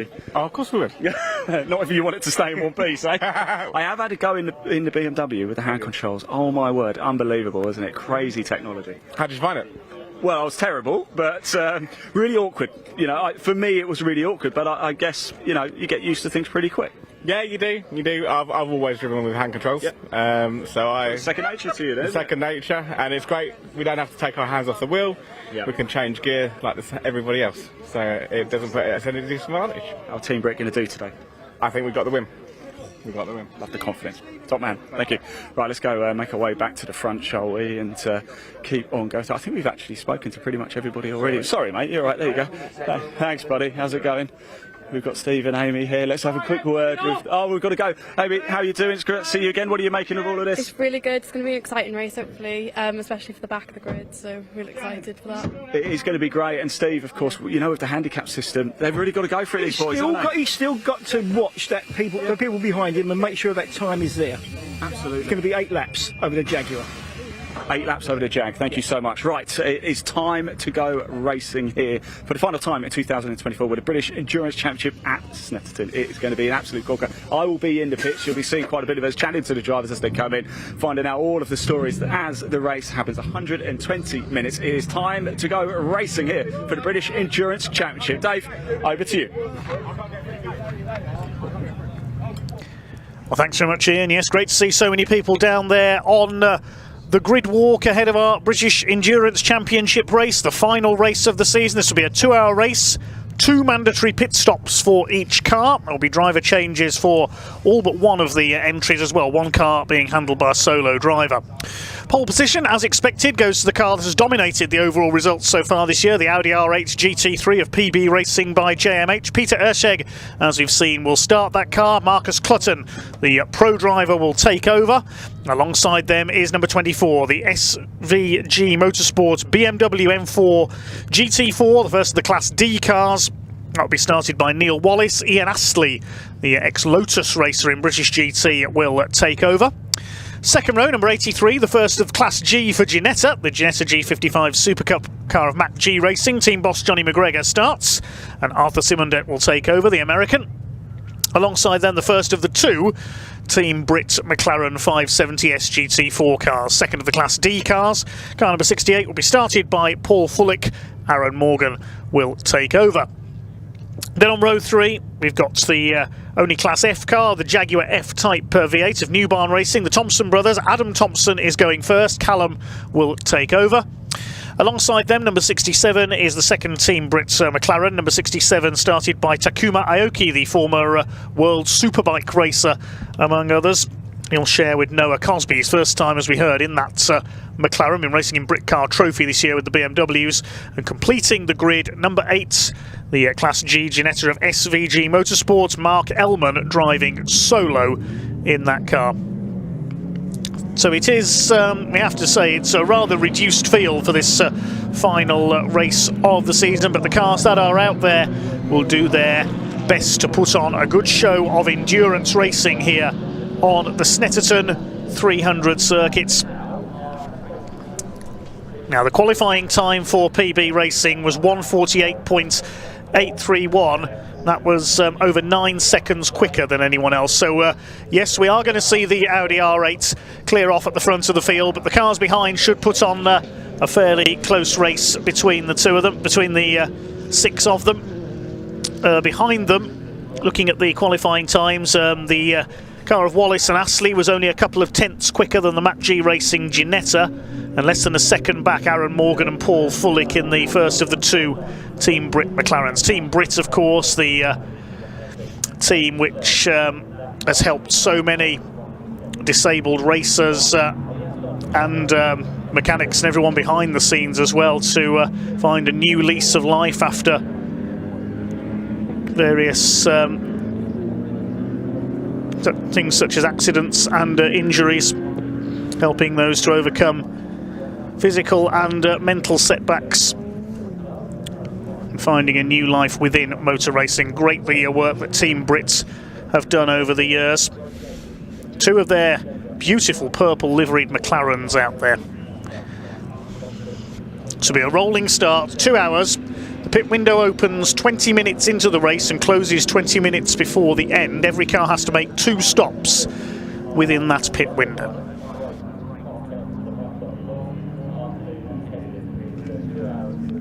That's the beautiful Audi R8 GT3 that has won all 5 races so far this year. Peter Erscheg, the former Porsche racer, leading them round. Share with Marcus Clutton, who's raced McLarens in the British GT Championship, among other things. He's raced Radicals very successfully as well, the little sports racing prototypes. The BMW M4 starts alongside. Seen Neil Wallace and Ian Astley find success in BritCar Trophy with a Ginetta in the past for SVG Motorsports. Look out for the Thompsons in the white Jaguar as well. They would dearly love an overall podium here.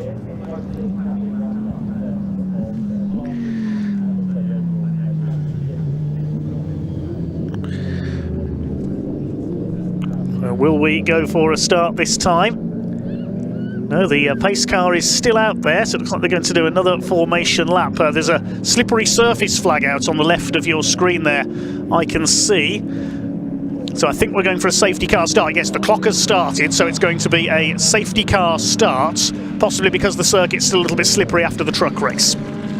So it's just to let the drivers acclimatise to the conditions. So the race has effectively now started. We are going to start behind the safety car for our MS UK British Endurance Championship 2-hour race in the Snetterton sunshine.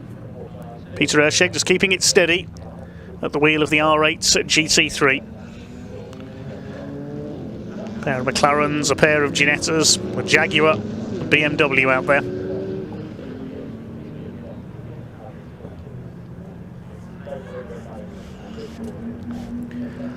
Beautiful looking field of sports and GT cars.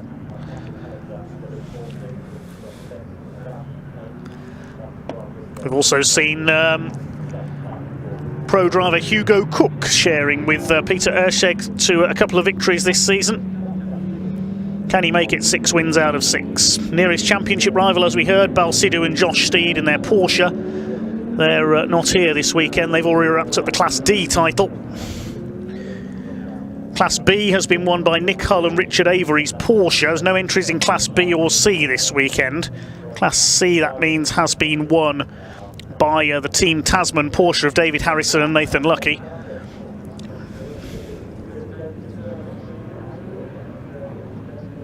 Class E by Chris Baerlan and Simon Mason in the Cupra. Class F, we know the Thompsons have already wrapped that up in the Jaguar.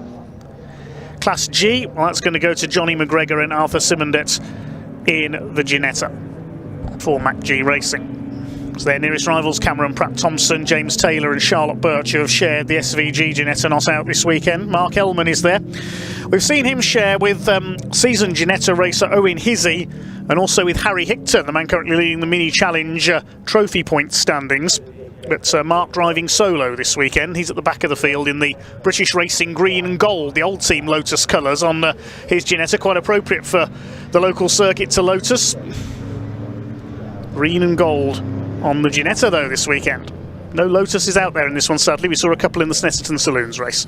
Well, now they're forming up 2 by 2. It will be a race start this time. The car's already under green flag conditions, but the safety car will unleash them. The orange and black Audi R8 GT3, the blue and white BMW with the red flashes alongside the M4 GT4 car. It's the black and yellow Ginetta of Johnny McGregor, sharing with Arthur Simondet. And then the purple McLaren, the first of 2 purple McLarens for Team Brit. The pace car swings into pit lane. Red lights will go out this time. About 3 minutes they've taken to get round under the safety car start, but the race gets officially underway. And down towards that first corner. Watch for that Audi rocket away from the rest of the field. Good start by Johnny McGregor in the Ginetta. Goes past the BMW up into second place. But Peter Erscheg, as expected, is already clearing off in front in the PB Racing Audi R8 GT3. Johnny McGregor in second place. Then in third it's Neil Wallace. First of the Team Brit McLarens is next. That's number 68, driven by Paul Fullick. Takuma Aoki, the former motorcycle star, is at the back of the field in the car he shares with Noah Cosby. Battle is on for third place up there. Looks like Paul Fullick trying to make a move in the car he's sharing with Aaron Morgan, now a star of the British GT Championship, both of them having overcome serious injuries sustained in motorcycle accidents over the years. Aaron Morgan, of course, in a motocross crash where he broke his back several years ago.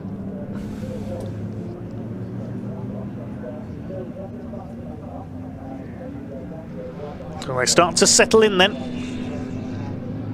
for 2 hours of endurance racing on the Snetterton 300 circuits. The BMW being chased by Adam Thompson at the wheel of the Jaguar F-Type with that big rear wing. That rear wing was unfortunately knocked off in a collision with the barriers at Silverstone early this season, which deranged the Jaguar suspension and put them out of that race after only a couple of laps. But Adam Thompson draws past Neil Wallace and up into 4th position.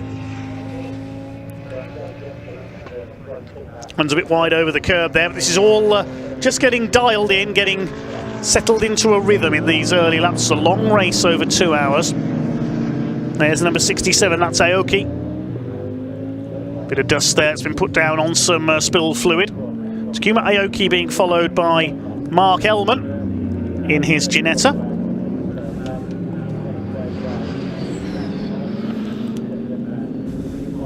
Over the line come the leading cars. The lead gap is already 7.39 seconds at the end of that lap.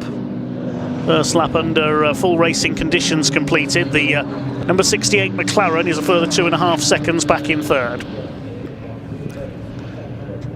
There's our third place man, that is Paul Fullick in Team Brit's McLaren.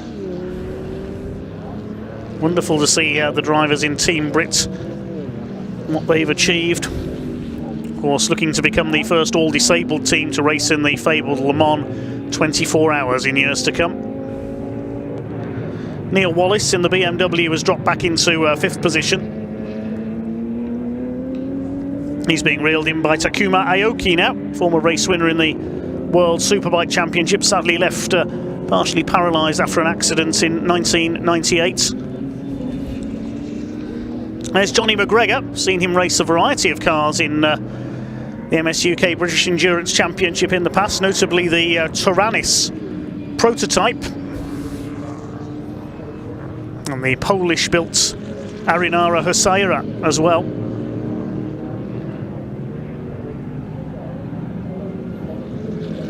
Running in second place, Neil Wallace has been reeled in by the McLaren and the Ginetta of Mark Ellman behind him. Takuma Aoki tucks in under his rear wings. Going to try and make a move into Brundle. This is for P5. He's going through. Takuma Aoki takes the BMW.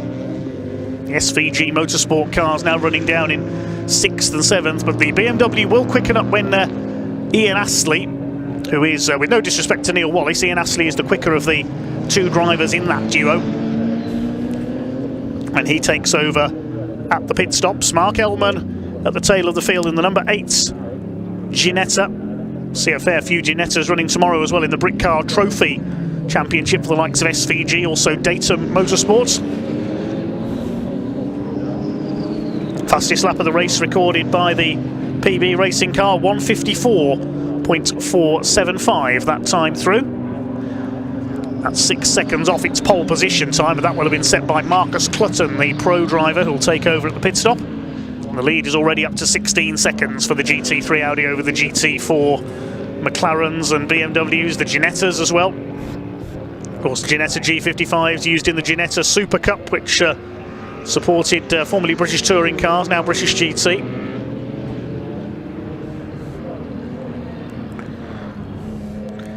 Team Brit in 3rd place, 3.5 seconds off Mac G Racing. Their lap time about a second slower that time through, 2:04.1 for Paul Fullick, sitting there in 3rd position.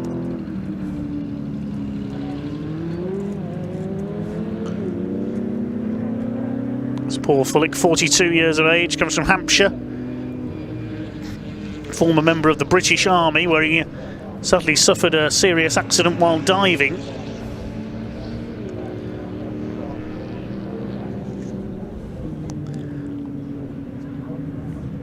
And after recovering from that and raising tens of thousands of pounds for the neurological hospital in London where he was treated, including travelling from John O'Groats to Land's End on 50cc mopeds with some friends.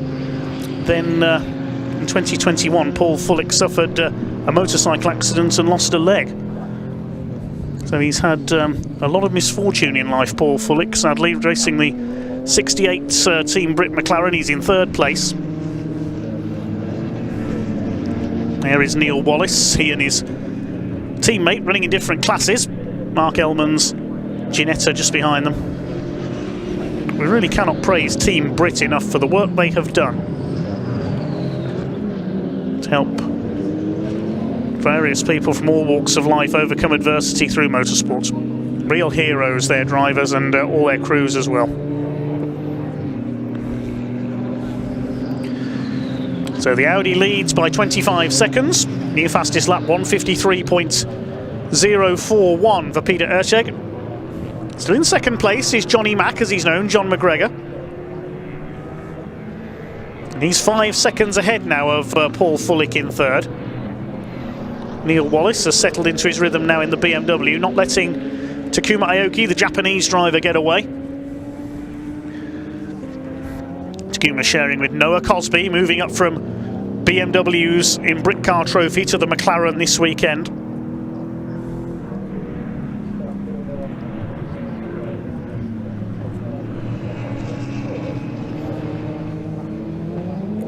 Beautiful looking BMW of SVG Motorsport, the M4 GT4.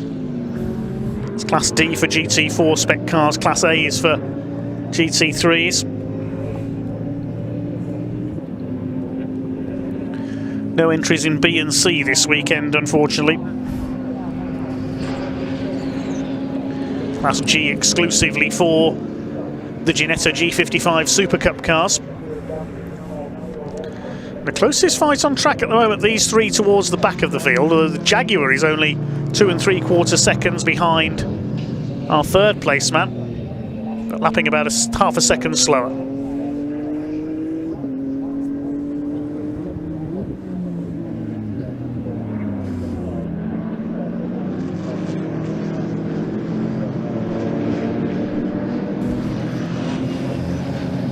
I suppose one question you could ask going into this, with all due respect to his opposition, but with one GT3 car out there, you could ask, how many laps is it going to win by?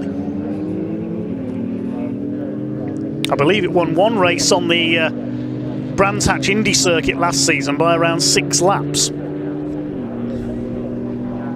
That was after the Aston Martin Vulcan sadly fell out on the opening lap. It's a shame we haven't seen the Vulcan this season. Or the GT3 Mercedes that Wayne Mars had some success in last season, the long-time Ferrari racer. Battle going on for 5th place here. The 67. Takuma Aoki holding off Neil Wallace. Gorgeous purple livery of Team Brit. Mark Ellman looking on. 33.9 seconds the lead for Peter Erscheg now. 7 seconds in it between Johnny McGregor and Paul Fullick for 2nd and 3rd, and Fullick just under 2 seconds clear of Adam Thompson in the Jag. That's closed in by just under a second on that last lap. Could we see a fight developing for 3rd and 4th possibly? These three are some 17 seconds back on the New Barn Racing Jaguar. Neil Wallace coming under pressure from Mark Ellman for that 6th position. Wallace 3rd in Class D, Ellman 2nd in Class G. They are teammates, these two, both run by SVG Motorsport.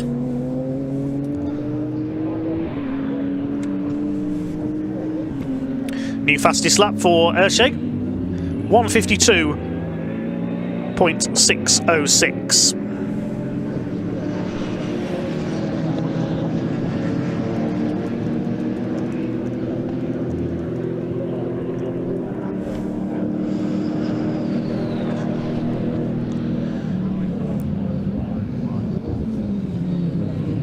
Well, of course, throughout this race, Ian Waterhouse, our ace pit reporter, will be down in the pit lane. Let's head down and get a first update from him.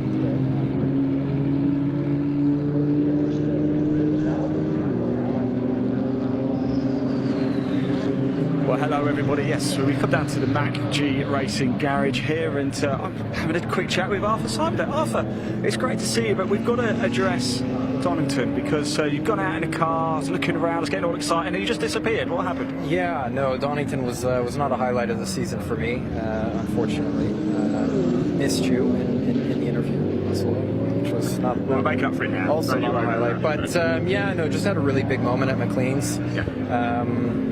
And had a pretty big oversteer, and then it snapped back on me, and I think actually the camera was on our car at the time, so you just saw it in frame, and then it just vanished. It was actually, I remember watching it back. Yeah, so no, just a slip up, and Donington was really hot, and I think I was asking for 90%, 95% out of the car, and I think mentally I just wasn't quite at that level. So well, look, that's been and gone. We're here at Snetterton. Johnny's out in the car at a minute, and so far so good. So far so good.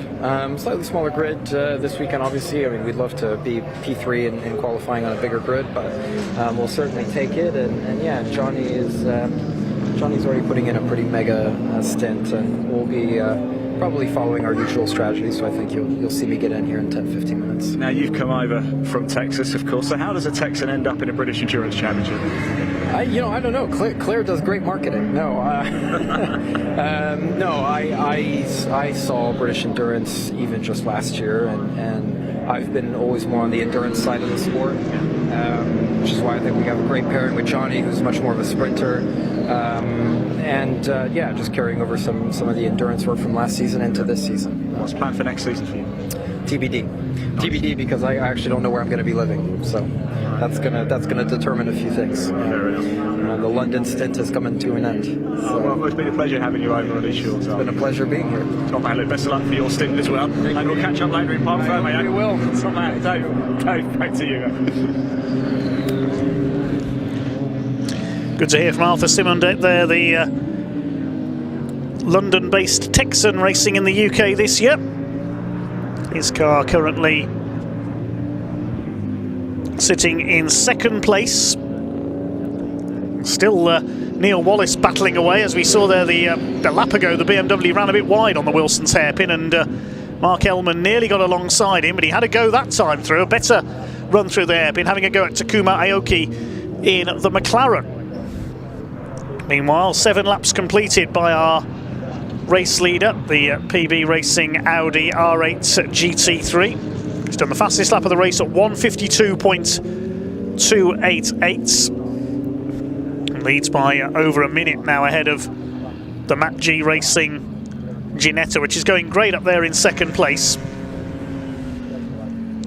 The only Class A opposition for GT3 cars that the Audi has had this year has really been John Seal and Jamie Stanley's Lamborghini, the JMH Automotive car, and the MJC Limited Bentley Continental.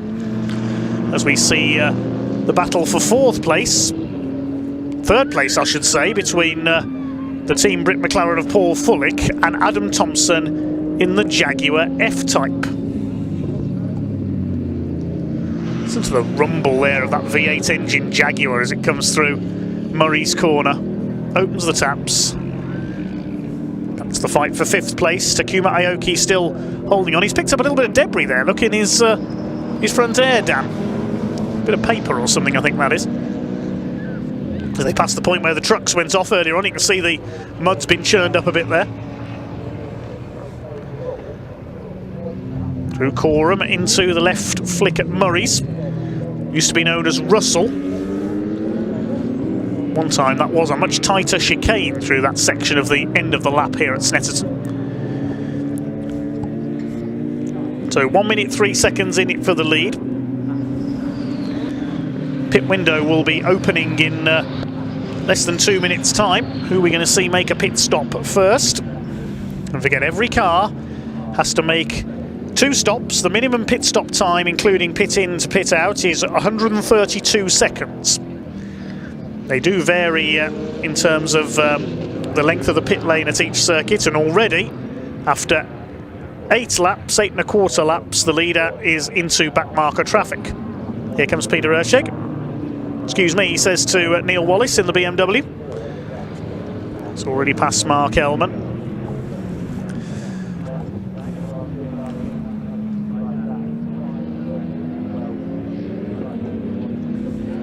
So the leader has lapped those 3, no problem. Peter Erscheg continues his pace. As we said, the minimum pit stop time, 132 seconds, so 2 minutes 12 seconds basically. Oh, and the BMW runs wide there at Oggies, and through goes Mark Ellman up into 6th place. So a change of position there.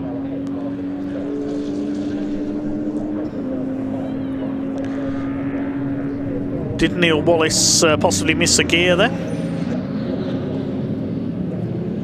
Seemed very slow through the right at Oggies, but he's picked it back up again now. Away goes Peter Erscheg through Nelson up towards the bomb hole. The Audi has run like clockwork all the way through this 2024 MSUK British Endurance Championship season.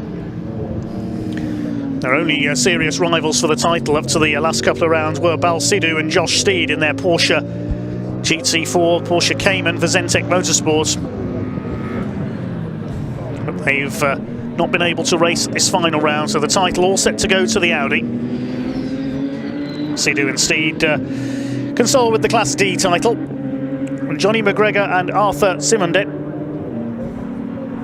set to take 3rd overall in the points.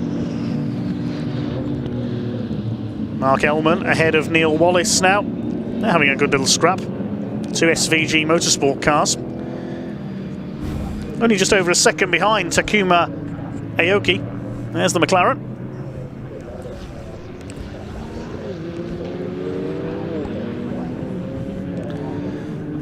Battle for 3rd is still fairly close as well between the other McLaren, the 68 of Paul Fullick, and the Jag of Adam Thompson. There's only 3/4 of a second between those two at the line. They're 15 seconds back on the 2nd place car of Johnny McGregor. Here they are. Coming into Brundle and Nelson.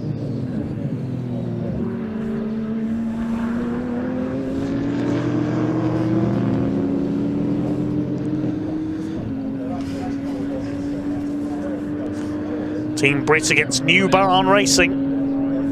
The Jaguar is getting closer and closer in the hands of Adam Thompson. They've had a lot of teething troubles over the last couple of seasons with the Jaguar.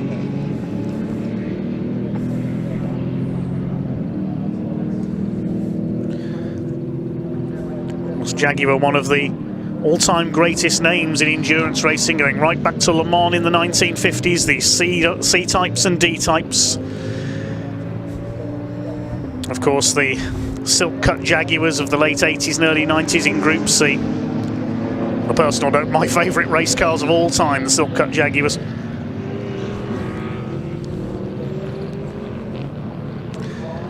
Although I do like the Martini-style livery on the F-Type here. Like with the Martini stripes.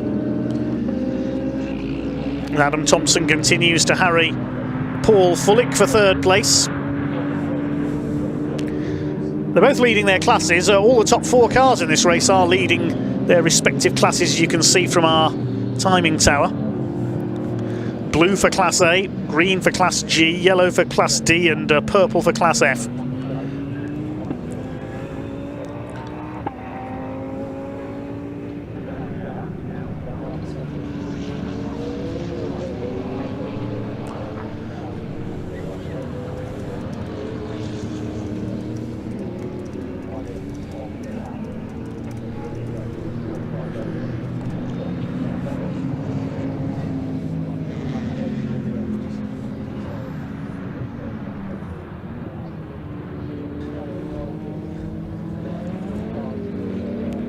Coming up towards the half-hour mark, 1/4 distance in around 5 minutes from now. The pit window is open, so who's going to make their first stop?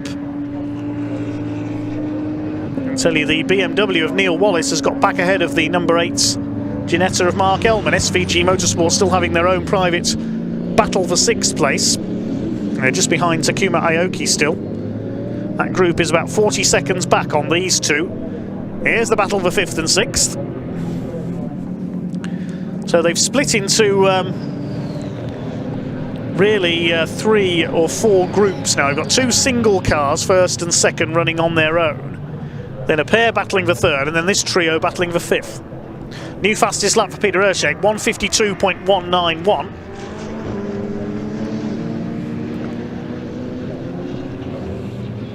"11 laps completed." That means we should get between the total number of laps should be in the high 40s, I would think, at the end of this race. Will we crack 50 laps for 2 hours of racing? As the leader laps Adam Thompson. Next to lap Paul Fullick. Fullick just keeps it out on the wide line, lets the leader through. No problem at all.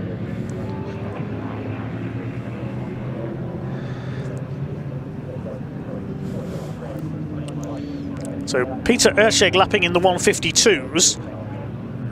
Up the inside, meanwhile, Adam Thompson takes Paul Fullick into Williams' corner. It's a little bit crossed up on the exit. Good move by Adam Thompson. Whether Paul Fullick slowed a little bit too much to let the leader through, but you can see the GT4 McLaren has got the power down the straights. And Paul Fullick breezes back ahead. Maybe just made a slight mistake there through Oggies, Paul Fullick. He's retaken that 3rd overall. Doesn't matter in terms of points because they're both in different classes. They're both leading their classes, these two. There is an overall podium at stake at the moment between the two of them.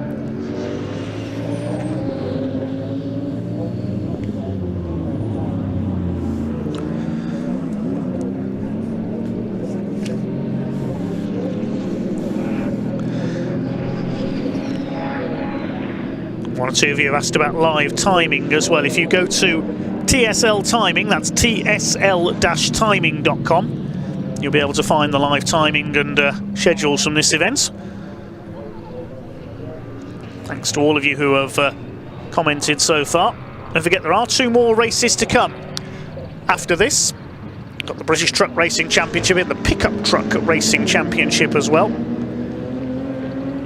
As Ian said, let us know where you're watching from today. We've got Laserman, who's watching from the United States, Alan Edwards, who's watching from Great Yarmouth, so not all that far from Snetterton, as Neil Wallace has a look at the back of Takuma Aoki through Murray's. He's got to be mindful that the Ginetta of Mark Ellman's there behind him as well.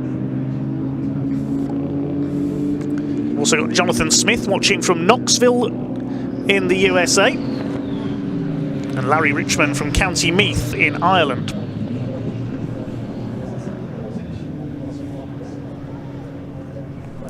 Let's have a couple of USA viewers with us, probably cheering on. Oh, as Neil Wallace has a bit of an overshoot there on the hairpin, a little bit late on the brakes.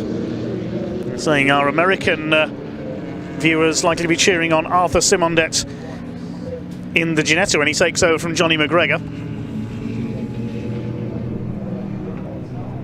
Hi to Ethan Dance, he's in Andover near Thruxton, keeping an eye on things this weekend. And hi to the Jamesy Boy on YouTube, he's watching from Glasgow. Charlie Stevenson also in Scotland. And Harry Fang in Washington DC. Good to have some American viewers along today.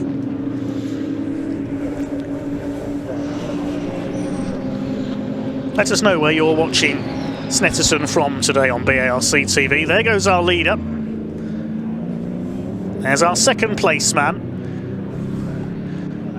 And pretty soon, it's only taken him half an hour, Peter Erscheg is going to be a full lap ahead. There he is, the second place Ginetta of McGregor. There's the Audi behind him. And so it's taken him just under half an hour. You can see there's 29 minutes, near enough 30 gone. And Peter Erscheg has now lapped everybody else. So that means, subject to safety cars and so on, we'll do a little bit of mathematics. That Audi is projected to win the race by 4 laps.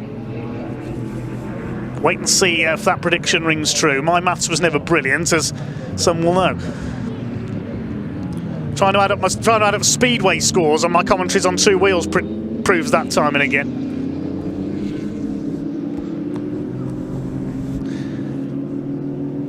Well, there goes our battle for 5th, and the BMW moves alongside the McLaren. Aoki's got this straight line speed. They're both GT4 cars. Neil Wallace up the inside, and he takes P5. Good move, Neil Wallace in the BMW. You saw the McLaren get onto the dust there on the outside, down on the oil. New fastest lap for Peter Erscheg last time through, 1:52.093. Well, as we watch Neil Wallace's BMW battling it out with the McLaren, we can shortly head down to the pits to talk to Neil's co-driver, Ian Astley. He's talking to Ian Waterhouse.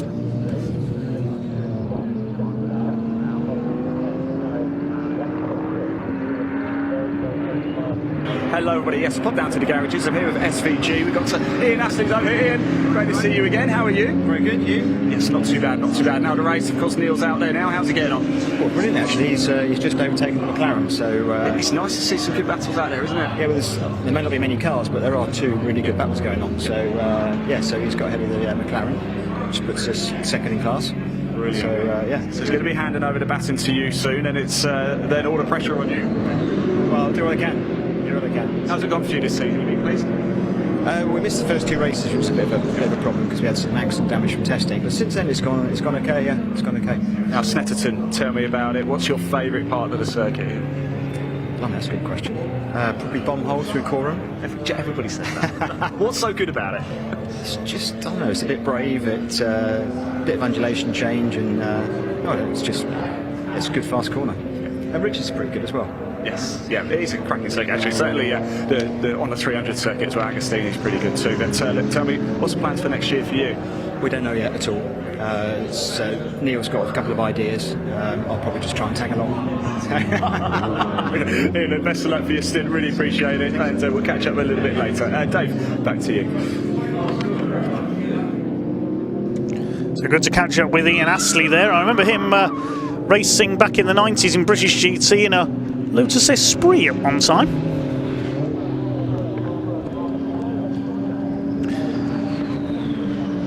Quick hello to Hayley Morgan. I heard her name mentioned earlier on.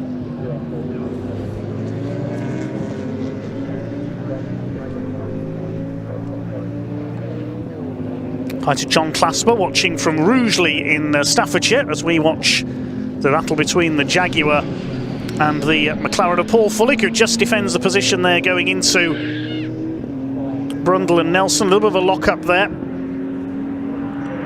Great fight between these two for an overall podium place, potentially, of course. So we've yet to see anyone make a pit stop. Pit window remains open until 20 minutes before the checkered flag. So they've got just over an hour now to make their 2 pit stops. It doesn't say in the regulations at any point when you can make those pit stops, as long as they're both within the window. You can come in on consecutive laps if you really want to.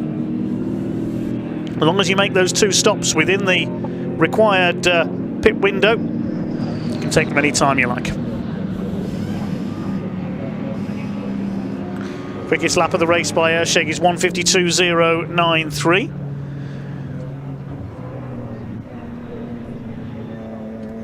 Quick hello to Jimmy Mifsud, who's watching in Malta. Now, Malta's got an emerging motorsport scene. Drag racing, very popular there. They're trying to get a round of the FIA European Drag Racing Championship in Malta, I seem to remember reading. Also, stock car racing, quite popular there as well. So both the Team Brit McLarens we've seen under pressure. Takuma Aoki being chased by Mark Ellman. Adam Thompson all over the back of Paul Fullick as they continue to fight for 3rd place.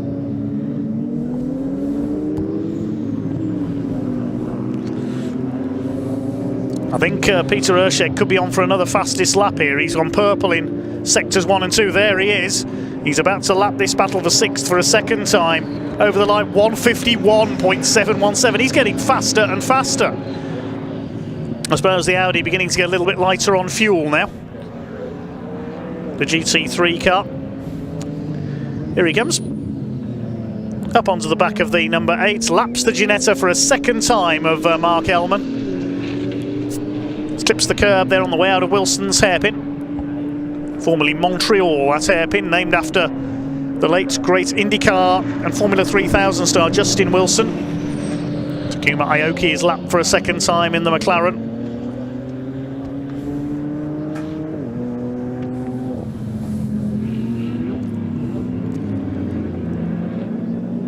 Here's our 2nd place man. There's Johnny McGregor. Arthur Simondon will take over at the pit stop. He's just, as we saw, getting ready in the pit box at the moment. No sign of any pit callers just yet. MacG Racing based near Donington Park, where round 5 was held. They're so close to Donington Park that I remember a few years ago, after the Tyrannus gave trouble in qualifying for a British Endurance Championship race, Johnny McGregor dashed back to his headquarters and grabbed a backup car for the race and started at the back of the grid.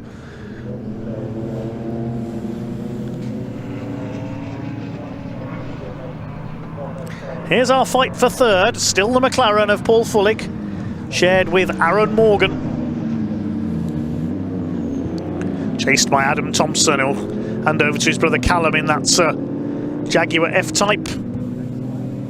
Swing their way through Hamilton. 17 laps now completed by our leader. He's just gone over the start-finish line. Last lap was at 1:53.5. Couple of seconds lost because he was lapping traffic. There's the BMW in 5th place. That is Neil Wallace. He's now pulled away from the cars he was battling with in the early stages, so the BMW M4 has the legs of the McLaren. He's nearly a minute down on the 3rd and 4th place battle, O'Neill Wallace. Seen him sharing with Ian Astley in the Brick Car Trophy the last couple of years with the Ginetta.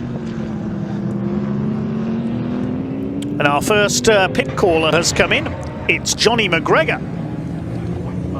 In comes the 83. Out comes the fuel churn. Hello, Fire extinguisher standing by. Now they can't refuel the car until the driver has got out. As a safety measure, Johnny has to get out, then the fuel will go in. The driver has to be out of the car before refueling can start. Stay with me, I'll see if I can have a quick word with him, with Johnny McGregor. He's just having a quick chat with Arthur, but first pit stop. So yes, I'm going to go have a quick chat with Johnny if I can. Actually, just having a quick catch up with Arthur there. He's going to jump in now. Actually, whilst we've been away, I was catching up with Arthur, and a bit of controversy. We actually think that Mac G have a chance to get second overall in the championship. We think there might have been a slight miscalculation with Zentek Motorsport, Bao Sidhu and Josh Steed. They're not here this weekend, but our understanding is if Mac G get pole position, which they did in class, they need the fastest lap and the race win in class. If they do all of those three things, we believe they might actually pick Zentek to second place by about half a point. So well, obviously that's not confirmed, but this is what we're hearing. That's what Arthur gave me a little bit of information on a little bit earlier. That could be true. Let's grab Johnny very quickly and just find out how his stint was. Make sure the car's okay. Johnny, the car okay? Yeah, absolutely fine. How was your stint? It looks like once you got into second place, you were kind of just had a little bit of a gap from everybody behind you. Yeah, the start was always going to be important. With us having less power than all the GT4s, we would have got stuck behind them. So it was important I got past them all. And then at that point it was just stroking it home. The track's a bit slippery after the trucks were out, but other than that, yeah, it's fine, uneventful. Now Arthur was telling me a little bit actually. Think you guys might actually have a chance to get second place in the championship, is that right? Technically, we'll see. I'll tell you in an hour. Okay, great. I'll catch up with you later. Cheers, Johnny. Thank you. There you go. First pit stop completed. Arthur Simon Deck now takes over the wheel of the 83 Ginetta. Dave, over to you. Thanks, Ian. Yes, good stop there by the Mac G Racing team. Arthur Simon Deck takes over. The American rejoins the race. So that's the first of our stoppers. It'll drop him to the rear of the field, of course. Out comes the Ginetta from P2 down to P7. So with the exception of our leader, the rest of the field relatively evenly matched, it has to be said. There are penalties if you do have a short pit stop, not stopping for the correct amount of time. You get a stop-go penalty for 1 second, every 1 second under the allotted pit stop time. So if your pit stop is 10 seconds too short, you get a 10-second stop-go penalty. That, of course, excludes the time getting in and out of the pits to service. Here's the battle of the third and fourth. They've rejoined just behind the Ginetta.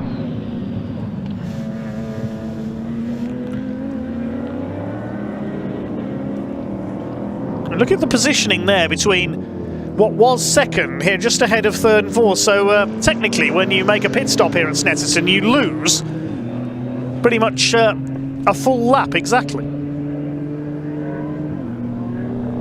Still these two fighting it out for third place. So second place it is now, of course, I apologise, after that stop for the Ginetta. So this is for P2. There's the Audi in the background.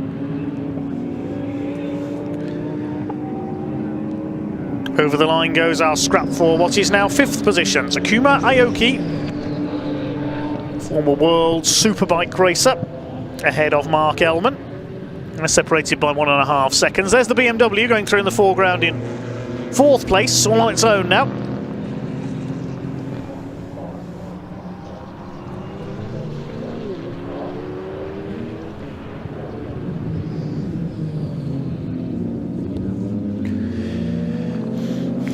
Still Team Brit versus SVG Motorsports for fifth place.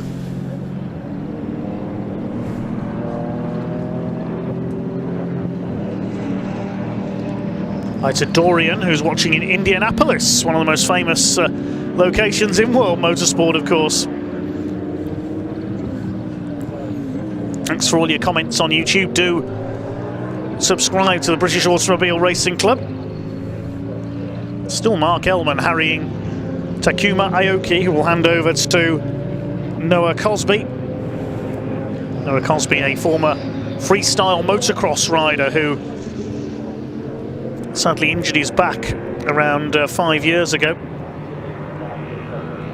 and was confined to a wheelchair, very sadly.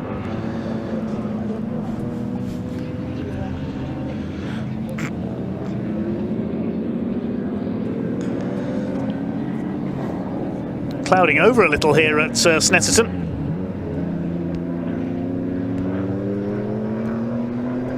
New fastest lap though for PB Racing, 151.602 for Peter Erscheg. He continues to bring the time down. New personal best last time through for the Jaguar of New Barn Racing as it continues its battle. It was in fact ahead of Team Brit, I think, very briefly there, but the McLaren now back ahead. Yeah, the Jag did a 2:02.955. There they are. This is the fight for second place.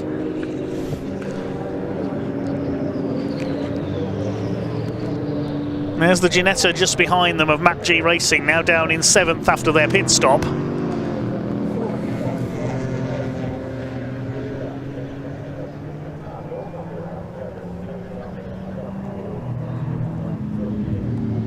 Up towards Murray's comes the second place fight. No other pit callers as yet. It's that one early stop for Mac G Racing.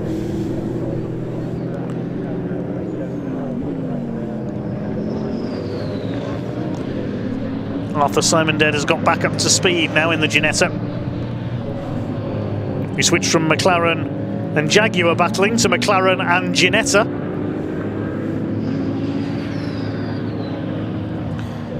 Five British sports cars out there. That's the Audi and the BMW. There's the BMW. Neil Wallace. It's 20 seconds clear of the battle between Aoki and Elman. Running second in Class D behind the 68 McLaren. Beautiful looking car, isn't it? The M4 GT4.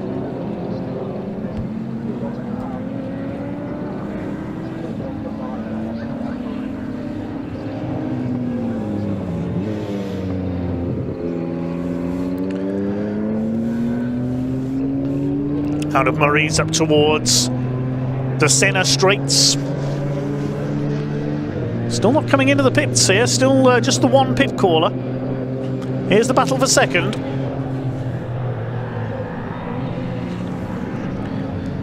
Soon be a couple of laps down on our race leader. I can see the Audi there in the background. I can see the headlights on from Peter Erscheg to warn the rest of the run as he's coming through.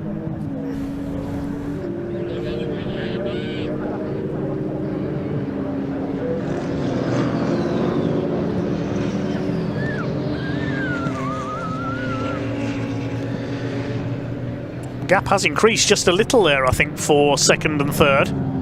Team Brit ahead of New Barn. Through Murray's. GT4 McLaren does have the straight line speed advantage over the Jag.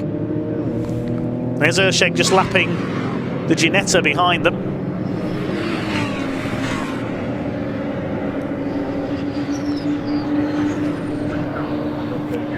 Great shot there from above the pit lane. Big thanks to all our camera crews this weekend for bringing us the action.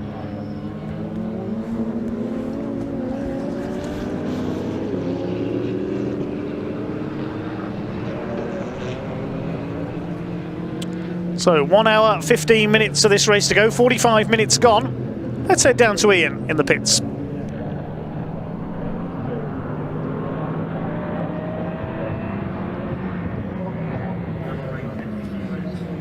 Yes, hello everybody. I've actually come out of the pit lane. We just want to give you a little look behind the scenes here at Snetterton. So at the end of this race, the drivers will go to the podium, which is there, looking very fancy, isn't it? Very nice indeed. We've actually got the pit lane just behind us as well. But if you come up a little bit higher as well, come higher, you can see we've got the marshals over the start-finish line right there. Look, we'll just point the camera down and a big up to the Orange Army, by the way. Thank you to all of you. We would not be able to go racing if it wasn't for you. Now, Dave Goddard, of course, is our commentator. He's actually not on site, but we do have the circuit commentators on site. They are literally here now. I don't know if we should do this, but let's just put the camera in anyway, shall we? There you go. We can listen to them in action. There they are. Look, there's Matt Suckling there, and hey guys, we're just having a little wave. There's Steve Wood in there, and there's Amy as well. So they're the commentators for the circuit. Of course, Dave Goddard is our commentator on the live stream. So we thought we'd just give you a look behind the scenes before we get back into pit stop action for you. So we're going to make our way down the stairs. It's pretty steep up here. It's pretty high. It's a cracking view, though, by the way. You can see all the way around Snetterton. Look at that. What a beautiful shot that is there. We're going to get ourselves back in the pit lane. We're going to start seeing some more cars coming in for the pits very shortly here at Snetterton for the British Endurance Championship. Dave, back to you. Nice little behind the scenes look there, thanks Ian. I was actually in that commentary box at Snetterton a month ago with the Classic Touring Car Racing Club. I was on the PA at Snetterton, back in the studio today for our live stream action. As Peter Erscheg continues to lead, he's now completed 23 laps. He'll be coming up to half distance in just 13 minutes from now. Audi's last lap at 1:53.5, so a couple of seconds off the fastest lap of the race. He was lapping back markers, that's why. I believe the Audi is now 2 laps ahead of everyone else, which would tie in with the points of the race. We said he'd probably end up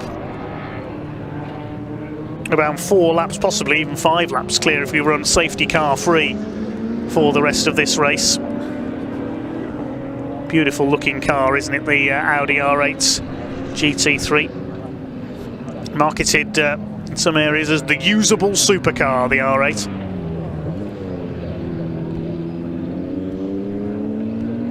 Really is a supercar you can use every day. I vaguely remember seeing an R8 driving in snow a couple of winters ago. You can take them out in the snow. The Jaguar has come into the pits, I can tell you. Adam Thompson has come in with the New Barn Racing Jaguar F-Type. The Ginetta of Mark Ellman we see here all over the back of Takuma Aoki in the McLaren. They're about to be lapped for the 3rd time. There's the leader.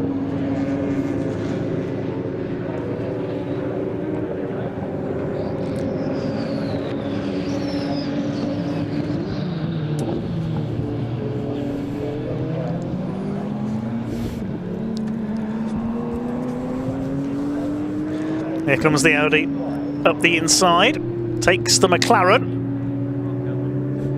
And the Ginetta took a moment to move out of the way there because he was thinking about a move on the McLaren, but then spotted the leader was behind him. New Barn Racing, as we say, are in the pits, so I suspect Callum Thompson is taking over from his brother Adam.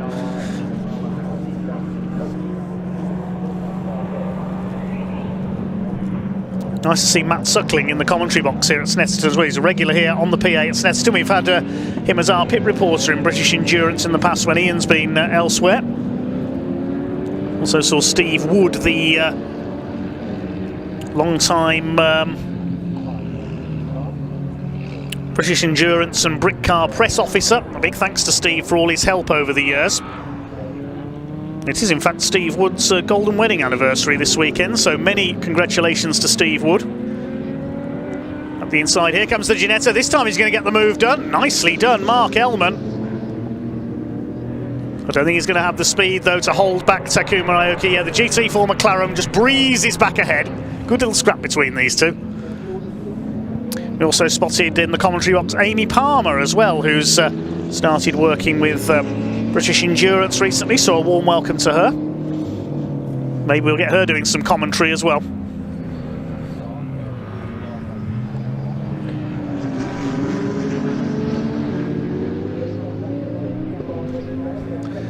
Running out a little bit wide there, the McLaren, and again Mark Ellman has a look. The Jaguar's completed its pit stop, the BMW has come in. I can tell you SVG Motorsport are in with Neil Wallace, so Ian Astley's going to take over. There's the BMW being refueled.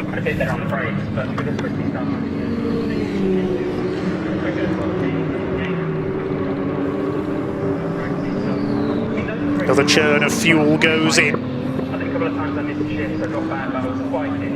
So Neil Wallace will have got out, and once refueling is completed, Ian Astley will get in. Here they come. Door open, driver in. Yeah, to be honest, there's not much in it. I think there's just slightly better traction. Belts being done up.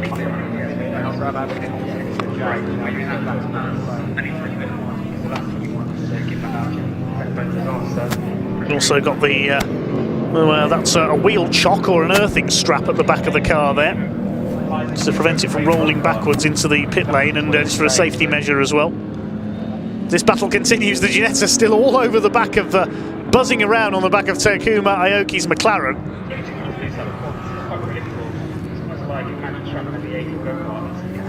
Checking the tyre pressures on the BMW as well. Yeah, good. I think pace-wise we're usually pretty competitive, so a couple of tenths in it. So we can maintain that pace. I think actually if he's got free air, he'll probably be able to take a couple of seconds off, because I was getting held up a little bit. But yeah, we'll see what it's like, and I'll be back up. Well, the number 9 Audi continues to dominate, but as we say, this is multi-class GT racing, so everybody else fighting for victory within their classes. BMW is in the GT4 class, Class D. Will drop down to the tail of the field as a result of that stop. So this fight for between the 67 and the 8 is now for third place on track. But of course they've yet to make their first stops. So Team Brit now hold third and fourth. Peter Erscheg has now done another fastest lap, 151.277 for the Audi. Let's head down to Ian in the pits just as the Ginetta peels off to come in there.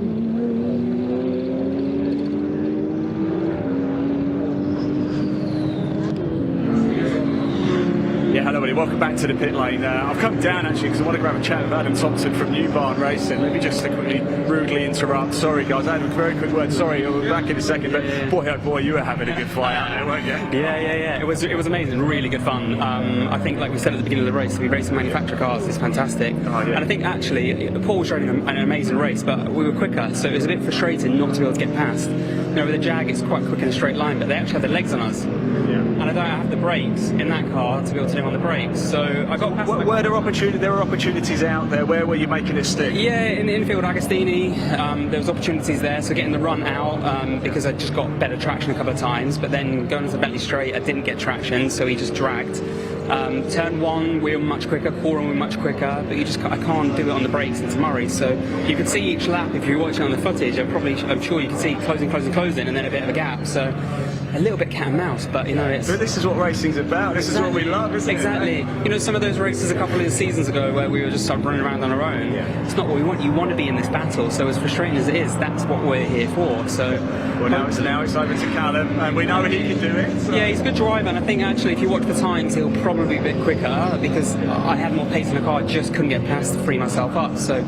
If we can just maintain that pace and then get out for another stint later, I think we should finish all right. You spoke to me actually on the grid, and you were talking about the car, and actually it might be a bit of a waiting game, so because your car's just going to stay at a solid level of performance, where you think a few others might drop off, so that might work in your favour. It could do. I mean, generally some of the turbo-driven cars heat soak, so we don't because we're non-turbo. So we'll see. There'll be opportunities, but I think in those type of races, you're just trying to change your line to put the driver in front of the pressure, see if they make a mistake and capitalise. But hats off to him, he didn't. This is brilliant. This is motorsport. This is what we love. Come on.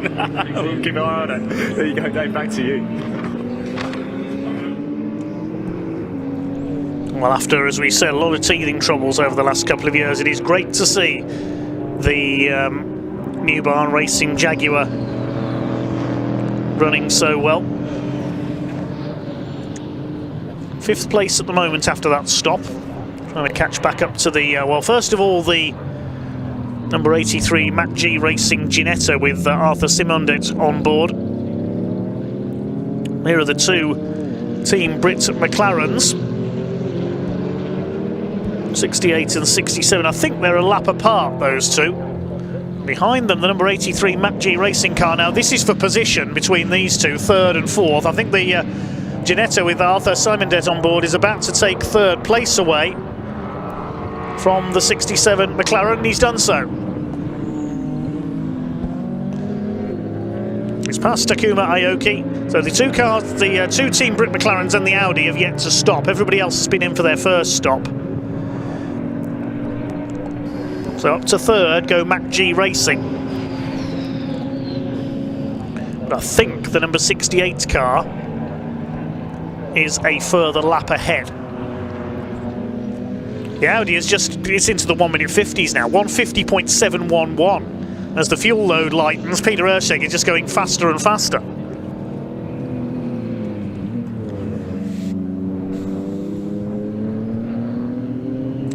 Well, at least all 7 cars are still running as we approach half distance in this finale for the MS UK British Endurance Championship.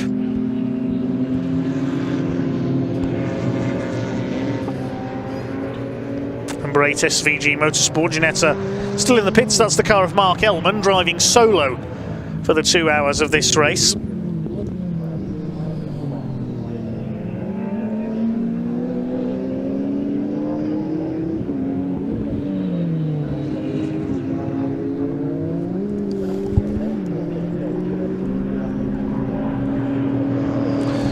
First of the Team Brit McLarens to stop.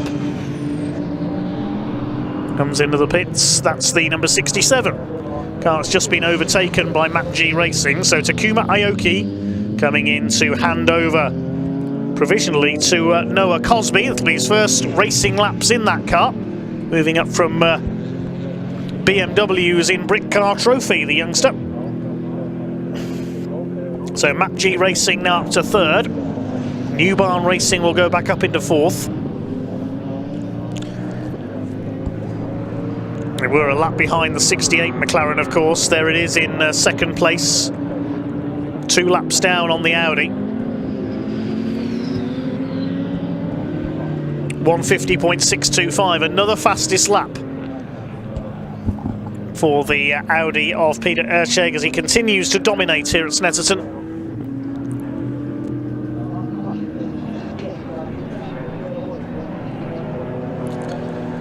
Out towards the back of the circuit. There's the Jaguar back on circuit. It's Callum Thompson at the wheel.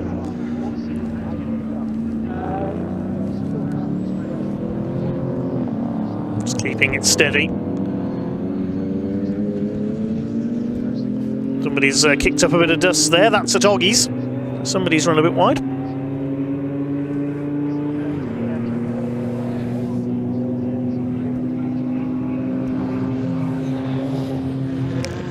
So only 2 cars yet to stop now. This is one of them, the 68. There's its teammates. The number 67 of Team Brits, Takuma Aoki and Noah Cosby changing drivers. You can see pit stops have to be done slightly differently with the disabled drivers. But Team Brits handle it so well. Brilliant to see. As the tyres are changed on the GT4 McLaren. Beautiful looking car, the 570S. As Noah Cosby is strapped in.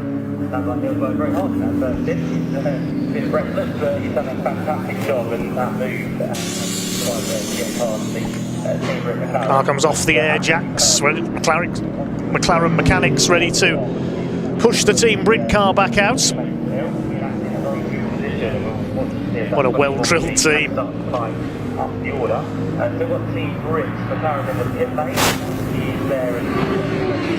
We're just being told in my headset that the leader, the Audi, may have had a quick spin somewhere. So Peter Erscheg may have enjoyed a brief spin. It won't drop him out of the lead, but whether he's starting to have his tyres go off, that could mean. So he may call into the pits soon, that might mean. Just final checks going on there for number 67, Noah Cosby, as away goes the McLaren. But I'm being told that the Audi has had a quick spin somewhere. We don't know where out on circuit. It's still going. There is Peter Erscheg, so he's had a quick spin somewhere, which will delay him on this lap. Yes, his last lap was a 2 minutes 3.9, so he lost about 10 seconds there. He won't lose in the lead, of course. He's 2 laps ahead of everybody else. Maybe that's a sign the Audi's tyres are starting to go off.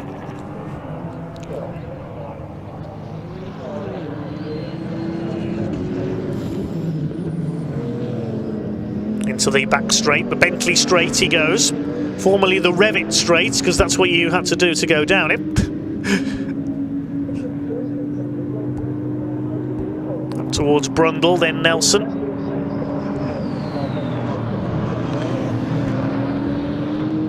There's the 67 McLaren that has rejoined. Just behind it is the SVG Motorsports BMW.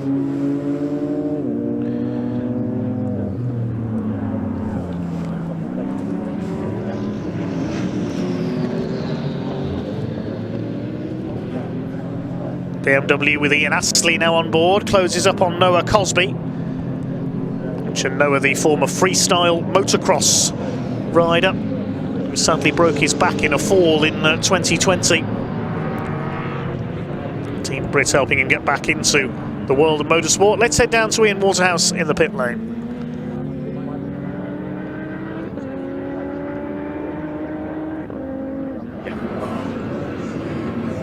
Yeah, hello everybody, welcome down to the pits. We've got Takuma, he's just come in from his stint out in the McLaren. And Takuma, how was it? First of all, welcome by the way to Snetterton, but how was that? Yeah, so Snetterton is a very high speed and a very easy course, but it is very difficult to run to the fast.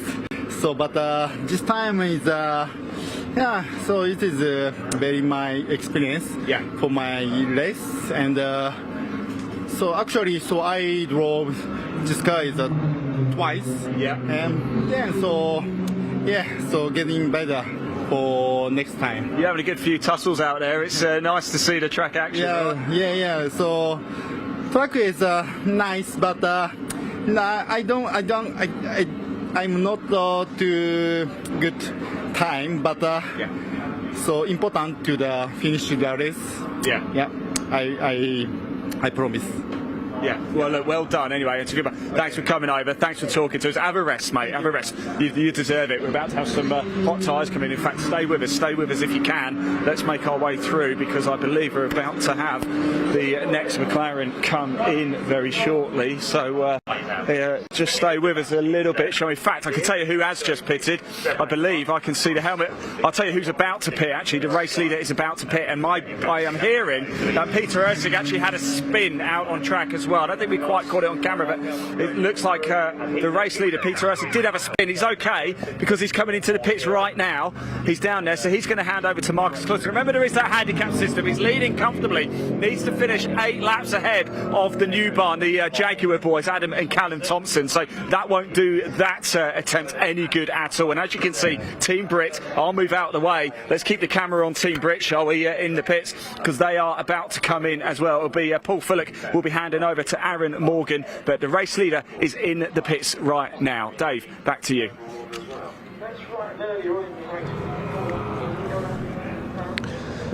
So the leader in the pits then, hearing from Takuma Aoki there, competed in the mid-1990s in the FIM Superbike World Championship, scoring a win in 1996 for Honda at the Sugo circuit in his homeland. Was paralysed in a motorcycle accident in 1998 and has helped Honda to develop cars for disabled drivers. He's competed in the Dakar Rally and the Jaguar I-Pace E-Trophy, supporting Formula E as well, Takuma, and the Asia Cross Country Rally, and has competed at Le Mans in 2021 as well. Real inspiration is Takuma. Good to have him racing here at Snetterton with Team Brit. Here's their other car, the 68s. This is the battle for second place on track, and the 68 car does peel in, so they're the last to make their first pit stop with 55 minutes of the race to go. We were a lap ahead of the Mac G Racing Ginetta, so we'll see if that can take second place back again now that everybody will have cycled through their stops. In comes the number 68, driven by Paul Fullick, and it will be Aaron Morgan, race for Team Brit in British GT in the McLaren this year, who will take over. Paul Fullick out of the car, in goes the fuel.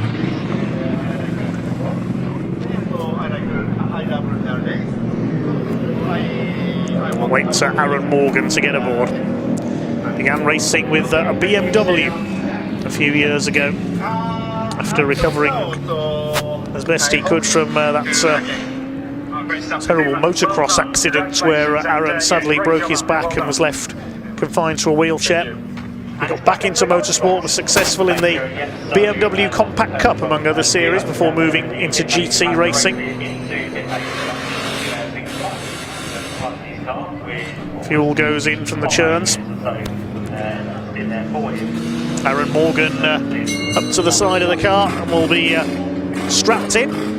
There's the number 8, the SVG Motorsports Ginetta going through Hamilton's, running in 7th place. They were about the 4th car to stop. There's the first car to stop, the number 83 Ginetta. Now, if that can make it round before Aaron Morgan leaves the pit lane, Arthur Simon Depp will take 2nd place back again, I think, to make up a lap. We saw them running together but a lap apart, so we'll see if the Ginetta can take P2 here.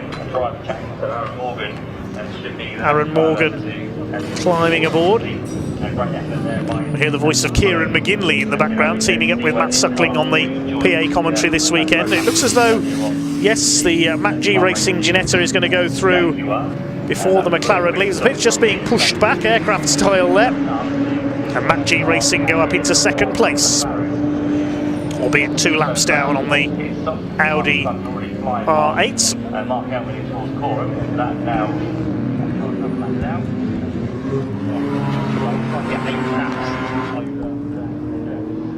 So everybody has now made their first stops. It's Marcus Clutton now on board the Audi, who will continue to lead. And on his outlap, he's already done the best 2nd and 3rd sectors of the race. Marcus Clutton, the pro racer. And the lap times are going to be even quicker for our leading Audi R8 GT3. Fastest lap of the race, 150.625 for Peter Erscheg. Let's see how long it takes Clutton to beat that. The Ginetta up there in 2nd place of Arthur Simon Depp, sharing with Johnny McGregor. And they're 22 seconds clear of the Team Brit McLaren, but of course the number 68 has only just started its outlap, so we'll see where it slots back in. And once the last couple of cars have completed their outlaps, we'll give you the order after the first round of pit stops. And we'll wait to see who's going to be the next to make their 2nd pit stop. There goes the BMW in 5th place, provisionally. Just got to see where the number 68 slots back in. So there is Marcus Clutton. He's already done a 33.8 for Sector 1 of this lap, a 38.7 for Sector 2. He's surely going to be inside Peter Erscheg's fastest lap here, 150.625. What was the qualifying time for the Audi R8? It was a 148.831. Here he comes then, up towards the line to complete 34 laps. With just over 50 minutes of this race to go. Across the line goes the Audi. He's at a 148.145. 148.145, that's about 3/4 of a second quicker than his pole position time, Marcus Clutton.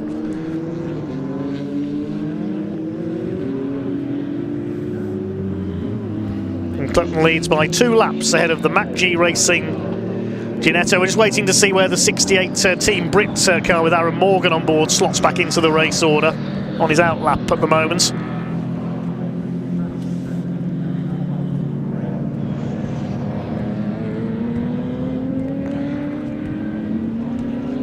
So just how far ahead can the Audi get? Well, Marcus Clutton a little bit wide there, throwing out of Agostini. He doesn't want to do that too often. He doesn't want to get pinged for track limits. But he's right on the limit. Look, he's throwing the Audi around here. Up towards the right at Oggies. Then up to Williams and into the back straight.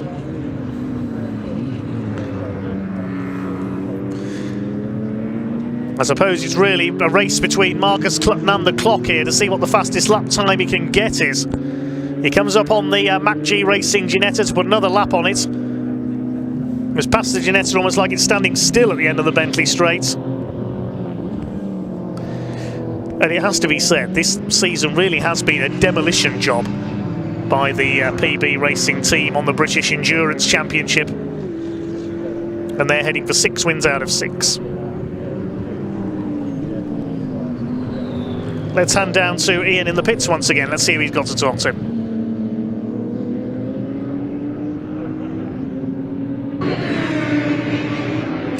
Yes, everybody, here we are down at JMH, and of course Peter Ursig did the first stints. Marcus Clutton has taken over in the Audi R8, and where has Peter gone? He's just literally run away, isn't he? Let's go find him.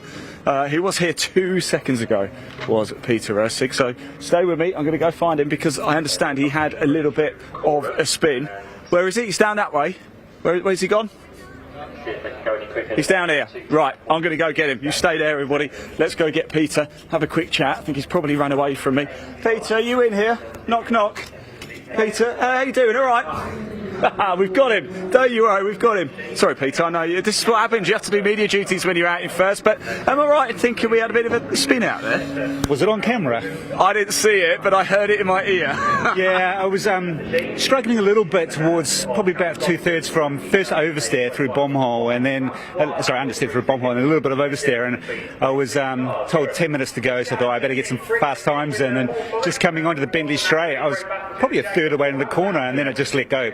So did a bit of a loop and then carried on, but yeah, they're funny ones because normally you get a bit of a warning. That one didn't. But anyway. Well, tell me about the track, because a lot of people have said it's quite slippy out there. Is it still quite slippy? Yeah, I think so. There's certainly not the grip. You know, I found I was pushing pretty hard, but we weren't getting the lap times out. You know, you just got to drive what's there, to be fair. And Snetterton tends to slow down in the afternoon anyway, so maybe that's part of it in the trucks. So, I mean, look, anything can happen, and we know the handicap system. There's still quite a bit of work to do, but this is motorsport. It's come down to the wire before, and it looks like it's going to go that way again. Yeah, for sure. So fingers crossed the motorsport gods will be on our side today. But I think we've earned it. So yeah, let's see what happens now. Peter, congratulations, mate. Well done. Right, there you go, Dave. Back to you. So nice to hear from Peter Ursig there, the New Zealander. His car now 3 laps ahead of the rest of the field. Mac G Racing are in second place. They're 30 seconds clear of the Team Brit McLaren, now driven by Aaron Morgan. It's Arthur Simondette at the wheel of the Ginetta, number 83. New Barn Racing's Jaguar is fourth. They're 11.5 seconds off the number 68, so their battle might resume if the Jag can catch up. But then another 40 seconds back is the SVG Motorsport BMW with Ian Astley on board in P5. Noah Cosby 6th in the McLaren, and 7th is Mark Ellman driving solo in his Ginetta, who's some 6 laps down at the moment.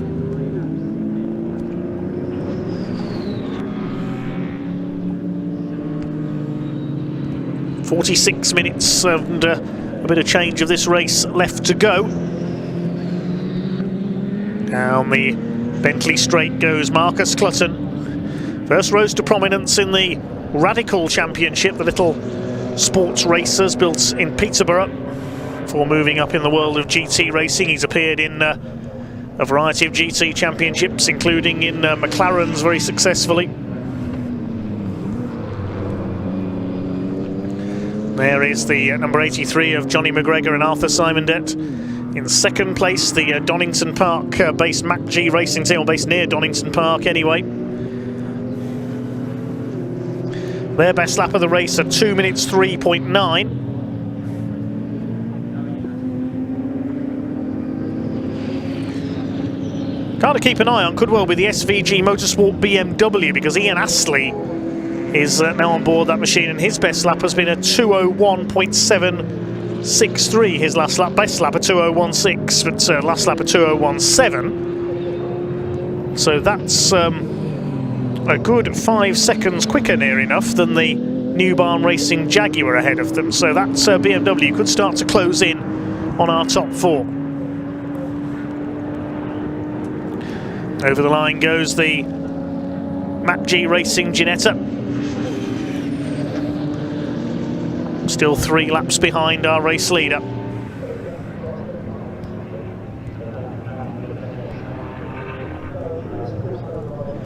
Through the heat haze down into the Wilson's hairpin comes our second place man.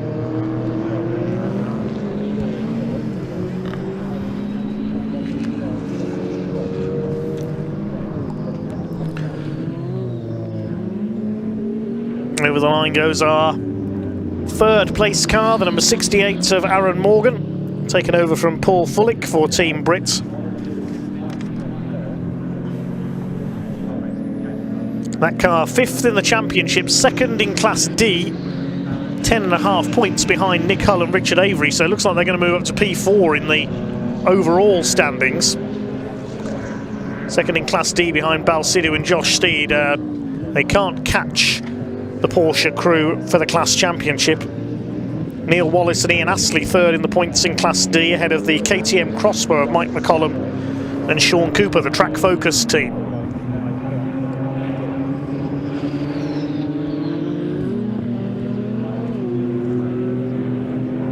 Class A, the title is going to go to Peter Erscheg, Marcus Clutton and Hugo Cook in the Audi. In Class B, we had hoped to see the return this weekend of Bon Grimes and Johnny Molam in their Ferrari, but that sadly withdrew. Great shame. We haven't, I don't think we've seen any Ferraris on the grid this year in the MS UK British Endurance Championship. Hopefully we'll see Bon Grimes back next year with the 458 Challenge.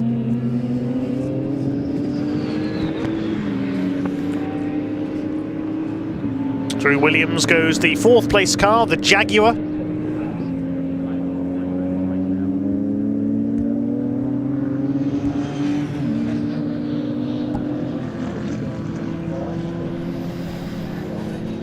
"15 seconds back they were on the Team Brit McLaren. It's lapping about 3 seconds slower than the 68 car at the moment, Callum Thompson.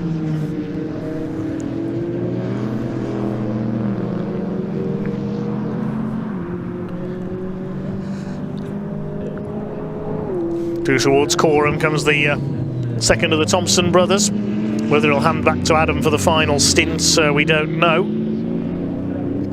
They have the option to in their 2nd pit stop. Drivers have about 20 minutes now to make that 2nd pit stop. The pit window closes with 20 minutes of the race to go.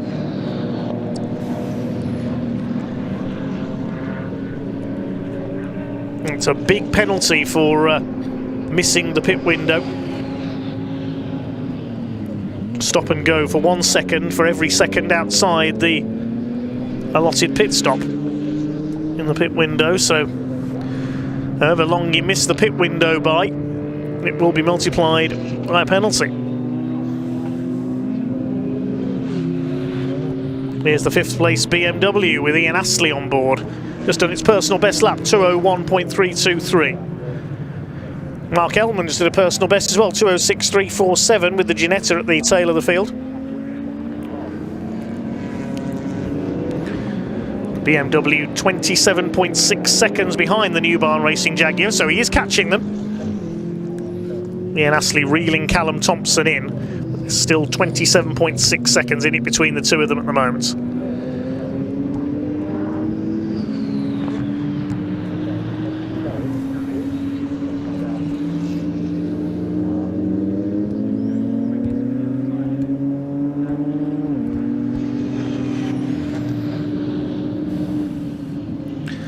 Marcus Clutton still lapping in the 1:48s at the front of the field.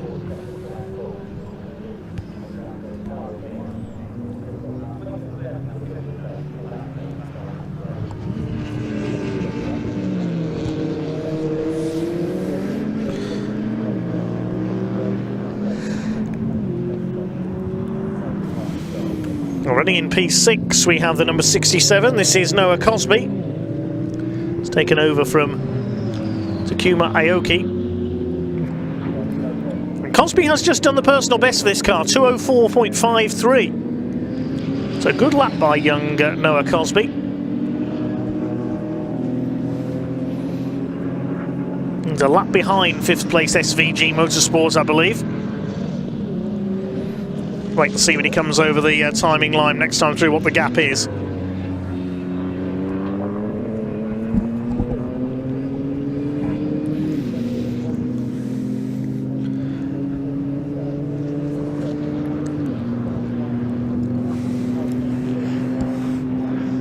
"40 minutes just under of this race still to go, so just under 20 minutes for everybody to make their second pit stop.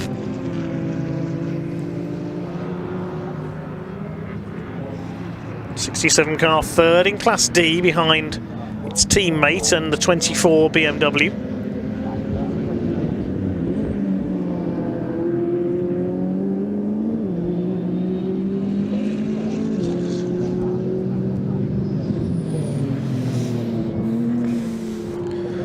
Up over the line goes the McLaren.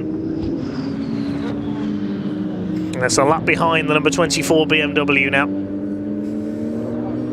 Another personal best for number 67 by Noah Cosby, 2:04.261. He's getting quicker and quicker as he learns the car. And here's Mark Ellman, and he's being lapped by the New Barn Racing Jaguar.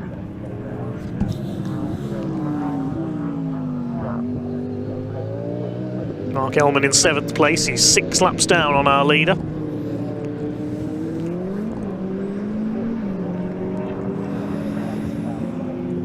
As the Audi goes through to complete another lap. It's 41 laps in the book for Marcus Clutton and Peter Erscheg. His last lap was a 1:49.4, so he's maybe backed off just a little. There is our 7th place car, the number 8s. Second in Class G behind Map G Racing, number 83. And into the pits comes Mark Ellman, so he's the first man to make his second stop. And we can go down to Ian in the pits. I believe he's down at Team Brits.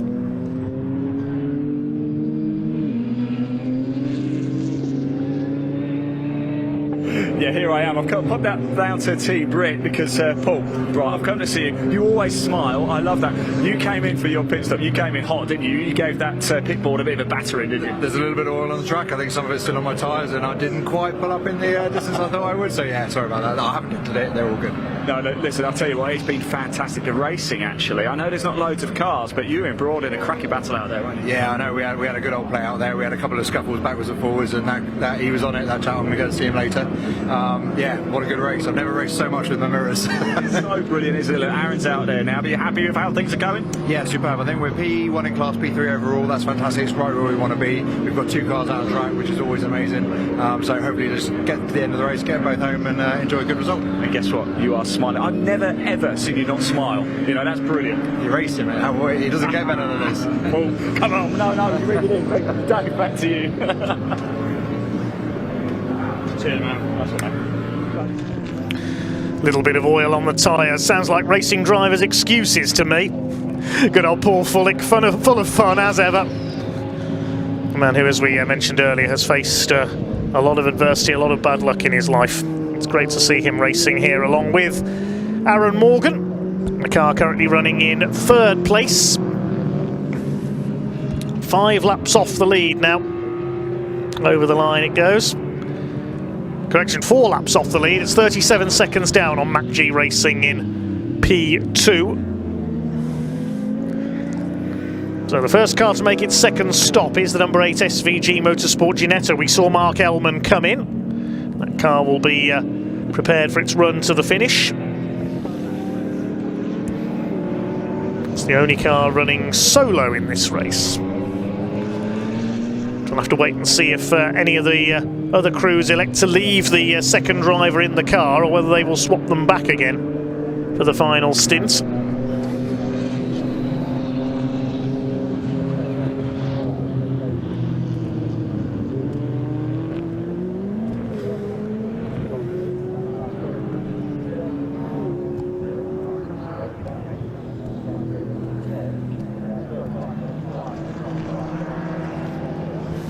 Aaron Morgan just keeping it steady in that 3rd place. Leader of Class D. Nearest class rival Ian Astley's BMW, which is about 37 seconds down the road. 2nd through to 5th are all on the same lap, but they are fairly well spread out.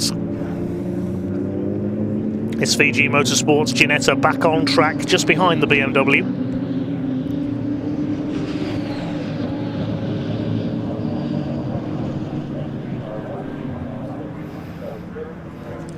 Lead is now up to 4 laps for the Audi. Well, my prediction is that it would win by 4 laps. It might even be more than that for Marcus Clutton. The speed having increased even more with the Pro driver on board. Could be anything up to 6 laps, the margin of victory for the Audi.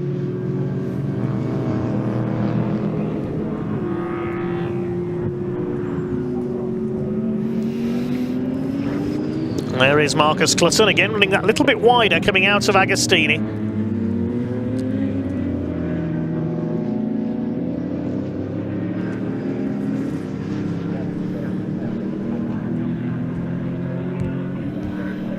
Through towards the Bentley straight once again for the 44th time for the Audi crew. It's over 33 minutes of this race still to go.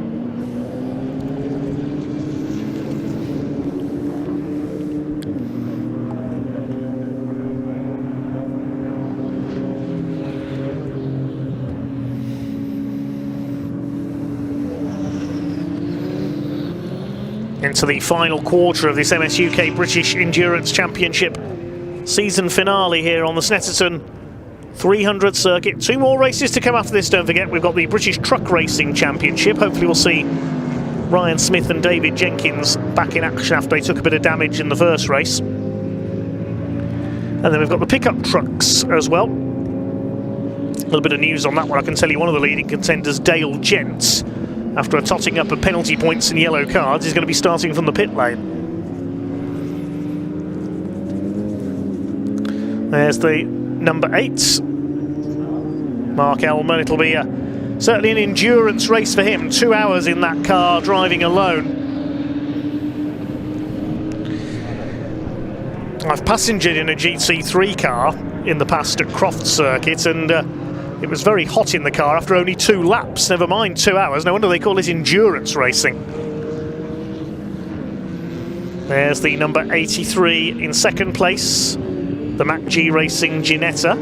He's got one of the Team Brit McLarens in front of him there.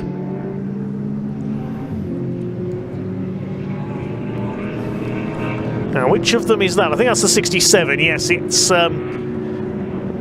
Noah Cosby in the 67, so he's a couple of laps down on the second place man. Still nobody making that second pit stop. They're all going to leave it relatively late. They're going to have to come in the next 10 minutes to make their second and final mandatory stop. Ginetta all over the back of Noah Cosby here. That's Arthur Simondet, the American.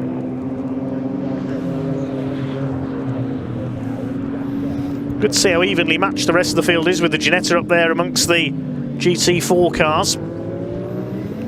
And the F-Type as well, of course, running 4th.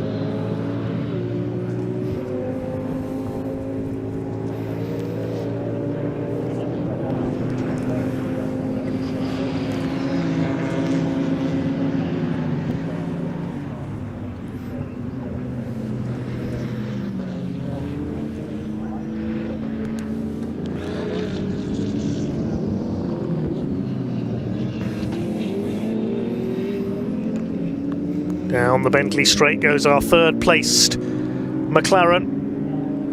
Their best lap at 2:04.7. Best lap for their best lap at 2:03, I should say. Their last lap at 2:04.7. Sorry.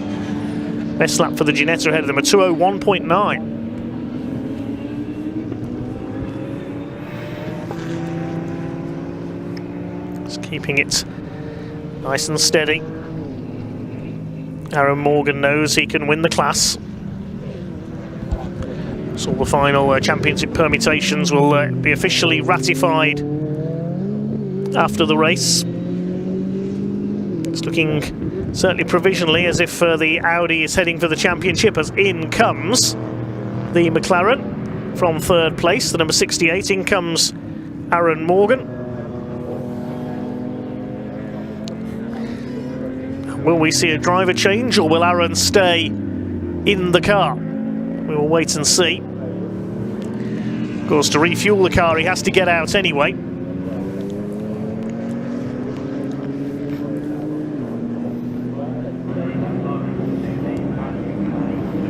Okay, so the Tyres are checked.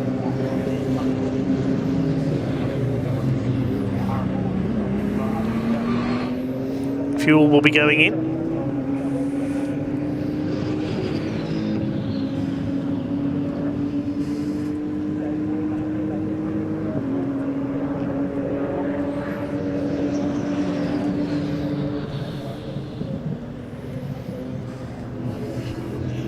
Second place man catching the other team, Brit McLaren, to put a lap on him. It's already 2 laps between them. So a great performance by the Ginetta.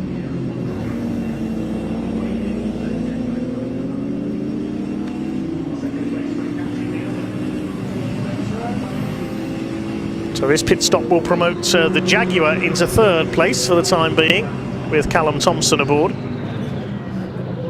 There he is, coming into Williams. Be good to see a steady run for this car with no problems so far. I won't say too much, so I don't want to put the curse of the commentator on New Barn Racing. There's the BMW behind him. Now, are they on the same lap, those two, the BMW? Yes. So Ian Astley, we said if you want to watch, has got the gap down to 5.5 seconds. And he is surely going to catch the Jag in the next lap or two. Ian Astley, the quicker of the 2 drivers in the BMW, he's lapping 4.5 seconds a lap quicker than the New Barn Racing Jaguar as the Audi goes by again. Marcus Clutton still with the fastest lap of the race, 1:48.145. Last lap was half a second off that, and the Jaguar comes in. So it's academic anyway. The BMW will go through into P4. The overtake not happening on the track though, because the Jaguar chooses to pit, and Mac G Racing have come in as well for their second stop. Team Brits McLaren, number 68, is headed back out. We didn't see if there'd been a driver change there.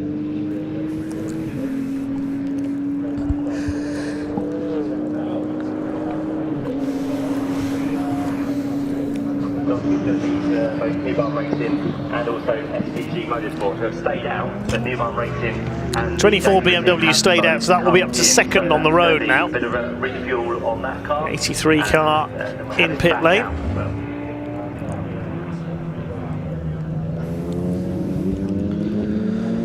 Along with the 88 Jaguar, Adam Thompson, I suspect, will take back over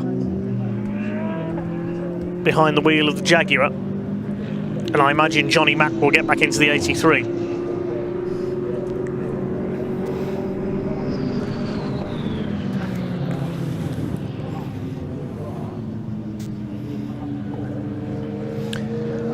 BMW yet to stop for a second time. So it's now 2nd on the road.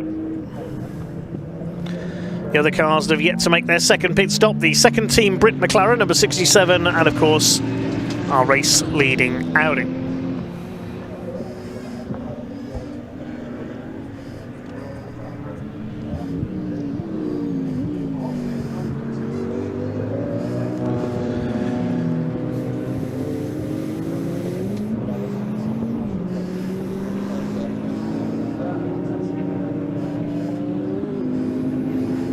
"25 minutes to go." Is the BMW coming in this time? No, it's not, but we can go down to Ian in the pits.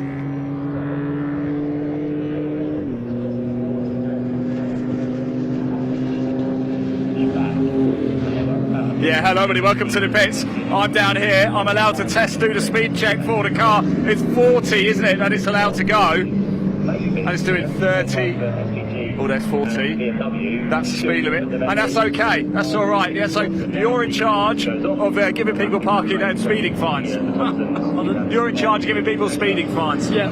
Has anybody broken it yet? Not this race, no. Last one there was one person. But there you go. Everybody's behaving themselves at 40 km/h. Nobody's exceeded it so far. We are starting to get to the latter stages of the final race this season for the British Endurance Championship. Dave, back to you.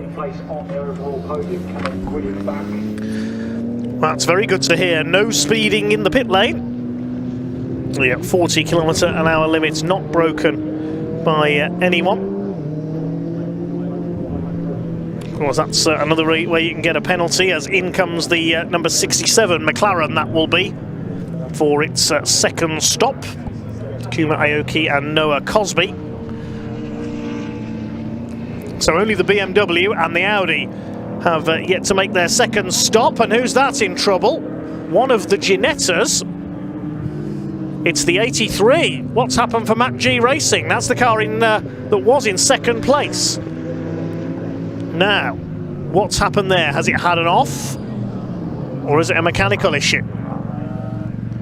Be coming into the pits. They've not long gone back out after their second stop. In fact, it was on its out lap, so has there been an issue with the pit stop? The leaders come in as well, we can see there in the background. So back in comes Mac G Racing. This could be disaster for Johnny McGregor's team.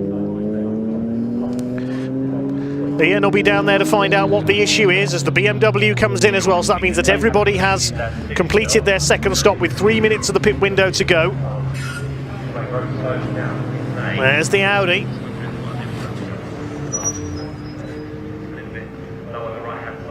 And we'll find out what has happened to Mac G Racing number 83.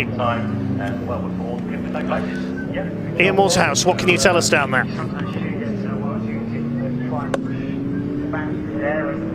Yeah, hello everybody, welcome down to the pit. See the race leader in Marcus Clutton at a minute. This is scheduled, but if you just follow me and come up here, we've got Johnny McGregor's just come into the pits in the Mac G Racing. This is not scheduled, so there's clearly some sort of issue. I wonder if we can just grab a quick word with Johnny. Johnny, what's up? It just came up with an oil pressure warning and the engine just cut out. It's such a shame because you guys have been flying today, haven't you? You've only just come in, retaken over, haven't you? Yeah, so, yeah, don't know. I hope you get it sorted, mate. Thank you for talking to us. There you go. Very disappointed, Johnny McGregor. As you can understand, they have been absolutely flying in this race today. But what a shame that is. Looks like they've got a bit of an issue with the car. Dave, back to you. There definitely seems to be an issue with the team trying to look maybe to the left front. So an oil pressure problem by the sound of it, sadly, for Johnny McGregor's Ginetta. That's a great shame. He was up there in second place overall before this round of pit stops. Now, he'd got a couple of laps advantage over the SVG Motorsport Ginetta, their only class rival, but that could disappear here. And number 8, Mark Ellman, could take the class win in Class G. McGregor and Arthur Simondon have already sealed the Class G title for this year. They're third in the championship overall, but I think their hopes of their remote hopes of catching Balsidou and Josh Steed for second overall that we heard about earlier have now disappeared, because they needed to win the class with pole and fastest lap, and even then it was subject to ratification. Mark Ellman, who has shared with Owen Hizzy and Harry Hickton at various times this season, therefore looks like could inherit the win in Class G. Well, that means that number 68 from Team Brit, the McLaren of Aaron Morgan and Paul Fullick, is now second overall. 5 laps down on the Audi. Well, that margin will reduce a bit because the Audi's been in for its second stop. In fact, everybody has now been in for their second stop. We'll wait and see where everything cycles back in again. The BMW just leaving the pits.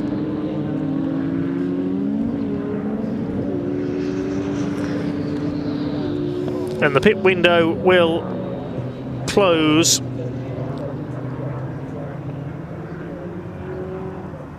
should close now. Yes, 20 minutes on the clock. The pit window has closed, but it matters not because everybody's made their minimum 2 mandatory stops. As long as nobody's sped in the pit lane. We heard that nobody had so far. As long as nobody's made a short pit stop, we shouldn't see, fingers crossed, any penalties.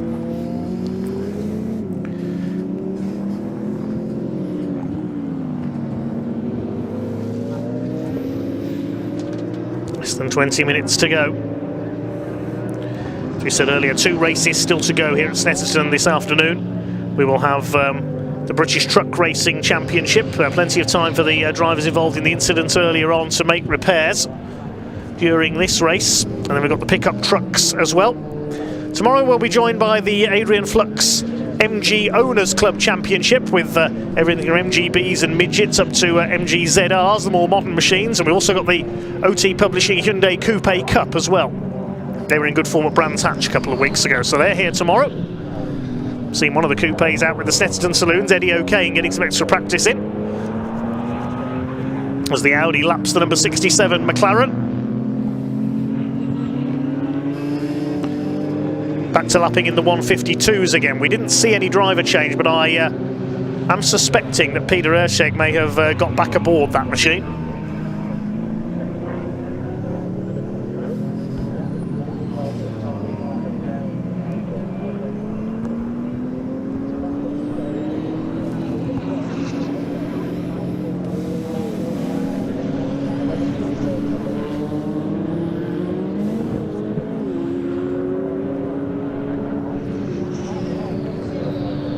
$18 minutes to go then. Still plenty of time for drama. There's always a variable could be thrown into the mix in a GT race. We could get a late safety car. We could get some mechanical dramas. Ain't over till that checkered flag drops. Just ask Toyota at Le Mans in 2016.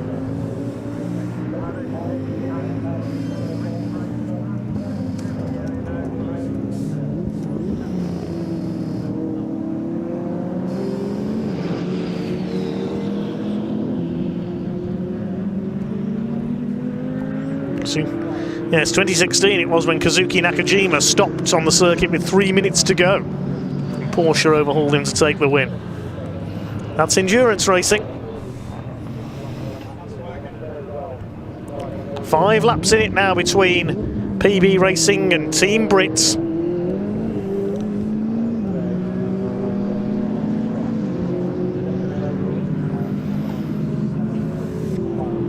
Aaron Morgan for Team Brits continues on.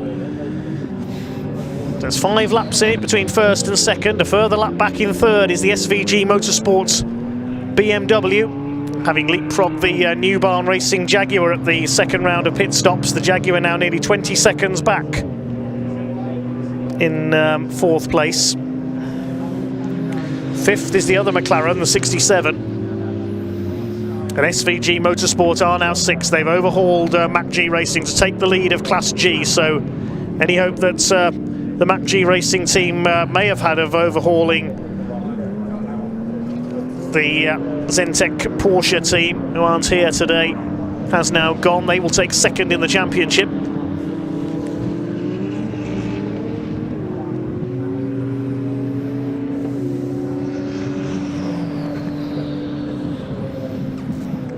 Going up towards the final 1/8 segment of this race, the final 15 minutes. There's the BMW, that's run nice and reliably today. Ian Astley and Neil Wallace in 3rd place.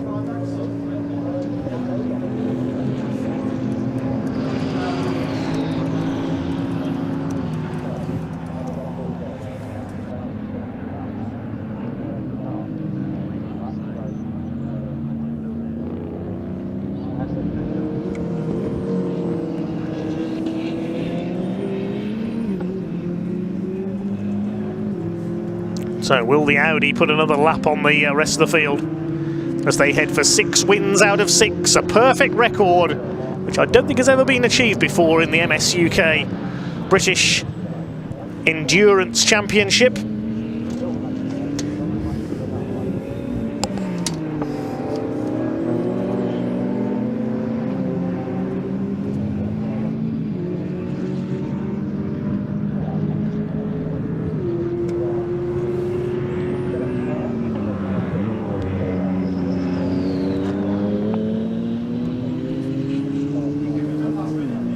Six cars still circulating at the moment. Sadly, MacG Racing, the 83 Ginetta, went back out after its second stop for just the 1 lap before that oil pressure warning came on. The engine shut down. It looks as though MacG Racing are sadly out of it,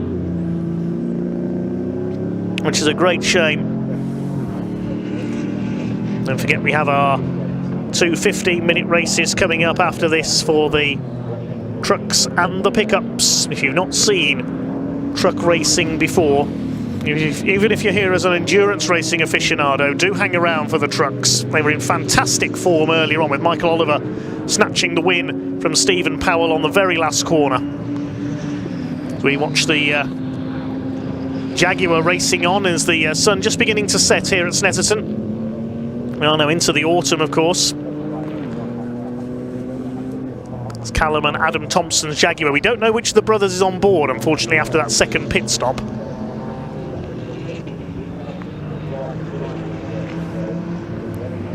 Would believe it's Adam back on board. He's taken back over, I think, after the second of the 2 mandatory stops. They're 22.7 seconds down on the 3rd place BMW. That's a great recovery by Ian Astley. That BMW dropped to near the back of the field in the first stint of this race, with Ian Astley recovering it up the order and now into a potential podium position. Astley and Wallace all set to take 3rd place in the Class D points behind Aaron Morgan and Paul Fullick in the number 68 McLaren, which is up there in 2nd place in this race, and all set to win the class.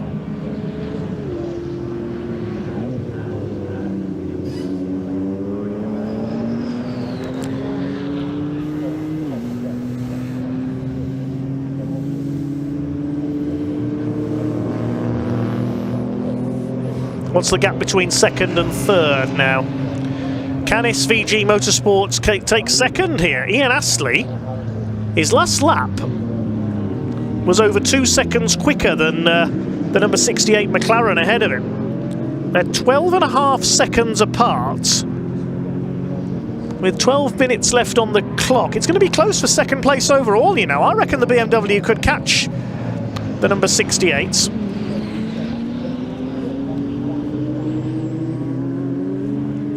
And there's our leader, though. It looks like it's going to be a 6-lap winning margin for the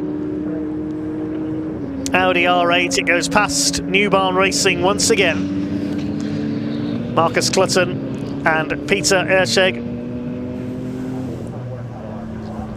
Last lap of 1:48.7, getting a little bit crossed up there, coming through Palmer. I think it is Marcus Clutton still on board the Audi R8, still lapping in the 1:48s.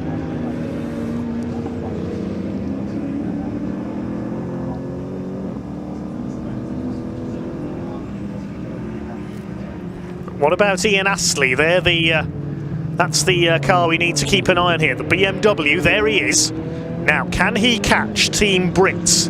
The gap was 12.5 seconds, 12.48 to be precise. You can see on our timing tower at top left. Is the BMW going to catch the Team Brit McLaren for 2nd place here in the closing laps? We've got just under 11 minutes to go. So that'll be about 5 or 6 laps left of this race. Now, what's the rate he's closing at? Team Brit's last lap was a 2 minutes 5. What's Ian Astley going to do in the BMW? You can see the McLaren ahead, at about the length of the straight apart. It's down to 8.9 seconds now, so it's going to be close. That was a 2:01.5 for Ian Astley. So about 3.5 seconds taken out of him on that lap. This is going to be close for 2nd place between Team Brit and SVG Motorsport.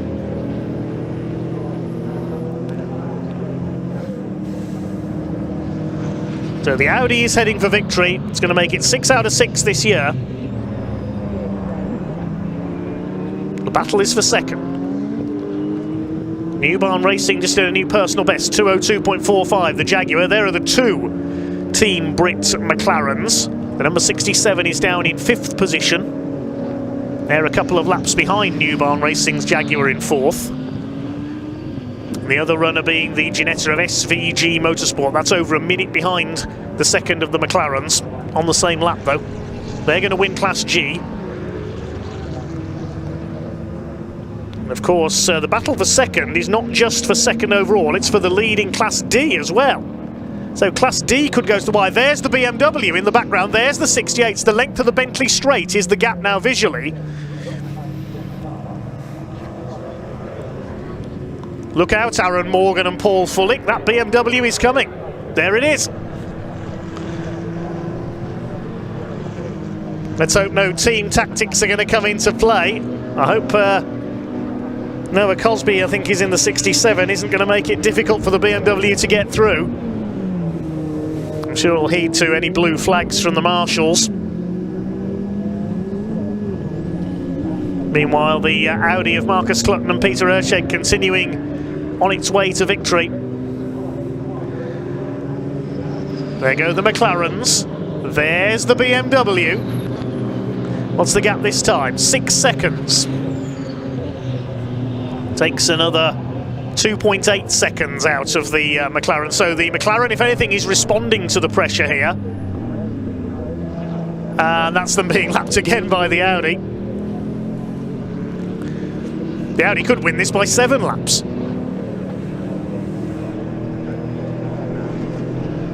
Really is a spectacular car, that Audi R8. Less than 8 minutes of the race to go now.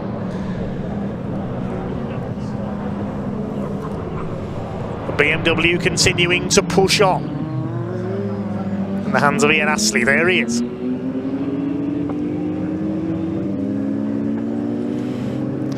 So there they are, 4 of them together now, the 2 McLarens, the BMW, the Audi. What can Ian Astley do? Can he snatch second place away? He's coming up on the other Team Brit McLaren in 5th place to lap it.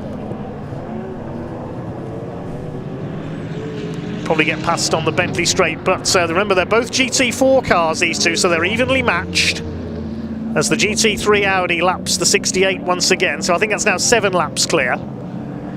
There's the BMW. And he's not getting past the 67. He'll probably, will he get him into Brundle? On the brakes. Yes, he's got him, so that's one obstacle out of the way. Past the 67. And now the BMW will go after the 68, McLaren ahead. To look at the difference in lap times. There's less than 7 minutes to go, so they'll be down to about 3 or 4 laps to go this time through. It all depends on the pace of the Audi, whether we get 3 or 4 laps still to go when that crosses the line to start its 57th lap. It's already done so. There's the McLaren. Here comes the BMW. McLaren does a 2:04.4, the BMW does a 2:02.7. The gap is down to 4.3 seconds. He might just come up short here. This is part of endurance racing. Sometimes it can all come down to this in the closing stages. SVG Motorsport have played this very well indeed with their BMW M4 GT4. Can they catch the 68 McLaren of Team Brit? There's the other Team Brit McLaren.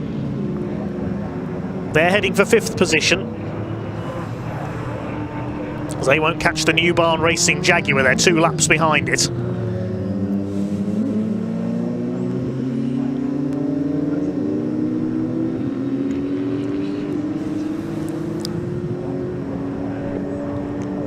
So it's looking likely to be, I think, a 6-lap victory for the Audi R8 of Peter Erceg and Marcus Clutton. Can Ian Astley in the BMW catch Team Brit for 2nd?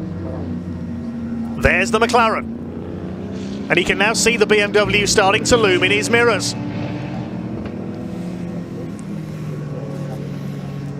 McLaren with, I think it's still Aaron Morgan on board the 68 car. We didn't see a driver change at the last pit stop for them.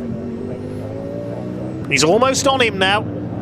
There's less than 5 minutes to go. The BMW is going to catch him. But catching is one thing. We've said it before. Catching is one thing. Passing is another.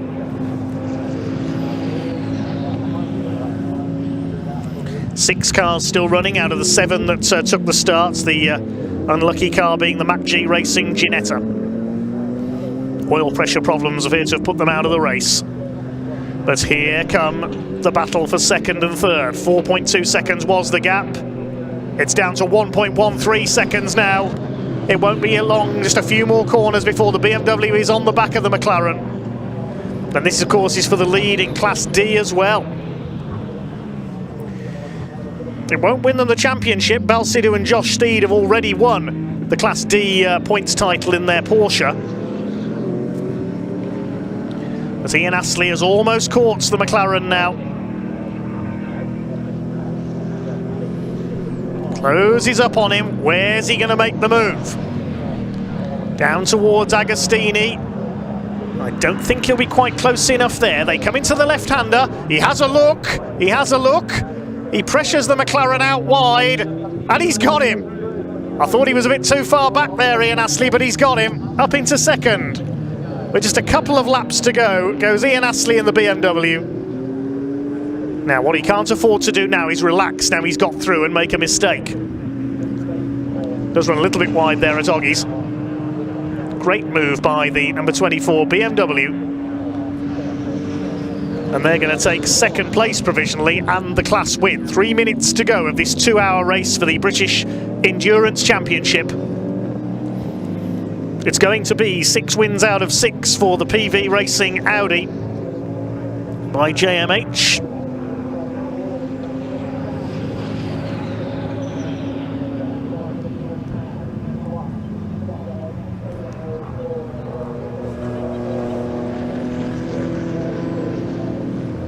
Well, a great drive by Neil Wallace, who started the car, and Ian Astley in the BMW M4 GT4. Flicks it a little sideways out of Murray's corner.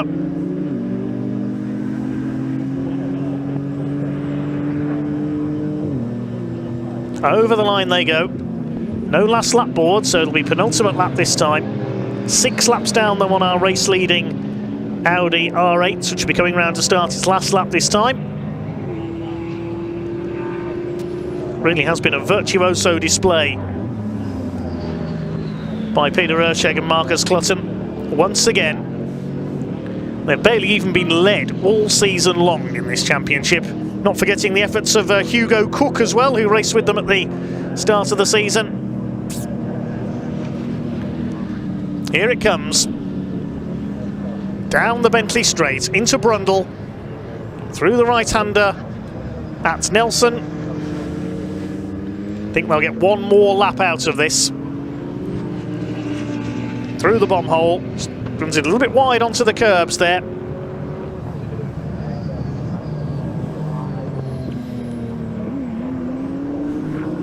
Going through to complete their 60th lap.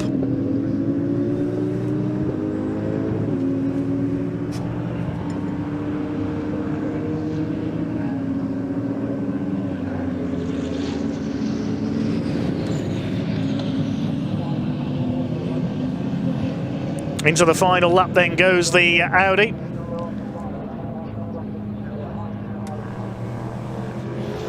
Through the hairpin.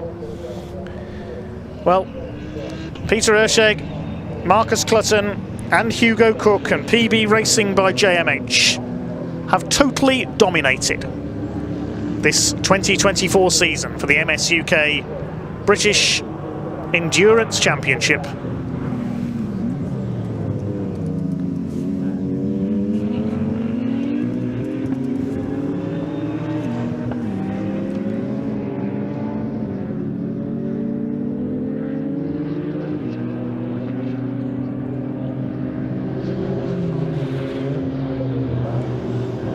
It's been a perfect season for them. They won at Donington in March, here at Snetterton in April, in June on the Silverstone Grand Prix circuit, at Alton Park in July, Donington in August, and now here on the Snetterton 300 circuit in the September sunshine. They are going to complete a perfect record.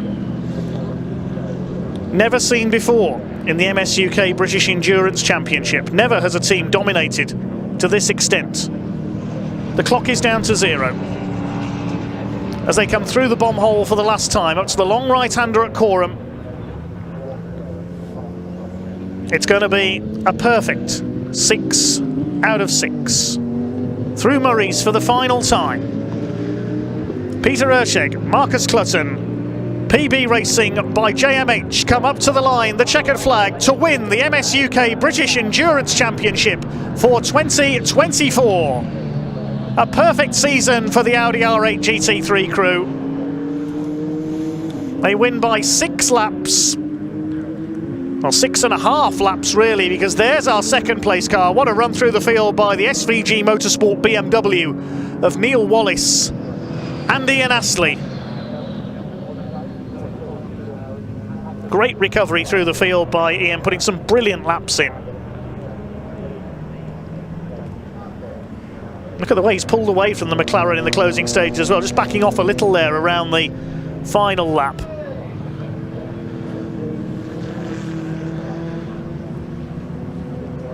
Up towards Murray's for the last time, the former Ginetta crew of Wallace and Astley. They will win Class D for the GT4 cars with an excellent second overall. The team applauding them home from the pit wall. Great drive. SVG Motorsport takes second. And third place it will be Team Brits. The McLaren of Aaron Morgan and Paul Fullick takes third place. Fourth place and the win in Class F is going to be the Jaguar F-Type of New Barn Racing. Adam and Callum Thompson, the brothers, bring the car into Murray's for the final time. The lap behind them is the Team Brits McLaren of Takuma Aoki and Noah Cosby ahead of them. The Jag takes fourth, the McLaren fifth. Sixth and final finisher, the number 8 Ginetta, winning Class G for SVG Motorsport, driven solo by Mark Ellman. Bad luck to Mac G Racing. Their engine letting them down after the second pit stops for Johnny McGregor and Arthur Simondep. The provisional results reads as follows. PB Racing by JMH in the Audi win by 6 laps ahead of the resurgent SVG Motorsport BMW takes Class D ahead of Team Brit in third place. New Barn Racing in Class F in fourth. 2 laps down in fifth were Team Brit, SVG Motorsport sixth, and we lost Mac G Racing. Let's head down to Ian very quickly in Parc Ferme.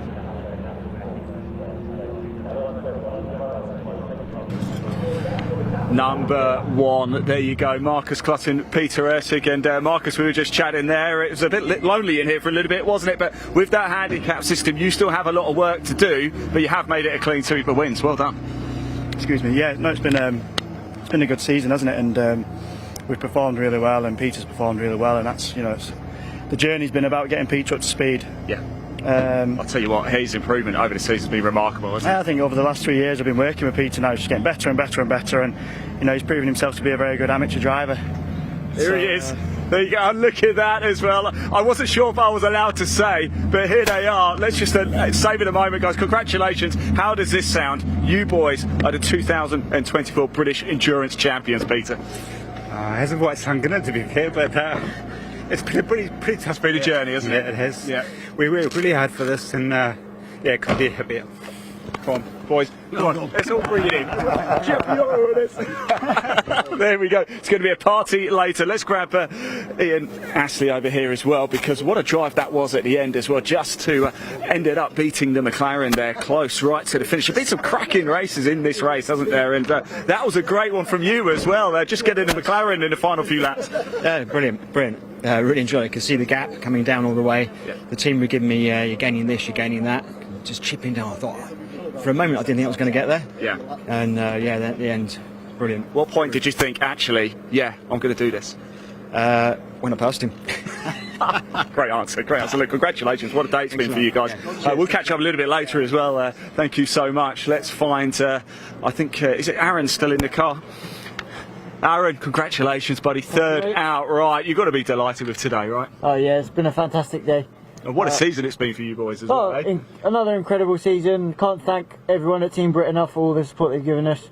To all our amazing sponsors, just enabling us to do what we do. My personal sponsors, Rhino Products and CW UK. So grateful to them, and that's a wrap on another fantastic British Endurance Championship season. Aaron, congratulations, buddy, and to Paul as well, and of course everybody at Team Brit. I will see you later though as well.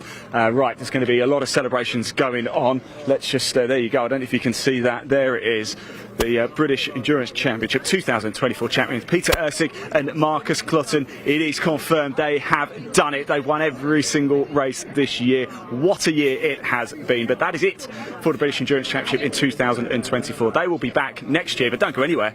We've still got more coming up for you. In fact, guess what? Again, turn the volume up, because coming up now is the second race of the British Truck Racing Championship. Dave, over to you.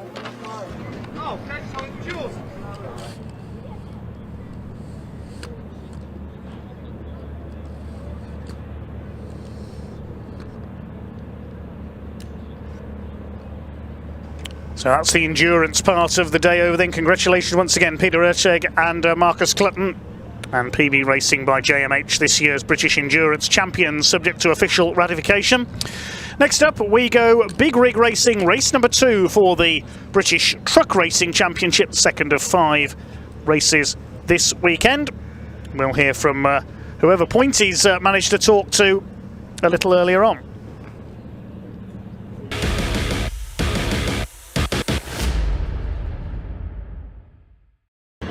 Right then, how are we? Good afternoon, world. How the devil are we? So we're down here in the assembly area just before the second race of Saturday, and a quick update on what's going on in the paddock. So you saw in the previous race we had 3 trucks leave the race before they were meant to.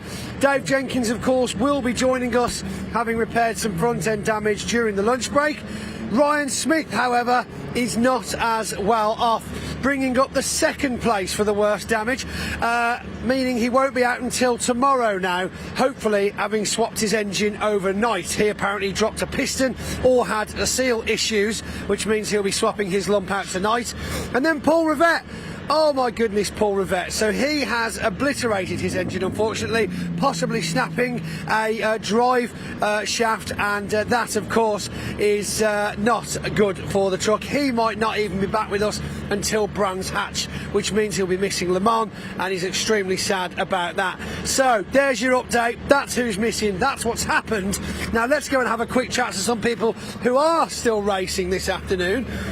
First of all, let's have a quick chat then, if we can, with Mr. John Bowler. Now, John, first of all, if you lean forward a bit, we got you in 3rd place overall for the first race of the weekend. We didn't get a chance to talk to you, but tell us what that race was like, because you saw some pretty good sights before Michael obviously managed to nip past you there in that last couple of laps. What was that race like for you earlier? The race was really good, competitive. There's just an element of understeer and just struggling with traction. We were seeing a few of the others, but the way Michael came round us on the into the last corner was a great move, and a great move on Steve. But they just had a lot more traction where we were struggling. But that's racing for you. I mean, you want a bit of inside knowledge. Michael doesn't know where the traction's coming from either, so he's just as surprised as you are. He generally only knows where the black stuff is when I remind him. Oh well, we're not going to start throwing stones in glass houses, are we, John? My goodness me. So obviously high hopes for the next race. Where are you starting on this grid? We're starting in 4th position. So we finished P5 in qualifying, so we'd be, obviously, I think there's Ryan's having issues, so he's not in, so moved everyone up a pace. So just made some changes, see how the truck goes, and fingers crossed we end up on the podium again. 4th place, and of course into the reverse grid tomorrow. Do you like the reverse grid? Because obviously everyone's got their own thoughts on it. What do you think? Yeah, I personally like the reverse grid. There's quite a small field this year, so I think it's good to sort of negotiate through the paddock, and with the Division 2s being mixed in, it makes things really interesting. Right, well, we'll leave you to it. Good luck for race 2. Let's keep it interesting though. Hopefully, of course, doesn't want to be letting him next again. So I think that's all we've got time for down here in the assembly area. You've been updated. It's time to go racing. Over to you, Dave.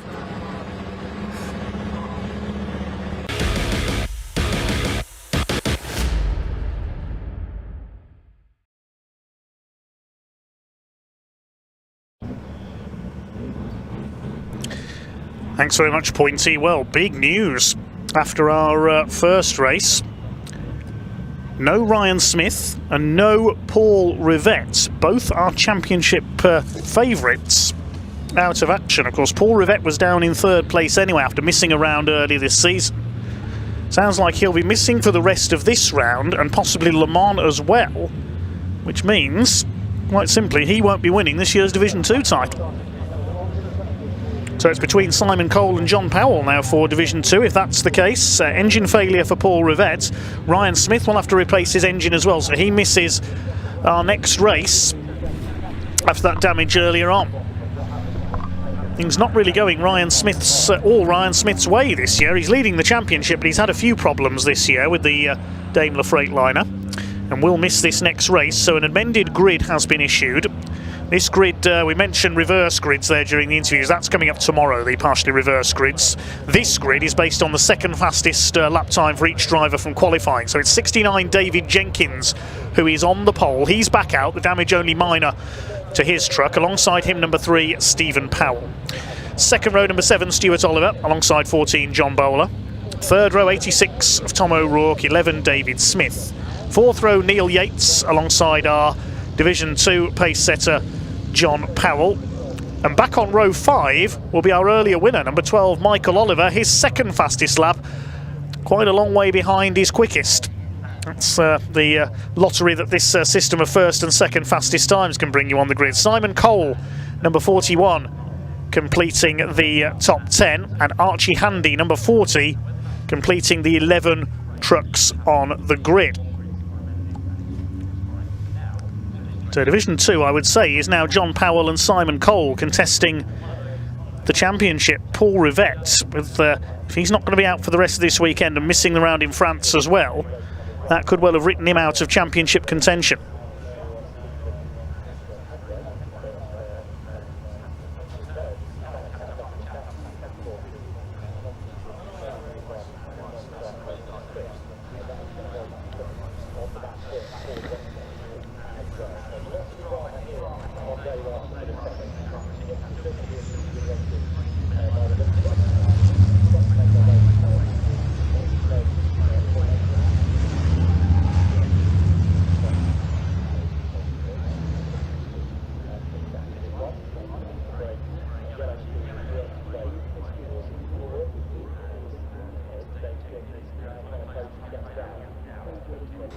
So it may be a slightly reduced field with a couple of leading players absent, but that's going to add to the drama potentially here for our next 15 minutes of racing. It's going to make it much more open, has to be said.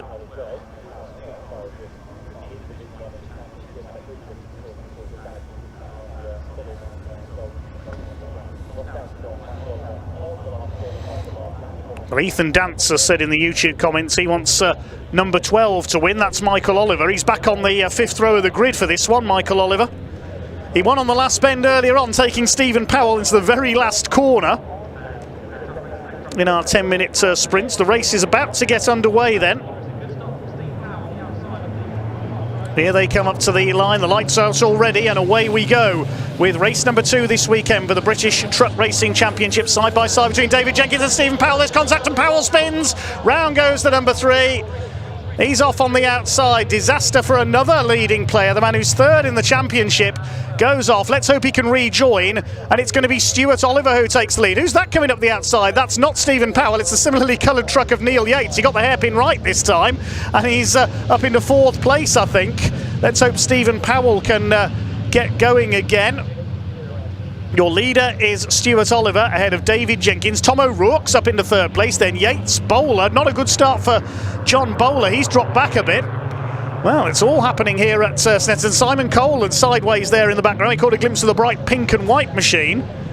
Into Agostini they go for the first time. Great to see O'Rourke up there in 3rd place. Yates under fire now. Look at Michael Oliver having a go up the outside. Are we out onto the grass there? Kicks up the dust. He's got ahead of David Smith. He's going for John Bowler.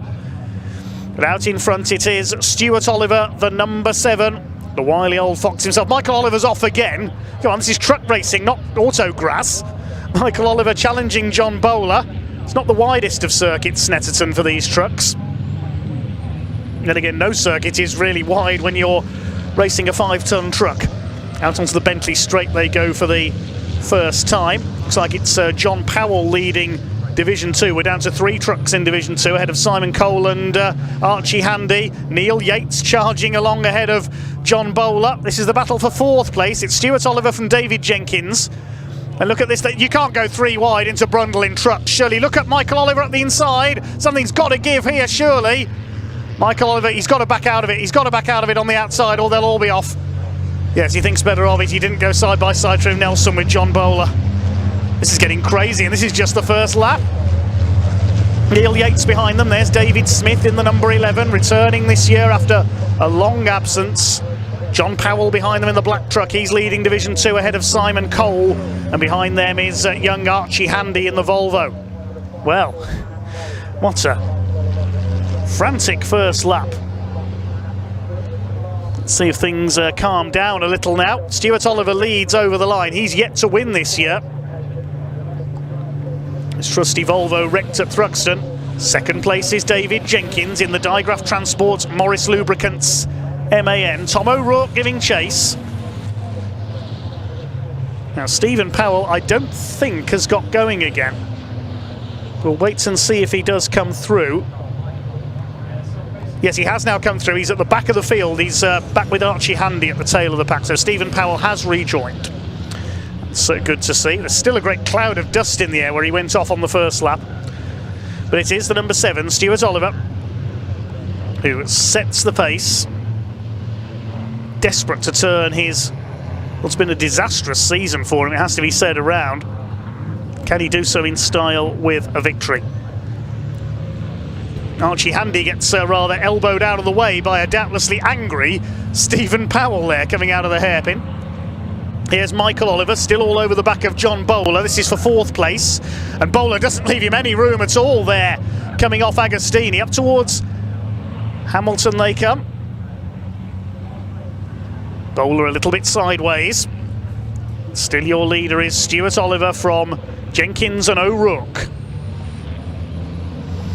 Just had it come up on the timing screen. Incident involving trucks 3 and 69 will be investigated after the race. That was the incident on the first turn between Stephen Powell and David Jenkins.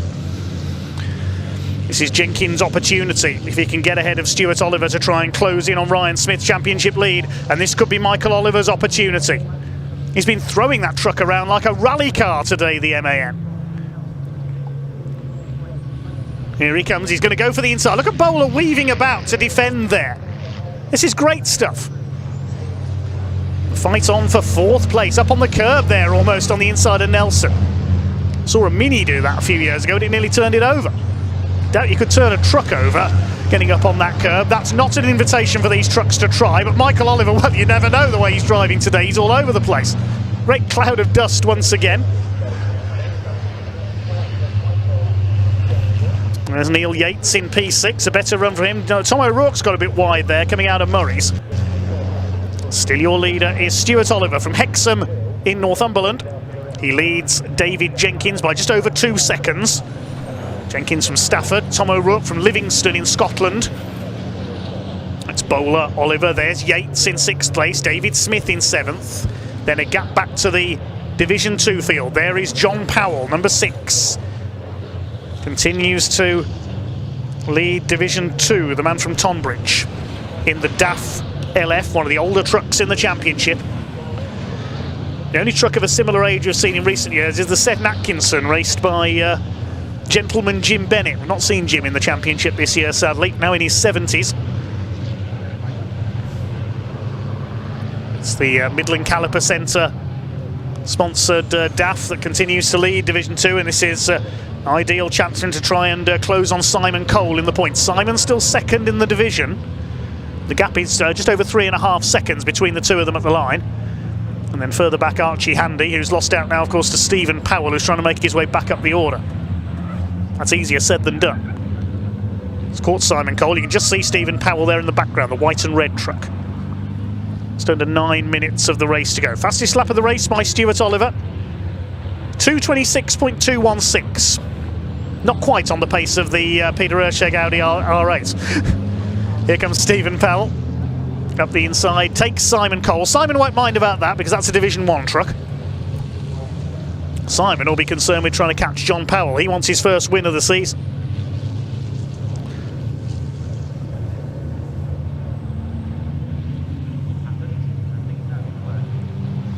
Just over 2 seconds in it for the lead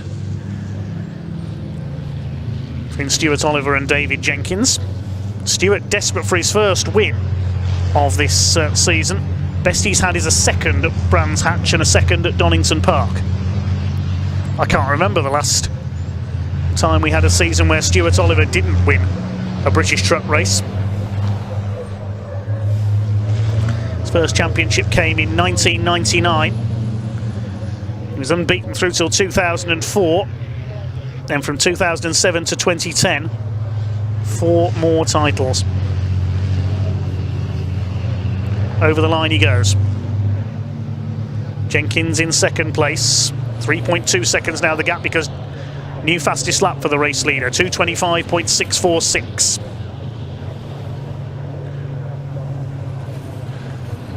Side by side over the line.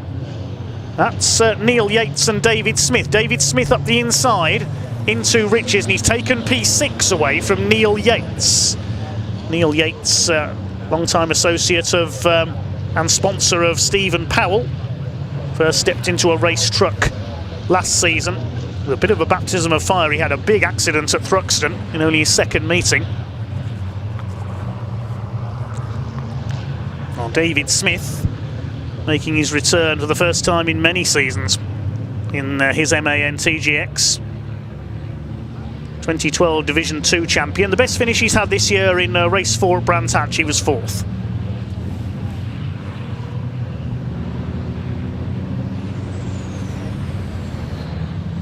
Six and a half minutes to go now. Things have calmed down slightly, I think. Yes, Michael Oliver's dropped back a bit from John Bowler. We just see them in the distance there going around Hamilton's. So, whoops. Neil Yates puts a wheel onto the grass and flicks sideways.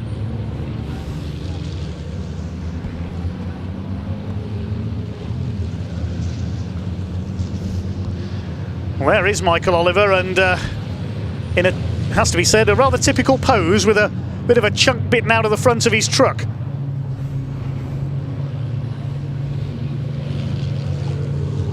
Hope that doesn't start dragging on his tyre. Yeah, a little bit of smoke from the GT tyre there, or that might be a bit of steam from the water-cooled brakes. Now, if you are new to truck racing, these trucks are electronically limited. Road-going trucks limited, of course, to 56 miles per hour. Race trucks are limited to 100 miles an hour. This has been a feature of truck racing since it began back in the 80s in Britain. It was the famous Lucas company in Birmingham who originally fitted and calibrated the speed limiters. Tom O'Rourke is catching David Jenkins, possibly for second place. There's John Powell continuing to lead Division 2. And yes, O'Rourke has just done a personal best, 2:26.4, closed by nearly 3/4 of a second on David Jenkins now. Yes, Tom O'Rourke is going for it, looking for his first podium of the season. His only win came at Donington 2 years ago. And look at David Jenkins lifting a wheel there. Three-wheeling it like a hatchback round the hairpin. I've not seen David Jenkins' truck do that before. I suppose you could say four-wheeling it, because they have double rear wheels, these trucks. Yeah, but Jenkins does seem to be having some handling issues, maybe as a result of that bit of contact with Stephen Powell on the first corner. I wondered if he had a left front tyre going down slightly. That's why he lifted the wheel there on the other side. But O'Rourke is definitely catching him in that International Navistar, the Freuhauf Trailers and MV Commercial, number 86. This is allowing Stuart Oliver to pull away. Stephen Powell has got past John Powell now, I can tell you, into P8 as well, as he tries to recover from that spin on the first corner. The lead is up to 4.7 seconds now for Stuart Oliver, the 60-year-old. Driving like he's half his age here today. He's flying along. Was leading at the time of the stoppage in race 1. Son Michael it was who took the win on that occasion. Here comes Michael. Started further back on the grid this time, but he's fighting his way through, and he's having a go at John Bowler again. This time he gets alongside him a bit earlier down the Bentley straight, but no, the number 14 truck stays ahead. Into Brundle, up towards Nelson.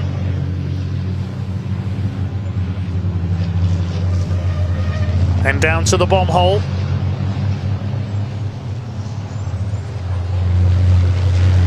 Three minutes to go. I know the races don't seem too long at times. Something flew off Michael Oliver's truck there. Another bit of bodywork goes flying. Souvenir for our marshals.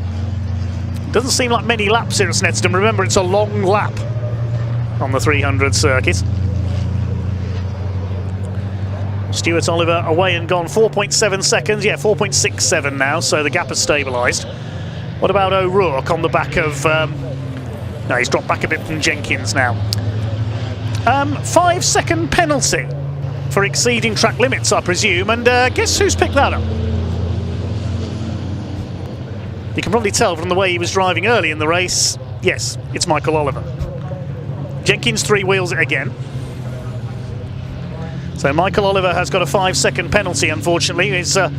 He is quite a way clear of David Smith, so he should be okay, I think. Somebody else kicking up some dust in the background there. Stuart Oliver continues to lead. Is it going to be a family double? Is Stuart going to finally get his first win of the 2024 season? O'Rourke trying to close up again. Is he going to get his first podium of the 2024 season? Not seen the 86 on the podium. My apologies, his second podium, sorry, of the 2024 season. He was third in race 5 at Thruxton. My apologies.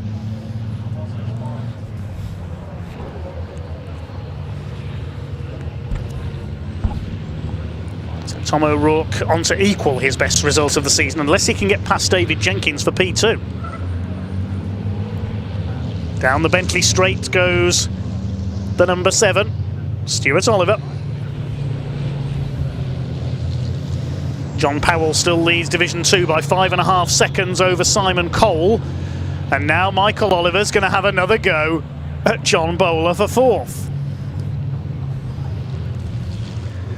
But if he does get ahead of John Bowler, now he's got that 5-second penalty. He's got to get more than 5 seconds clear of him. And with only 50 seconds left on the clock, I don't think he's going to do that unless John Bowler was to go off. A little bit of understeer there for Bowler, but he makes it round Nelson.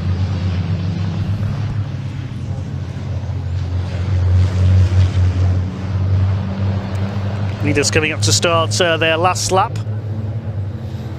It's looking good for Stuart Oliver. It's going to be 2 out of 2 for Team Oliver today. Meantime, there's Archie Handy. We've not seen much of the youngster in his Volvo. Got to be one of the youngest British truck racers of all time. He's at the tail of the field, 3rd in Division 2. And we're just getting notification as well. Tom O'Rourke has also got a 5-second penalty for exceeding track limits. And so if John Bowler gets any closer to him, we'll see O'Rourke off the podium, and Stuart Oliver's three-wheeling it round now. Certainly throwing it round that hairpin. So O'Rourke, yeah, 5.5 seconds clear at the line of John Bowler. So if Bowler gets any closer, he could get himself a podium because O'Rourke's going to pick up a 5-second penalty. What's the best finish that John Bowler has had this year? Yeah, he had a couple of podiums at Thruxton, circuit where he's always shone, down in Hampshire. Stuart Oliver's going to take the win, barring any mechanical problem.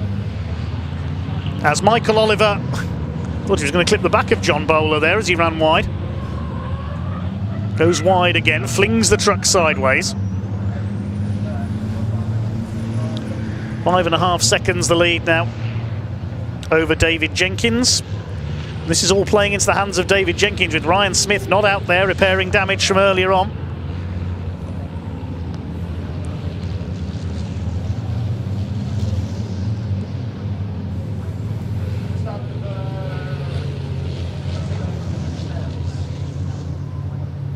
And here he comes in the GT tyres, Tahuna Honey MAN, built to replace his damaged Volvo VNL, the familiar bonneted Volvo, after that crash at Thruxton. Here he comes at long last. He's going to take a long overdue first win of 2024, the 10 times British, 1-time European champion. Made the start as David Jenkins and Stephen Powell tangled on the first corner. Comes into Murray's for the final time, and he's going to be back to winning ways. The most successful British truck racer of all time is at last a winner in 2024 at long last. Stuart Oliver takes his first win of the season. It's a double for Team Oliver, with Michael having won race 1. David Jenkins comes over in second. Tom O'Rourke crosses the line third, but he may have that penalty over John Bowler. Bowler comes over in 4th. He's not quite close enough, so O'Rourke will retain 3rd place. Less than a second ahead of John Bowler with the penalty applied. Michael Oliver crosses the line 5th. I think he's going to be safely clear of David Smith. David Smith comes over in 6th position. Yes, so Michael Oliver does take the 5th place despite that penalty. David Smith 6th. Stephen Powell back to 7th after his spin on the first corner, fighting back for 7th place. Neil Yates is 8th. And then we will have the Division 2 trucks. And here comes John Powell in truck number 6. And he will know that Paul Rivette is out of action for the rest of the weekend. This is his chance to try and close in on Simon Cole at the top of the points. Over the line goes John Powell, sorry. Simon Cole, there's the pink and white machine. Powell wins Division 2, a minute behind our race winner Stuart Oliver. 7.5 seconds clear of Simon Cole. And here comes Archie Handy at the back of the field in the ex-Paul McCumsky Volvo. Great to have young Archie out there. It doesn't seem 5 minutes since he was in junior saloon cars. In his Citroen Saxo. Now he's handling this huge beast.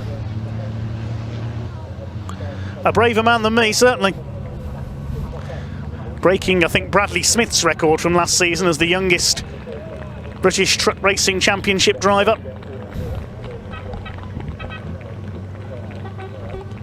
Throws it through the last corner to a big round of applause from the crowd. It's great to have young Archie out there.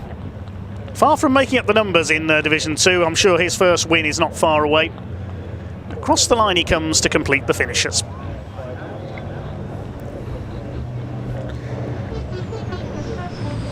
Provisional result then as follows. The win goes to Stuart Oliver by just under 6 seconds ahead of David Jenkins. Closes the gap on Ryan Smith in the points. Tom O'Rourke in 3rd place, despite that 5-second penalty, just ahead of John Bowler. Michael Oliver, despite his penalty, takes 5th ahead of David Smith. Just had a notification on the timing screen, driver of truck 12, to report to the clerk of the course. So Michael Oliver has transgressed in some way. David Smith 6th ahead of Stephen Powell and Neil Yates. John Powell wins Division 2 in 9th ahead of Simon Cole. Archie Handy, of course, Paul Rivette, we've heard, is out of the weekend with engine damage. Ryan Smith also a non-starter. Hopefully he'll be back out tomorrow, though, repairing his damage from that incident in race 1. Let's head down to Pointy in Parc Fermé.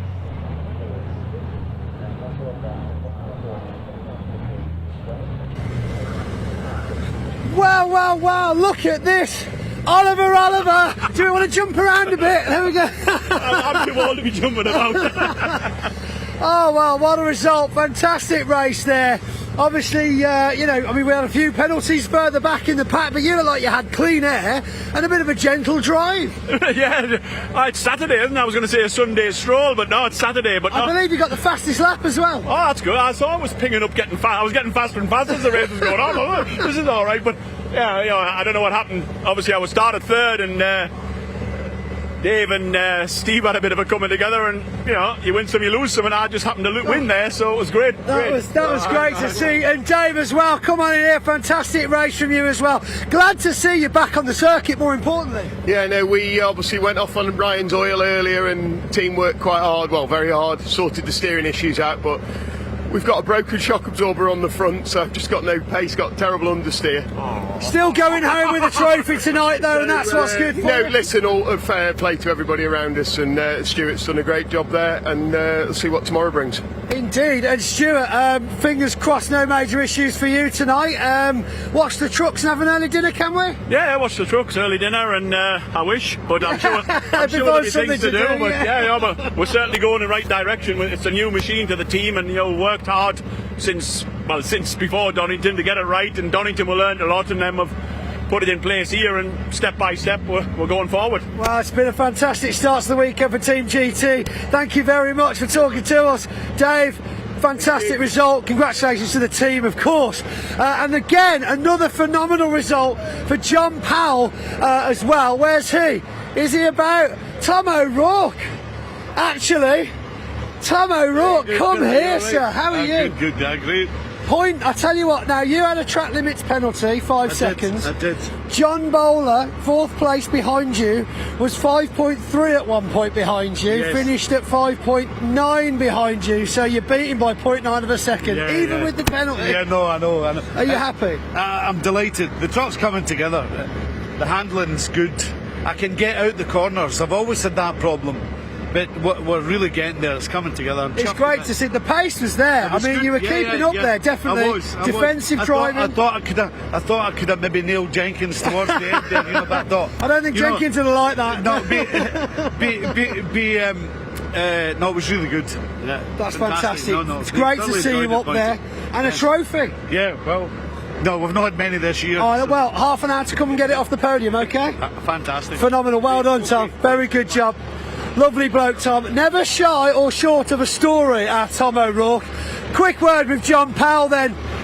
Just to say another congratulations, basically. I mean, this is what we want to see, isn't it? Well, it's nice, but it'd be nice with a few more trucks and a bit of a race. But you know, at the end of the day, to be fair, we've been doing it lots and lots of years, and you know, maintenance-wise and everything else, it all costs money. Yeah, of course. You know, like it's.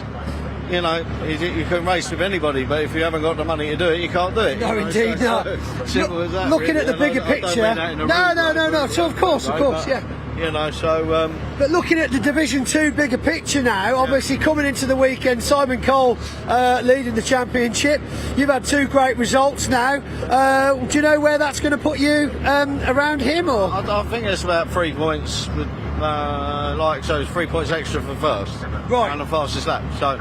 That's where we got to try and go. You'll soon start clawing it back. Oh, well, yeah, we haven't got top gear anyway, so.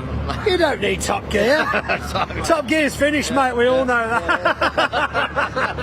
I'm as short as that. Yeah. You can be Hammonds. There we go. Right, that's all we've got time for you now down here in the British Truck Racing Assembly Area / Parc Ferme. We've got some trophies to hand out tonight to some very, very happy drivers. Now, I know we've had some bad news for a couple of the trucks today, but what a way to start the weekend's racing here at Snetterton. Don't forget, we've got 3 more truck races for you tomorrow as well, which I'm looking forward to. Ian, come on in a second here. What have we got left on the racing package today? Pickups are out next. The pickup trucks, 7 laps of action. That's going to be I love that, by the way. I absolutely love the pickups. It's going to be a cracking race. They're quick, always nose to nose. Yeah, especially around here. It's going to be very exciting. So don't go anywhere. Hit that little subscribe button at the Truck Racing YouTube channel page and with BARC TV as well. Make sure you hit like, because the pictures you are watching right now are completely free for you to tune in and watch. So it just helps us out a little bit. And make sure you don't miss any more of the British Truck Racing Championship. Grrr, right, back to Dave. Grrr, Dave, grrr. That's yours, sir. Thanks. Well, John Powell might be Richard Hammond, but I don't think we'll see those 2 replacing Jeremy Clarkson and James May anytime soon, will we? Good old Pointy and Ian, full of fun as ever down in Parc Ferme. Well, race number 5 of the day then, and something a little bit different, the Pickup Truck Racing Championship. They had their qualifying session this morning. Now, of course, in pickup trucks, Part 1 of the qualifying session sets the grid for the first race and Part 2 for the second, but with the top 6 flipped around. So if you're 6th fastest in qualifying, you start on pole for the first race. We'll give you the grid fairly shortly, but first of all, Ian caught up with some of the drivers earlier on.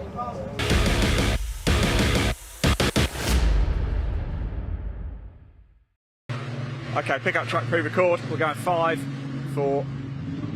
Right, everybody, we've come down to assembly here actually. The pickup trucks aren't quite in there yet, but almost time to go racing for the final race of the day. Don't forget, we've got a lot more action coming up tomorrow, but one of my favourites actually, these. And Chris is here. Chris is going to have a quick chat with us. Chris, it's been a bit of a wait for you guys, hasn't it? You qualified about 11 o'clock this morning, and now you're the last race. What have you been doing today?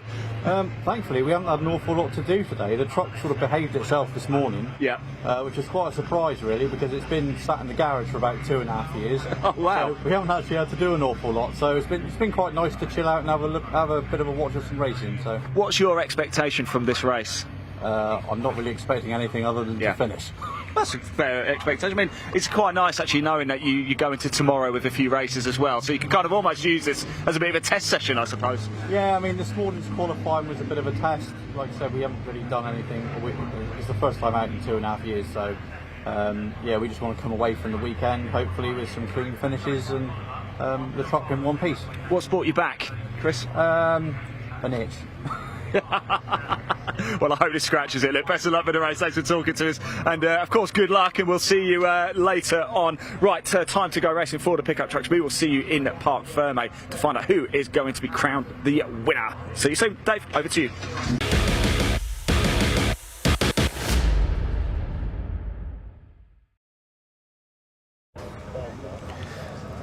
So the pickup truck's already on the grid then, ready for the rolling start. And the man who was sixth fastest in qualifying earlier on is in pole position. It is number 93, pickup veteran Michael Smith. In fact, it's going to be only the top 5 flipped around from the qualifying session, because the reason is one of the top 6, Dale Gent, after a totting up of penalties from earlier in the season, is starting from the pit lane. So the 83 truck will be in pit lane. It'll be Michael Smith and Jonathan Hadfield on the front row. The number 42, the ex-Rhys Jones title-winning truck of Jonathan Hadfield alongside Michael Smith. Second row, 89, Chris Brockhurst, and 72, Alan Cooper. Third row, one of the men fighting for the championship, Matt Simpson, number 30, the ex-British touring car driver, starts alongside Mark Willis, number 65, who is leading the points coming into this round. Row 4, number 68, Eric Bolton, and 84, Matthew Moore. The 5th row is number 5, Dan Fisher, and 44, Ryan Hadfield. And the 6th row, 77, Chris Land. Dale Gent starts from the pit lane. 13 trucks on the entry list. We don't have James Goldstraw, number 52, for today. He'll be out in action tomorrow, the number 52 truck. Well, it is Matt Simpson who has done the majority of the winnings so far, but he missed a round earlier this season. He is very busy with his son Ben's junior racing in karts and subsequently junior oval racing. Of course, Matt, a former short oval racer himself for many years before moving on to circuit racing and subsequently to British touring cars. So he had to miss a round earlier this season, and he's down in 3rd in the points. It's Mark Willis, number 65, who is one of the most experienced drivers on this grid. He's been the Rockingham champion in the days when these trucks used to race on the 1.5 mile oval at Rockingham Motor Speedway in Northants. But he's never won the full pickup championship. Could this be his year? 83, Dale Gent is 2nd in the points. He's starting from the pit lane in the Dale Earnhardt lookalike, number 83. Simpson 3rd in the points. 4th is Chris Brockhurst, number 89, and 5th in the points, Eric Bolton, number 68. He scored his first win earlier this year in the championship at the American Speedfest meeting at Brands Hatch. Now, these pickup trucks are certainly nothing like the pickup trucks you will see your local tradespeople using, full of ladders or building materials. They are very specialised, race-tuned machines built by Sonny Howard and his team. Sonny, who's been the boss of this series since it began in the 1990s as part of the Eurocar package. Space frame chassis powered by 2-litre race-tuned engines. Very evenly matched. A lot of the drivers are ex-short oval racers. Michael Smith is ex-Formula 1 stock cars. The Hadfield family came from short oval racing at their hometown raceway of Buxton in the Peak District. We've got Ryan and Jonathan, the 2 brothers out there. They've raced Formula 2 stock cars. They've competed in Ginettas on the circuits as well. And there's Chris Land, number 77 at the back. His comeback race, so he starts from the back of the field. Hasn't raced pickups for a couple of years, all the way from St Austell in Cornwall. He's a former autograss racer.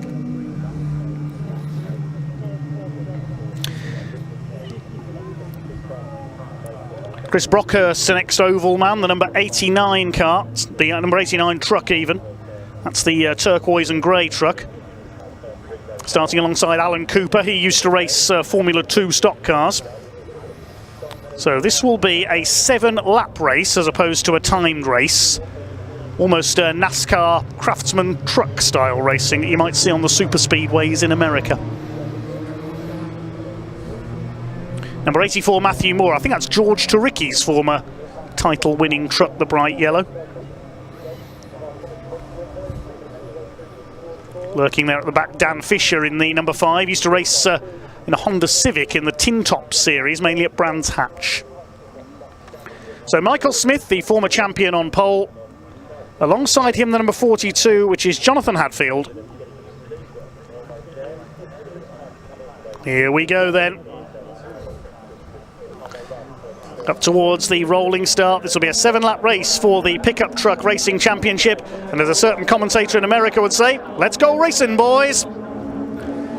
Down towards the first corner at Riches then. Decent start by Chris Brockhurst, having a look at the inside, but it's Hadfield from the outside the front row. Oh no, it isn't. He's gone out wide onto the grass. Oh, the 42 just threw it in too hard there. Jonathan Hadfield has gone. And the ex-Rhys Jones truck that won a couple of championships rejoins at the back behind Chris Land. So he's got to fight his way back up the order now, the number 42 of Jonathan Hadfield.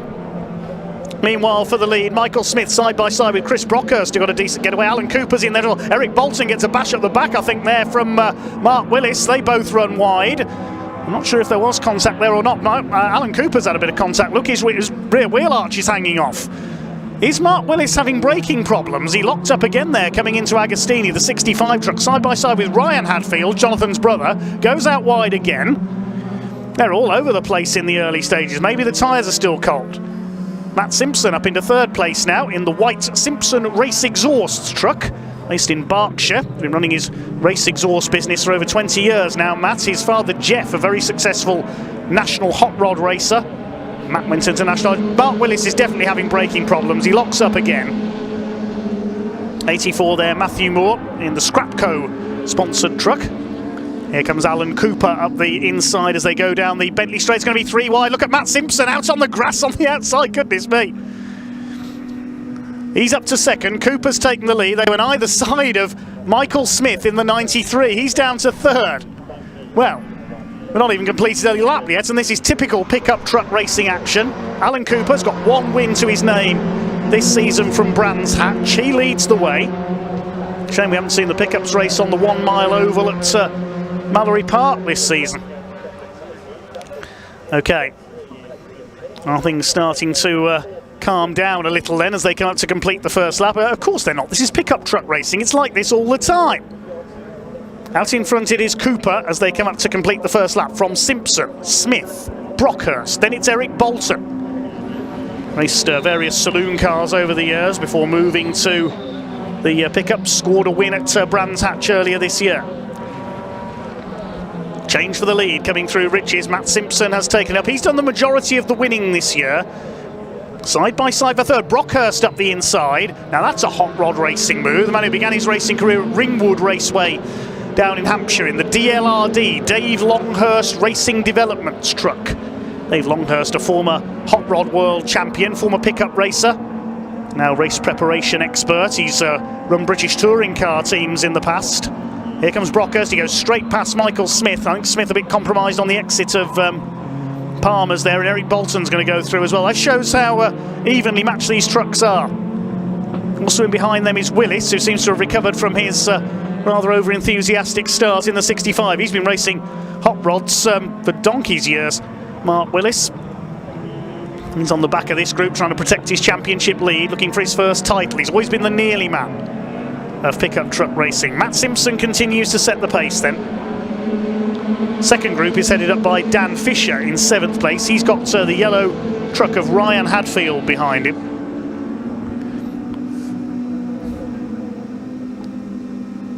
Down the Bentley Straight they go. Eric Bolton in the dark purple machine having a look up the inside.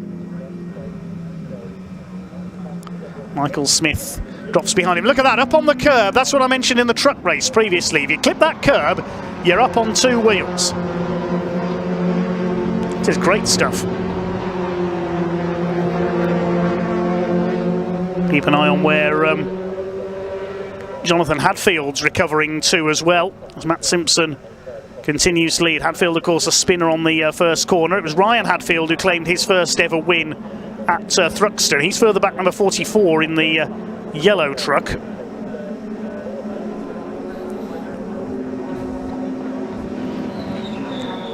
Looking at the timing screen, Dale Gent as Michael Smith up the inside retakes Eric Bolton. So Bolton battling away for 3rd and 4th. Dale Gent, I can tell you, he's up to 9th, having started from the pits, and he's done the fastest lap, 2:06.856.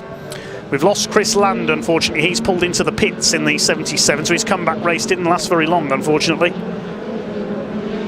So 11 trucks out there. You can see James Goldstraw's name on the timing tower, but he won't be out till tomorrow. So Simpson leads from Cooper. 3rd place is Brockhurst, then Bolton, Smith, Willis, then a gap.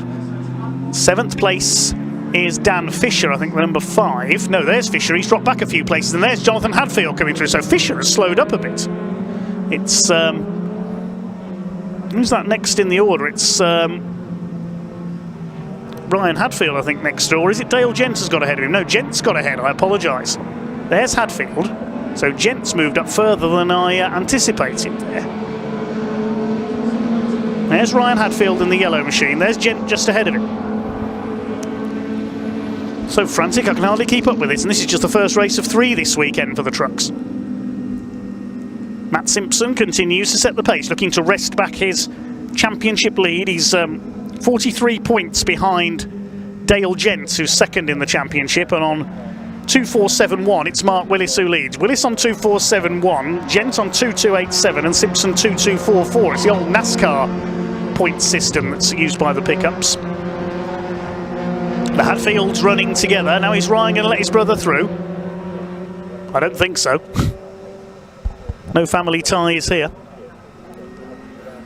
little slippery there as they come through Murray's. Over the line goes Matt Simpson, the man from Slough in Berkshire.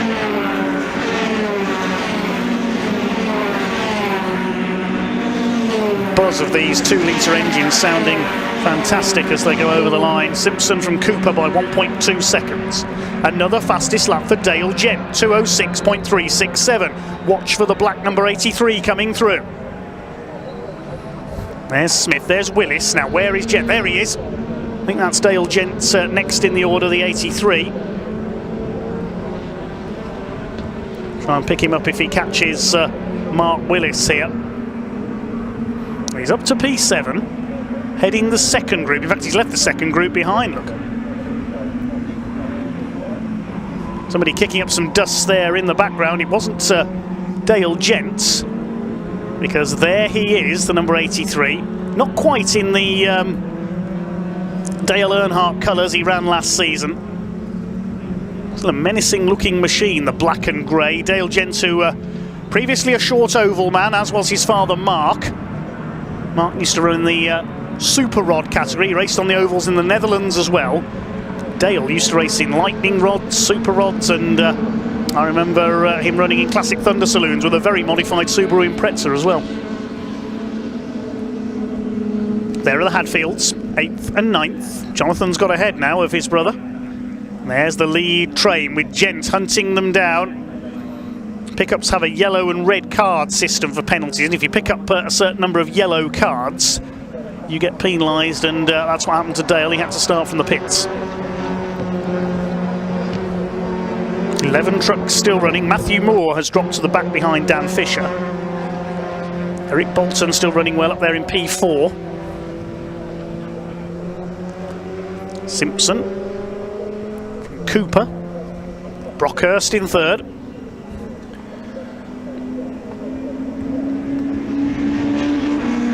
Four laps completed, on to lap 5. Chris Brockhurst trying to chase down Alan Cooper for 2nd place. He's getting closer. Still see that little bit of bodywork damage on the back of the 72.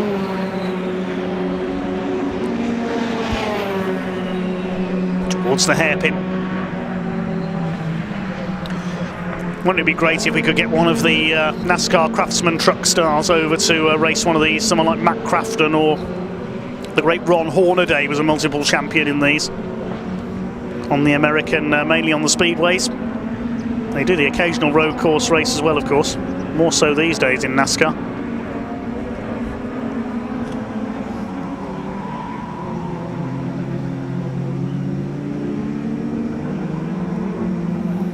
So we're over halfway now. in our first of 3 pickup truck championship races this weekend. Ryan Hadfield wide over the curves there.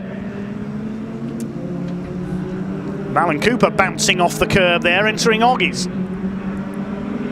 Mark Willis now under fire for P6 from Dale Gent, his championship rival.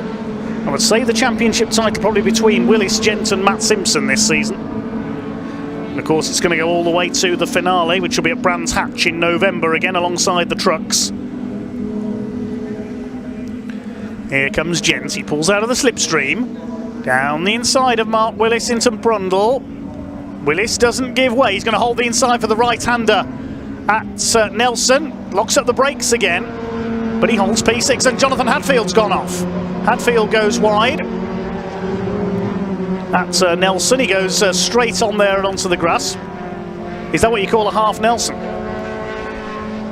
Gathered it up together though. He's lost a place to his brother Ryan. Into the sunset they go along the Senna straights. It's the penultimate lap. Lead gap is up to now 1.46 seconds, so Simpson's pulled away slightly. Gent will try again up into Rich. He's going to get the move done this time. Into P6 he goes.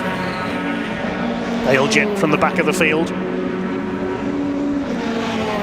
Finishing position all important because the first 2 races of a weekend in the pickups are effectively 2 heats, and the results decide the grid for the 3rd race, the final. But again, the top 6 on aggregate are reversed, making things a bit more interesting. 2nd race, which is tomorrow, 3rd race on the programme tomorrow, the second 7-lap heat, if you like, is determined by the second part of the qualifying session this morning. As up the inside, Chris Brockhurst, he goes into 2nd, past Alan Cooper. Now, can Brockhurst catch Matt Simpson? Gent's still got the fastest lap of the race, 2:05.496. Cooper tries to fight back.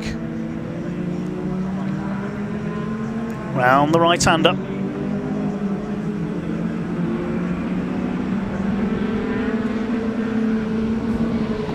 Send it to Alan Cooper. One of his sponsors is a butcher's shop, and yes, the back of the car, the truck a bit butchered there.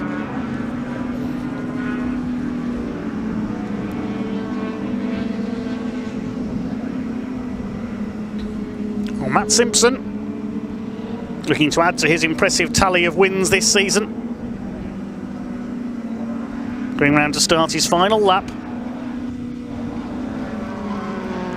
in the Simpson Race Exhaust Simpson Recycling pickup truck.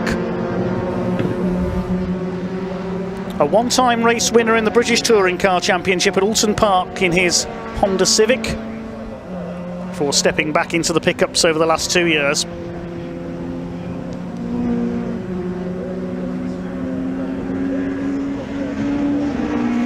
Into the last lap we go, there's the board. Brockhurst and Cooper 2nd and 3rd, then Bolton. Dale Gent up to 5th. He's got past Smith as well now. He saw him pass Mark Willis earlier on. He's past Michael Smith, the pole sitter, as well. The battle is still for 2nd place. Alan Cooper all over the back of Chris Brockhurst. Into the hairpin. 2.23 seconds the lead margin. Taking a bit of curb there, Brockhurst and Cooper. Eric Bolton just looking on from 4th place.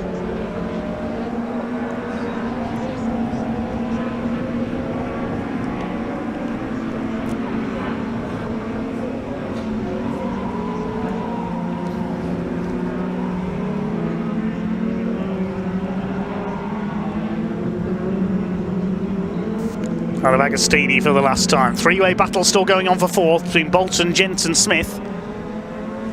Alan Cooper's not finished yet. Moves to the outside, now back to the inside. Tries to unsettle Chris Brockhurst, trying to confuse him. They're not going to catch Matt Simpson, he's heading for the victory. Took the lead from Alan Cooper on the 2nd lap. Down the Bentley straight for the last time they come.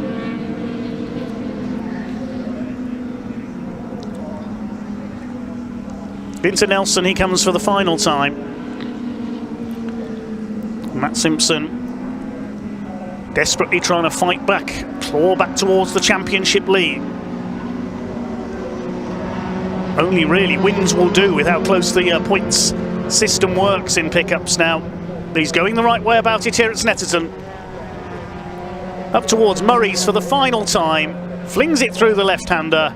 The checkered flag is awaiting, took the lead on the second lap from Alan Cooper, and here he comes up towards his latest victory of this season. Matt Simpson wins our first pickup truck race of the weekend. Chris Brockhurst comes over in second, Cooper third, and Eric Bolton almost pushed over the line by Dale Gent for fourth. Michael Smith, the pole sitter, takes sixth. Mark Willis down in seventh, he won't be too happy with that. Ryan Hadfield eighth, Jonathan Hadfield after a spin on the first corner ninth. And in 10th place we should see the yellow machine of Matthew Moore, just holds off Dan Fisher. They're the final finishers because, of course, Chris Land was a retirement. And James Goldstraw, a non-starter. He will only race in tomorrow's 2 races.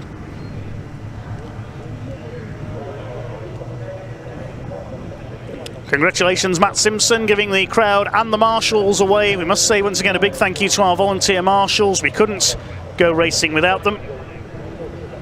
A big thanks to their service here today. Provisional result then, the win goes to Matt Simpson by just over 3 seconds ahead of Chris Brockhurst. Good second for him ahead of Alan Cooper, who led the opening lap. Eric Bolton a fine 4th ahead of Dale Gent from the pit lane start through to take 5th place. Michael Smith, the pole sitter, 6th ahead of Mark Willis, the championship leader. And the Hadfields 8th and 9th, what might have been for Jonathan Hadfield, who spun on the first corner from the front row. Matthew Moore and Dan Fisher complete the finishers. Chris Land pulled into the pits. James Goldstraw, a non-starter.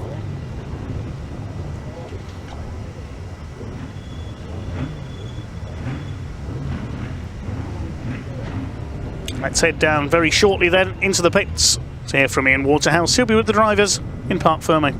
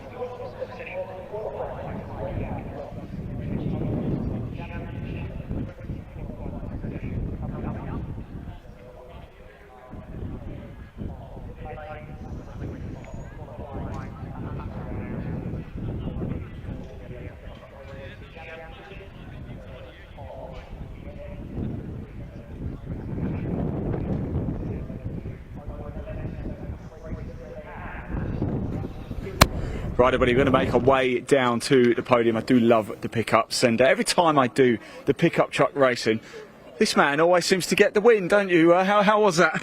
Yeah, it's all right. Yeah, it's good. Like, it's very calm, like, oh, just a standard run out. But once you got out, you got your nose in front, that was it, wasn't it, really? Although yeah, they weren't too far behind. Yeah, it's just a case of sort of just trying to get the front and just sort of maintain the pace, just hit me markers. And obviously lap time just keeps coming and coming and coming. So, yeah, no, it's a good race, and, you know, well done to Chris and Alan as well. It's been a bit of a gap for you guys. You qualified about 11 o'clock this morning. You've had to wait all day, but was everything okay with the car? Have you just been relaxed and chilled? Yeah, no, just sort of checked through, just sort of altered it slightly, and scrutinised, wanted to see it all because of the championship getting too close. Yeah. And no, all good. Apart from that, mate, no, it's all good. Top man, thank you. It's good stuff there as well. Let's see if I can just grab a quick one. Chris, can I just grab you very quickly? Yeah. Congratulations. That was a good fight you had with Alan. Yeah, no, it was brilliant. Yeah, it was really good.